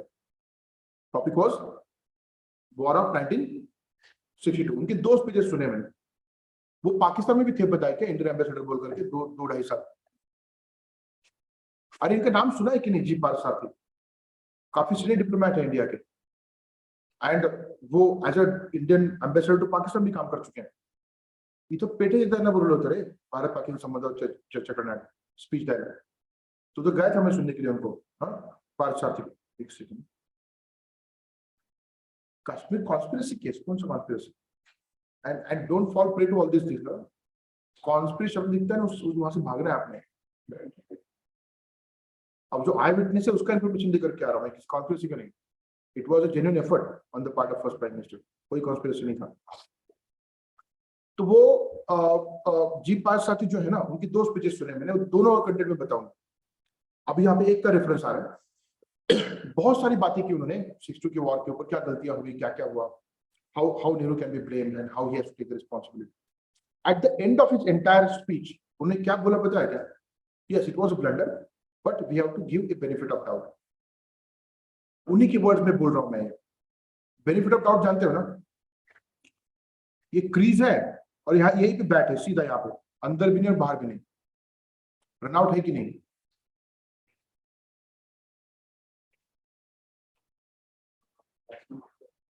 Benefit of doubt is given to batsman, ये रूल है आईसीसी का। Benefit of doubt is given to batsman, पता है आपको ये रूल? अब बदला हुआ तो पता नहीं, but this was the rule. तो उस तरह से बेनिफिट ऑफ डाउट समझ में आपको। अब यहाँ पे किस बेनिफिट ऑफ डाउट की बात कर रहे थे जी 5 साथी, उन्होंने एक्सप्लेन भी किया। What he said, Nehru was working in the absence of a body of experienced diplomats. कोई था ही नहीं जो एक्सपर्ट कहलाए उसमें, एक या दो लोग थे बस। And the person who had better understanding of foreign policy eight that time was Nehru himself. तो इसलिए नहीं कि सब अपने हाथ में रखना चाहता है इंसान, उस समय ऑप्शन नहीं था। समझ में आ रहा है क्या आपको? फिर ये बात क्यों आती है, पटेल होते तो? वो इसलिए फॉरेन पॉलिसी का उतना अंडरस्टैंडिंग नहीं होगा, लेकिन इंडियन डिफेंस का काफी अंडरस्टैंडिंग था सरदार को। और नेहरू को कुछ पूछने वाले, उनको आंसरेबल करने वाले अगर कोई थे कैबिनेट में, इट वाज सरदार। वो बिल्कुल पूछते पंचशील के पहले, क्या कर रहे हो आप, क्विड प्रो को कहां पे है, and why are you not using US against China? China has signed agreement with Pakistan, that is fine. अगर पाकिस्तान के साथ बात होती है तो बात अलग, हम यूएस के पास चले जाएंगे, लेकिन why can't you see a threat of China? तो हम चाइना केस में यूएस की मदद क्यों नहीं ले सकते? Keep US in loop, talks में रखो। वैसे भी यूएस आ रहा था, बताया क्या आपको? वो सारी बातें मैं करता हूं बाद में, क्या क्या ब्लंडर्स है नेहरू की। हर चीज बारीकी से पता होनी चाहिए, तब जाकर के आपको एग्जैक्ट पता चलता है कहां गलती है। ठीक है, सो ये बात सही है कि decision making was individualistic, that was change under Shastri. It was made collective decision making and pragmatism in foreign policy. इसका बेस्ट एग्जांपल कौन सा है? Most important evidence of his pragmatic foreign policy was 65 का इंडो पाक war. ठीक है, मैं बात करता हूं उसके बारे में। Emphasis on getting military and economic aid from both super powers, ये फिर शास्त्री जी ने किया बाद में, कि जिससे मदद मिल रहा है ले लो, यूएस हो या फिर यूएस बेटर नहीं करता। He tried to strengthen the security arrangements. हाँ, इसकी शुरुआत नेहरू के अंडर हुई थी और इसीलिए यशवंत चौहान को बुलाया था उन्होंने। पहले मैं बात कर चुका इसके बारे में। 62 के वॉर के बाद Krishna Menon was removed, India defence minister eight that time, उसको रिमूव किया गया। और महाराष्ट्र के जो चीफ मिनिस्टर थे उनको फोन किया पर्सनली नेहरू ने, बोलते कि नेशन नीड्स यू। नेहरू का तरीका था हैंडल करने का लोगों। प्राइम मिनिस्टर का फोन आता है आपको और प्राइम मिनिस्टर बोलते हैं कि नेशन नीड्स यू, आपकी फीलिंग क्या होगी? बताओ क्या करना है, डू एवरीथिंग पॉसिबल। तो he agreed to go to centre, हाँ, और उनको डिफेंस मिनिस्ट्री सौंप दी। वो बोला था उनको कि you fully focus on defence preparedness. A lot of credit is given to Shastri, but no credit is given to Yashwant Chauhan as far as defense preparedness of India is concerned at that time. ये कब होता है पता है क्या? आप बस एक व्यक्ति के ऊपर फोकस कर रहे हैं। यशवंत चौहान के अंडर पहले शुरू हुआ था वो शास्त्री जी ने, और उसको प्रमोट किया, there is no doubt about, उनका सपोर्ट था, बट इनका भी कंट्रीब्यूशन था। सो सिक्योरिटी अरेंजमेंट, जय जवान जय किसान जानते हो ना? He tried to ensure that the relation with neighbors remain friendly. आप देख रहे हो क्या? इसके अलावा कोई मेजर चीज है नहीं। ये तो नॉन एलिमेंट हुआ, बोथ सुपर पावर से हेल्प लेना। There is no major change. Only thing is existing foreign policy को pragmatic turn दिया। हाँ, शास्त्री जी ने, focus on India immediate concrete concerns and action oriented policies. Nehru का प्रॉब्लम क्या था?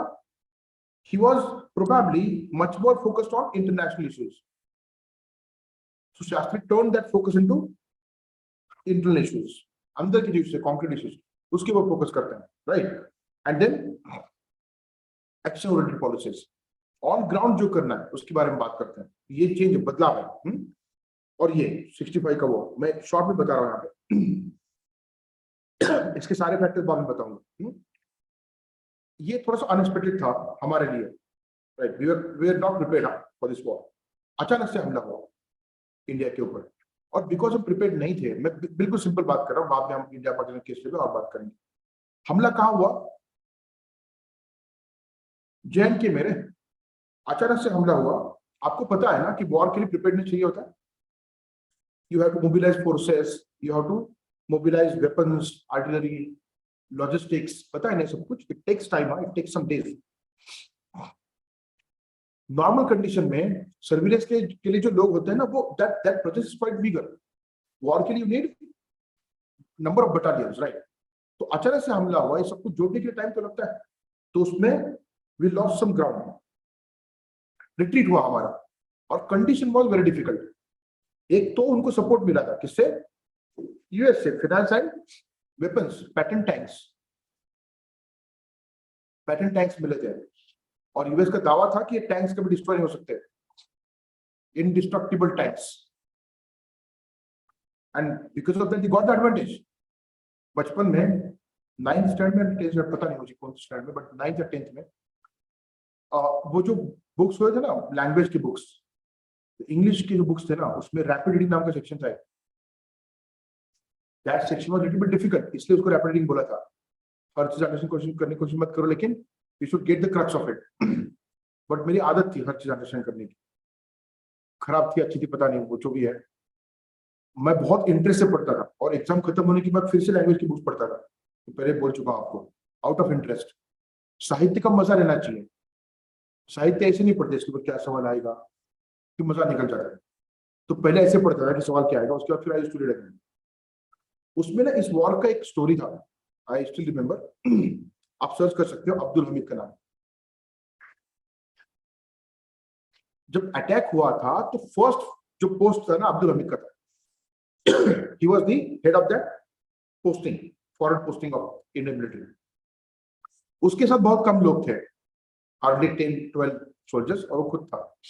उसने देखा कि टैंक से ज्यादा, तो समझ गया this is a full scale war. उसने बोल दिया अपने पूरे लोगों को, आप चले जाओ यहाँ से, all of you go back and give the information to the headquarter. आप बोलता मैं देखता हूं इनको, and whatever ammunition he had, उसको लेकर के गोरिल्ला वॉरफेयर किया उसने। छुप छुप करके टैंक के ऊपर अटैक करता था, एंड इट डिस्ट्रॉयड 2 या 3 पैटर्न टैंक्स, और फिर शहीद हुआ। तो वो स्टोरी थी उसमें, कहीं ना कहीं कनेक्ट होता है ना वो सर्टेन थिंग्स। उसके बाद हमारा जो रिट्रीट हुआ, तो सीरियस सिचुएशन बनी, ठीक है। तो डिफेंस मिनिस्टर जो थे हमारे यशवंत चौहान, प्राइम मिनिस्टर शास्त्री, और हमारे जो मिलिट्री जनरल थे, इनकी मीटिंग हो रही थी। तो मिलिट्री जनरल ने क्या बोला पता है क्या? पहले तो ये पूछा कि सिचुएशन क्या है, प्राइम मिनिस्टर ने, व्हाट इज सिचुएशन, अपडेट नहीं। तो बताया कि मुश्किल है, और वो अंदर आ चुके हैं, तो फिर it become difficult all the more to push them back, क्योंकि प्रिपेयर्डनेस नहीं है। तो क्या करें सिचुएशन में? तो मिलिट्री जनरल हेजिटेट कर रहे थे, नहीं सर ऑप्शन नहीं, वी आर डिफेंड। नहीं, आप क्या सोच रहे हो? बोलते कि है सर, बट वो एक्सेप्टेबल नहीं होगा हमारे लिए। बताओ तो सही। बोलते कि सर ऐसा है कि we always go for defence, and sometimes attack is the best defence. आप क्रिकेट देखते हो ना, 2 विकेट चले गए सपोज, है ना, तो क्या होता है? अपोजिशन टीम बहुत प्रेशर डालता है, कैसे? सारे फील्डर बिल्कुल पास में, हाँ, इधर एक खड़ा है, इधर एक खड़ा है, कहीं भी बॉल भी लग गया तो हाथ लगाएंगे सर, हाउस दैट बोलेंगे, अपील करेंगे ना, प्रेशर बन जाता है, बहुत प्रेशर। उसमें विकेट भी चला जाता है कई बार, है ना। इसमें एक ही तरीका होता है, बैट घुमाओ, ऐसे घुमाओ ना उसका आवाज आना चाहिए। कहीं भी लगने तो टाइमिंग मैटर नहीं करता, सारे यहीं पे हैं। क्या जाएगा भी तो नो मैच लैंड में गिरेगा। ये टेक्निक है यार। Counter attack is the best defence. एक दो शॉट लग गए ना, फिर वो निकल जाएगा। That is the only option that we have, counter attack, right, है ना। तो ये सजेस्ट किया था। तो शास्त्री जी ने काउंटर अटैक कहाँ, बोलते पंजाब में, नियर लाहौर, लाहौर बॉर्डर के पास है। तो उससे बहुत बड़ा साइकोलॉजिकल प्रेशर बनेगा पाकिस्तान के ऊपर। और प्रॉब्लम ये है पाकिस्तान का यहाँ पे, हम ये क्यों करें, इसलिए because Pakistan would be least expecting counter attack like this. अब तक का जो हमारा इतिहास है वो क्या है, जहां पे अटैक हो रहा है वहां पे डिफेंड करना, राइट। पास देगी नहीं, चक दे चक दे। चक दे मूवी देखी आपने? वो दो हमारे फ्रंट के जो स्ट्राइकर है, पास देगी नहीं, आप सामने आ जाए, लेकिन उसने पास दिया और गोल हुआ। Strategies and counter strategies. आपको लग रहा होगा मैं बार बार ना वो खेल की तरफ क्यों चला जाता हूँ, there is a game theory in आयर। You must be thinking sir को कुछ ज्यादा इंटरेस्ट लगता है ना खेलों में। वो है, नहीं ऐसा नहीं है, लेकिन आयर में गेम थ्योरी भी है। Strategies and counter strategy. सामने वाला क्या सोच रहा है, उसके खिलाफ कुछ करना, उसे शौक बनता है, पता है क्या, ये शौक थेरेपी भी था। लेकिन वो मिलिट्री जनरल जानते थे ये डिसीजन नहीं होगा। कोल्ड वॉर का समय था रे, और पाकिस्तान का अलाय था कौन, सेंटो सियाडो साइन किया था, if you attack US will come. Situation was grave, ठीक है। तो शास्त्री जी ने बोल दिया ठीक है करो फिर attack. He was in shock, are you sure sir, go ahead. बाद में कई भाषणों में उस मिलिट्री जनरल ने ये बात बताई है, और वो ऐसे बोलते थे ये बहुत बड़ा डिसीजन था, और इतना बड़ा डिसीजन लेने वाला इंसान इतना सा, वो दिखने में छोटे थे, लेकिन he had that courage to go ahead। और फिर हमने अटैक किया, पाकिस्तान वाज कंप्लीटली ऑफ, समझ में आ रहा है क्या हो रहा है ना। वो पूरी ताकत लगा रहे, कहां थे, कश्मीर में। अटैक कहां हुआ, हम ऑलमोस्ट लाहौर के पास चले गए थे। हाँ, पाकिस्तान की हालत खराब हुई, हालत खराब, ठीक है। हाँ, लाहौर अगर हाथ में आता ना तो इमेजिन करो आप, ठीक है। तो वहां पे फिर यूएस साहब ने इंटरवेन किया। किसने इंटरवेन किया, यूएस ने नहीं। हाँ, अब ये सरप्राइजिंग लगता है ना, हमारा दोस्त, इसको क्या पड़ी है ना, ऐसा होता है। वो सब ठीक है, दोस्ती वगैरह, इनके अपने खुद के इंटरेस्ट है यूएस के, और यूएस के साथ। यूएस जानता था अगर वो खुद नहीं आएगा तो कौन आएगा, यूएस। और एशिया किसका बैकयार्ड है, मेरा। उधर से यूएस आकर के यहां डिसाइड करने लगा, तो मेरा सुपर पावर स्टेटस किस काम का। और ये सोच लेकर के यूएस आर इंटरवेन, और दोनों को बोल दिया come to Tashkent for talks with immediate ceasefire। So we had to go for immediate ceasefire। लोग बहुत कन्वीनियंटली बोल रहे, बहुत कन्वीनियंटली, दैट पीओ के हम देने वाले थे, नेहरू ने सीज फायर किया, मजा आ रहा था उसको।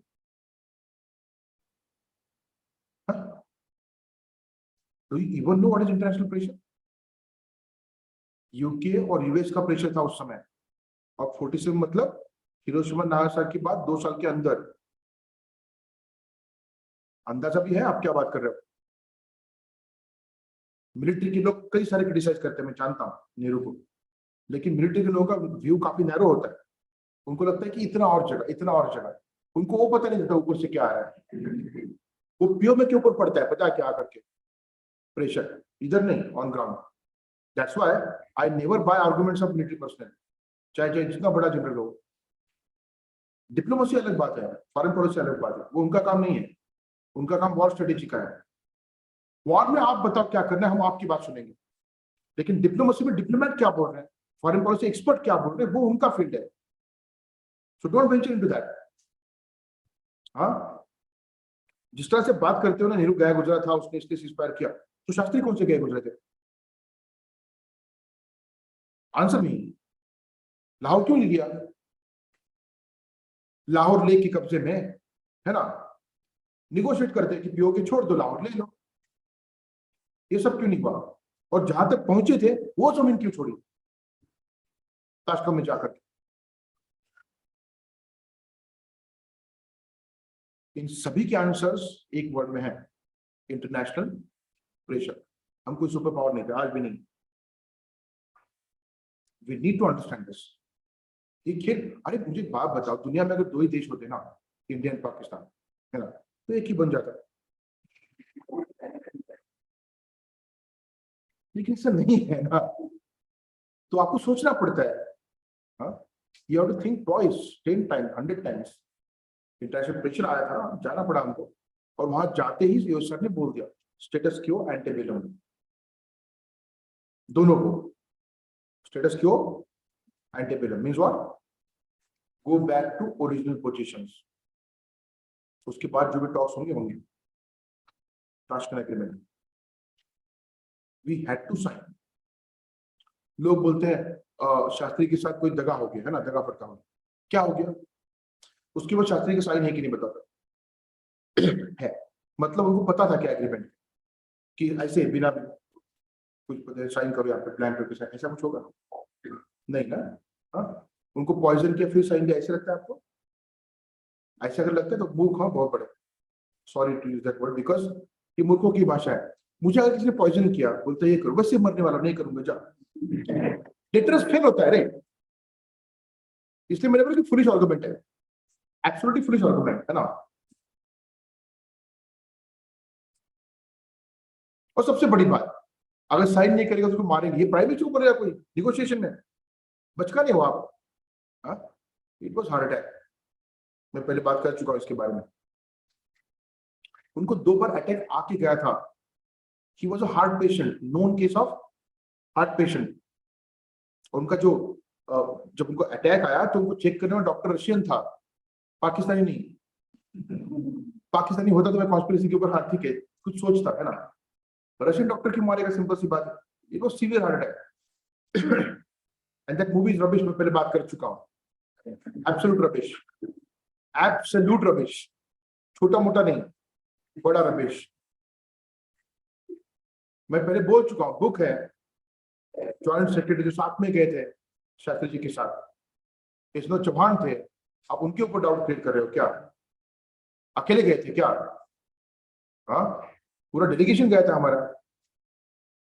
आपको अंदाजा भी नहीं है, वहां पे हमारा जो डिप्लोमेट था ना, उसका कुक था, नया नहीं चाहिए।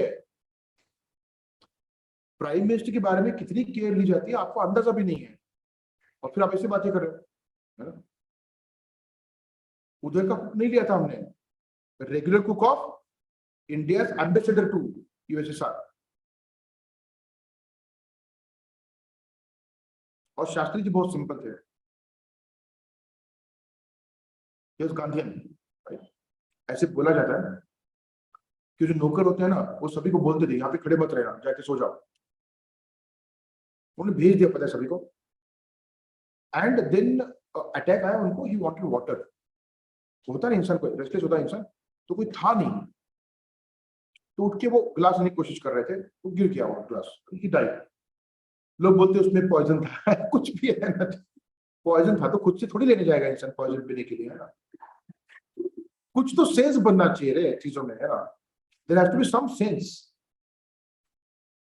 अटैक आया उनको, और उधर ना एक कॉन्स्पिरेसी थी, तो उसमें पानी नहीं था, उसमें क्या था, जहर था, तो जहर पिया तो मर गए, wonderful. And his body colour change because of preservatives which were given to his body after death. Tashkent से यहाँ लेकर के आना वीआईपी है, आप ऐसे भेज नहीं सकते, पोस्टमार्टम एंड एवरीथिंग आपको, क्योंकि इंडिया का प्राइम मिनिस्टर है, वहां पे डेथ हुआ तो US would take all the care, right. तो तब तक बॉडी को प्रिजर्व करना पड़ता है, बॉडी इमीडिएटली डिकम्पोज होता है, जानते हो ना। तो उसके लिए प्रिजर्वेटिव दिया था, that because of that colour change body का, तो फिर वो कॉन्स्पिरेसी बनी सारी। उनकी फैमिली बोलती है ना, बॉडी बॉडी का कलर चेंज हो गया है, काला नीला हो गया, इसलिए उनको पॉइजन किया गया। आई अंडरस्टैंड, क्योंकि इंसान शॉक में है, और दुख में कुछ चीजें बोलते हैं, फाइन, लेकिन वो लेकर के जो कॉन्स्पिरेसी बनाते हैं ना उनके ऊपर हंसी आती है मुझे। और ये जब कॉन्स्पिरेसी बनी, उनकी फैमिली ने जब pointed out his change body colour, तो वो जो जॉइंट सेक्रेटरी था बेचारा, वो टेंशन में आ गया, वो उधर ही था ना, ठीक है।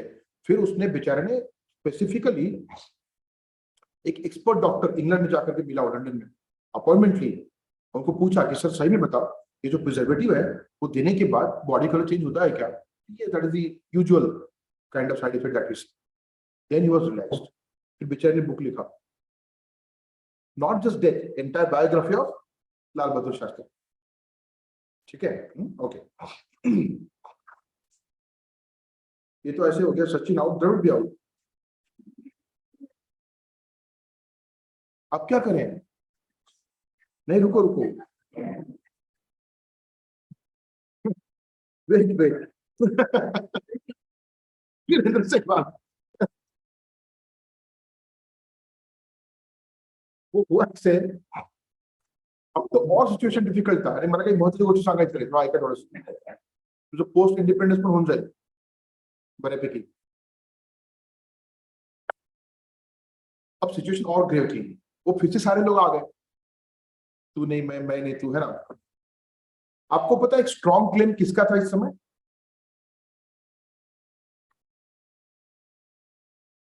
यशवंतराव चौहान। एक अपॉर्चुनिटी आई थी महाराष्ट्र के पास प्राइम मिनिस्टर बनने की, और वो बस यशवंतराव चौहान की थी। Sharad Pawar was nowhere close. वो तो हमारा सेंटिमेंट है, उसको छोड़ो। और शरद पवार जिस तरह की राजनीति करते हैं ना, उससे मुश्किल भी है। वो किसी के नहीं है, क्या करें, है ना। किसी के होंगे तो कुछ सोचेगा ना इंसान। इमेजिन दिस, वो सोनिया गांधी का मुद्दा बना करके बाहर आए, नहीं आए होते ना, सोनिया गांधी के पास ऑप्शन ही नहीं था उनके अलावा। अंदर की बात बताऊं क्या, सोनिया गांधी ने डिसाइड किया था she is not going to be prime minister. बोलेगी थोड़ी हो, इलेक्शन होने के बाद बता दिया कि मुझे नहीं बनना है। तो एक नाम कौन सा था पता है क्या? क्योंकि शरद पवार तो बाहर चले गए थे। हाँ, आपको बहुत बड़ा शौक लगेगा, शिवराज पाटिल। हाँ हाँ, मैं पूर्व बताता हूँ आपको। हाँ, वो इंसान पता है 7 या 8 बार लातूर से जीत गया, और इस बार बिल्कुल गिर गया गलत टाइमिंग पे, और गिरने के बावजूद नंबर 2 पोजीशन मिली होम मिनिस्टर। बनने के बाद क्या हुआ बात अलग है, जितना क्रिटिसिज्म वगैरह वगैरह, ठीक है। अगर वो शिवराज पाटिल को बना सकते हैं, he has no base as such, कोई मास बेस नहीं है। Sharad Pawar is a big name, everybody knows that. Shivraj Patil is more known for disciplined kind of person, है ना। ऑफिस में काम करने वाले जो लोग होते हैं उस टाइप में, अच्छा अंडरस्टैंडिंग है कॉन्स्टिट्यूशन का वगैरह वगैरह। एम लक्ष्मीकांत में नाम है उनका। पढ़ते क्या हुआ, एंटी डिफेक्शन लॉ के ऊपर जो चैप्टर है उसका नोट में देखना मिलेगा। अंडरस्टैंडिंग है, लेकिन प्रॉब्लम क्या है, मास बेस नहीं। तो आप ये सोचो, अगर शरद पवार होते उस समय पार्टी में, तो undoubtedly he was the prime minister time. मैं जानता हूं अंदर से कि सोनिया गांधी नहीं चाहती कि पोप बने, क्योंकि वो स्ट्रॉन्ग लीडर है, लेकिन उनके पास ऑप्शन नहीं था उस समय। She had no other option. और शरद पवार भी ऐसे भी नहीं है, वो इतना इमेच्योर इंसान नहीं है कि प्राइम मिनिस्टर बना तो अपना ही सब कुछ करेगा, कि वो निग्लेक्ट सोनिया गांधी, पॉसिबल नहीं था। तो एक अंडरस्टैंडिंग बन जाता फॉर श्योर। लेकिन वो पास आने से पहले ये लोग ये हिट विकेट कर देते हैं। शरद पवार हिट विकेट जानते हो ना, इसलिए मैंने बोला कि he was never close to prime minister. अगर कोई महाराष्ट्र का इंसान क्लोज गया था ना, it was political guru of Sharad Pawar, that is Yashwantrao Chavan. और ये बात मुझे कैसे पता चली कि काफी क्लोज चले गए? शरद पवार की ऑटोबायोग्राफी है। किसकी ऑटोबायोग्राफी है? आंखों देखा हाल उस समय का। क्या हुआ पता है क्या? जब शास्त्री जी का डेथ हुआ, शरद पवार आणि महाराष्ट्राचे काही नेते पोहोचले दिल्लीला। आता साहेबांनी काय पंतप्रधान झालंच पाहिजे नाही का, आणि मग सांगितलं जाऊन, साहेब तुम्ही डायरेक्ट स्टिक करा क्लेम, डायरेक्टली बोलते कि मुझे बनना है। शरद पवार ने बोला था ऐसे, है ना। तो यशवंतराव बोले कि शरद खूप जास्त बोलतोस तू, छोटे थे उस समय रे, तो चुप हो गए बेचारे, क्या बोलेंगे ना, है ना। बाकी लोग नहीं सर आप मतलब क्लेम तो करो ना। ही सेड नो, मुझे पहले इंदिरा गांधी को कंसल्ट करना पड़ेगा। Everybody was like for what, उन्होंने मेरी मदद की है पहले, मदद क्या थी बताता हूं मैं आपको, और ये लोग कैसे थे उस समय। वर मागे एकदा संयुक्त महाराष्ट्र चळवळीबद्दल बोलले मी, ते काय काय झालं, यशवंतराव काय त्यांचं काय म्हणणं होतं, यशवंतराव कात्रीत सापडले होते यार, सभी को मराठी समझ में आता है ना, एनीबडी हियर, तो विशेष मराठी आहे म्हणून मराठी करा। यशवंतराव कात्रीत सापडले होते, एका बाजूला महाराष्ट्रातील जनता ती पेटली होती अक्षरशः, आणि दुसऱ्या बाजूला पंतप्रधान जे म्हणत होते कॉमन कॅपिटल ठेवा, आणि मग यशवंतराव कन्व्हिन्स करत होते नेहरूंना, पण ते होत नव्हतं, आणि त्यांनी बरंच सांगितलं की नाही तो महाराष्ट्र पेटलाय, मग ते काय म्हणायचे, आपण इथं बसून एका राज्याबद्दल विचार करून चालत नाही, गुजरातचं काय, उद्या तिकडे आपला परवा झाला तर काय, राजकारण विचार करायला पाहिजे। मग ते त्यांना पटवून देण्यासाठी नेहरूंना एकदम महाराष्ट्रात आणून ते दाखवणं गरजेचं होतं की किस हद तक की सिच्युएशन आउट ऑफ कंट्रोल जा रहा है। ठीक आहे, तुम्हाला प्रतापगड माहिती आहे ना, गेलात कधी प्रतापगडवर, आणि गेलात तर काय करता मोठा विषयच आहे म्हणजे चर्चेचा, तिथं महाराजांचा पुतळा बघितलाय की मोठा, पाहिला समोर काय लिहिलंय, वाचलंय काय दिलंय, पुतळ्याचं अनावरण कुणी केलंय, हा मी म्हटलं ना काय करता माहित नाही तुम्ही जाऊन तिकडे, तिथं स्पष्ट लिहिलंय की पुतळ्याचं अनावरण पहिले पंतप्रधान जवाहरलाल नेहरू यांच्या हस्ते झालेले आहे, आणि हा घाट घातला होता यशवंतराव चव्हाणांनी, ते कारण काढलं,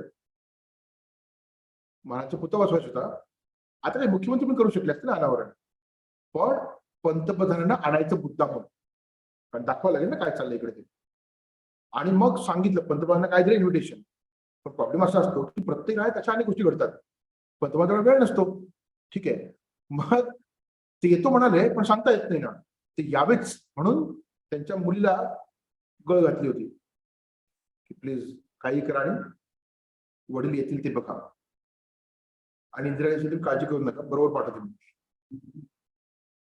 आणि हेही सांगितलं होतं की प्रॉब्लेम खूप हाताबाहेर गेलाय, त्याने येऊन पाहणं गरजेचं आहे, काहीही करा त्यांनी यायला सांगा। इंदिरा गांधी अश्युअर्ड की आय डू दॅट, ठीक आहे, आणि नेहरू आले, नेहरू येणारे कळल्यानंतर यशवंतरावांनी त्या मुवमेंटचे लोक होते ना त्यांना बोलावलं, त्यांना सांगितलं की जोरदार प्रोटेस्ट करायचं, कुठे, किल्ल्याचं पण फार जवळ यायचं नाही, सिक्युरिटी ब्रीच करायची, दिसलं पाहिजे काय चाललंय इकडे, बस तेवढंच, तेवढंच पाहिजे होतं।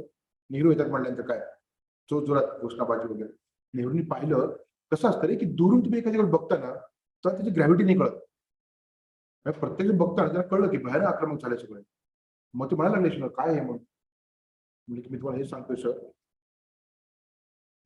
स्टेट्समन कळलं का, मुत्सद्दी माणूस, नेहरूही मुत्सद्दी होता माणूस आणि यशवंतराव सुद्धा होते, म्हणजे इतकं आता पण गेलंय, हो सर, मला एक सांगा यशवंतराव, गुजरातचं काय, he was combined chief minister Bombay state, म्हणजे गुजरात शांत आहे, तिथं काही परिणाम होणार नाही, अलग लक्षात तुमच्या, असं सांगितल्यानंतर मग ते म्हणे ठीक आहे असं असेल तर मग निर्णय घेऊन टाका, मग लगेच काय यशवंतरावांनी अनाउन्समेंट करून टाकली, काय मुंबई महाराष्ट्राला मिळणार। आता विचार करा ती छोटीशी मत काय केली इंदिरा गांधींनी, आणि आज अहंकार इतका मोठा आहे, ज्याने आपल्याला बनवलं त्याला बघायला तयार नाहीत लोक। मी कुणाकुणाबद्दल बोलतोय ना असा विचार करा, कुणा एकाबद्दल नव्हे, कळतंय ना, त्या छगन भुजबळ पासून राणे ह्या सगळ्या लोकांना बाळासाहेबांनी बनवलं, बरं बाळासाहेबांच्या विचारासोबत माझे प्रचंड मतभेद आहेत, पण महाराष्ट्रामध्ये ही नावं सुद्धा कधी आली नाही त्या राजकारणामध्ये, पाटील देशमुख सोडून, अशी नावं जी कोणाला माहिती नाहीये तशी नावं तयार केली त्या माणसानं, हे एवढं श्रेय द्यायलाच पाहिजे ना। मग ते राणे भुजबळापासून ते पंतप्रधानापर्यंत अडवाणी राष्ट्रपती होऊ नये म्हणून पंतप्रधानांनी काय काय केलं जर बघितलं तर लाज वाटायला लागते. अरे मागचे पेपर काढा सगळे. कोविंद जेव्हा राष्ट्रपती झाले ना त्यावेळेस अडवाणींचं नाव होतं, माहिती आहे का तुम्हाला? आणि बरोबर त्याच वेळेस बाबरीची केस बाहेर आली आणि जशी ती निवडणूक संपली ती गायब पण झाली केस. काढा पेपर सगळं बाहेर, बरोबर सांगतो काय झालं तुम्हाला. माणसाने इतकंही कृतज्ञपणा करू नये. पुन्हा अडवाणीसोबत माझे मतभेद आहेत बरं, पर्सनल वैयक्तिक, त्यांच्या विचार मला सगळे पटत असं नाही. पण अडवाणी वाजपेयी दोन लोक असे आहेत ना त्यांनी आपली विचारधारा कधी सोडली नाही. या लोकांनी ग्राउंडवर काम केलं आहे, पक्ष उभा केला हे तर मान्य. आणि यांचं करिअर तेव्हाच संपलं असतं 2002ला जर अडवाणी उभं राहिले नसते तर. वाजपेयी ठरवलं होतं या माणसाला आधी बाजूला करा, दिसता कामा नाही परत. माहिती का तुम्हाला? बाहेर चिडला होतो माणूस, मला आंतरराष्ट्रीय दबाव येतोय. अडवाणी बोलले टोकाला जाते तुम्ही, काही गरज नाही. हे अडवाणी कॅम्पचे आहेत बरं. मोदी यांनी वाचवलंय अडवाणींनी. किमान तेवढी आठवण ठेवावी माणसाने. अडवाणी राष्ट्रपती झाले असते मला फार आनंद असता असा भाग नाही रे. मुद्दा काय आहे, जाणीव ठेवणे ज्याला म्हणतो ना आपण, ती किती आहे तुमच्यामध्ये. आणि सगळ्यात महत्त्वाची गोष्ट, त्यात कोण कोण आरोपित बघायचं बाबरीच्या केसमध्ये. अडवाणी आहेत, मुरली मनोज जोशी आहेत, त्यानंतर काय ते अरे ते नाव काय त्यांचं, ते साध्वी कोणतं त्या, हा उमा भारती, हा साध्वी पण नंतर काय म्हणतो बघ, हा कार्तिक कपडे वगैरे वगैरे घालतात, उमा भारती यांची सगळी नाव आहेत. पण तुम्हाला माहितीये का, ज्या मुवमेंटनी सगळं झालं ती मुवमेंट कोणती? रथयात्रा. कोणाची? अडवाणींची. त्या रथात आणखी एक माणसाचा चेहरा आहे, त्याचं नावच नाही आहे चार्जशीट मध्ये. काढू का फोटो गुगल वरून? ते आजचे पंतप्रधान आहेत. मी सरळ गुगलवर जा, रथयात्रेचे फोटो काढत, मग जवळपास ते मोदी दिसतीलच. म्हणजे कोणाच्या? अडवाणीच्या बाजू. मग सगळ्यांचं नाव चार्जशीट मध्ये. आता मला सांगा, केस आत्ताच का ओपन झाली?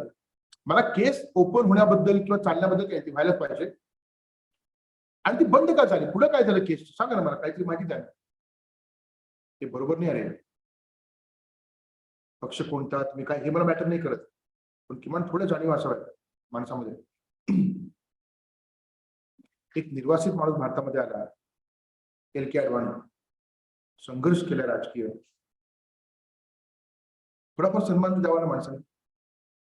आणि इथं काय चाललंय, काय मोठी मदत बघा. हे अशा मदती आपण रोज घेऊन विसरून जातो नाही का. आणि यशवंतराव काय म्हणतात, त्यांनी मला मदत केली होती, त्यांना विचारल्याशिवाय मी पुढे जाणार नाही. मग ते गेले इंदिरा गांधीकडे आणि चर्चा केली, परत आले. इंदिरा गांधीचं बोलणं काय झालं माहितीये का? ते म्हणाले की काय करायचं पंतप्रधान पदाबद्दल. मग इंदिरा गांधी म्हणतात, तुम्ही सगळे सिनियर आहात, तुम्ही ठरवा. बाईच्या डोक्यात काय, तुम्ही ठरवा, मी तुम्ही माझं नाव घ्या सगळ्यांनी.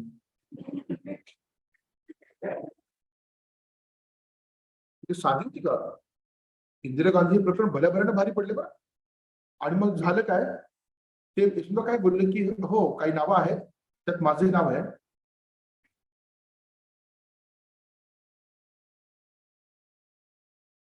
माझी अशी इच्छा आहे की तुम्ही व्हावं.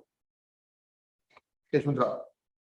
आणि मग मग मॅडम वेगळ्याच भाषेमध्ये, नाही नाही नाही, मी तर खूप लहान आहे तुमच्यापेक्षा, तुम्ही बघा.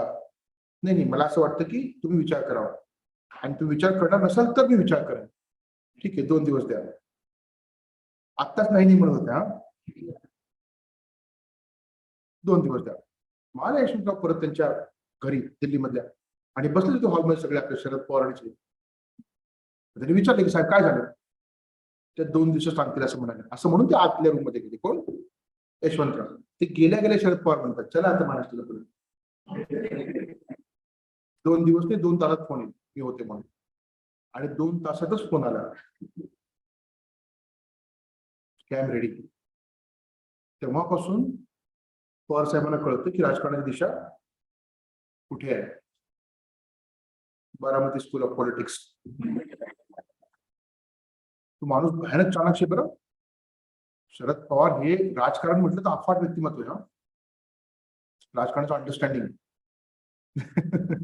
क्रिटिझम प्रत्येकावर करता येतं, नाही असं नाही, पण आणि हे मोदी जाणून आहेत, त्यांचंच बोट धरून आलं असं म्हणाले राजकारणामध्ये. बारामतीमध्ये बोलले हे की शरद पवारांचं बोट धरून मी राजकारणात आलो म्हणे, किंवा शिकलो राजकारण. राज ठाकरे होते आपले, मी कुठलं बोट धरले. आणि त्यावेळेस राज ठाकरे किंवा अपोजिट. आणि पुढचं वाक्य तरी ऐका अरे. राज ठाकरे म्हणाले कुठलं बोट धरलंय, म्हणजे ते तर धरलं ना जे आदित्य धरलं होतं.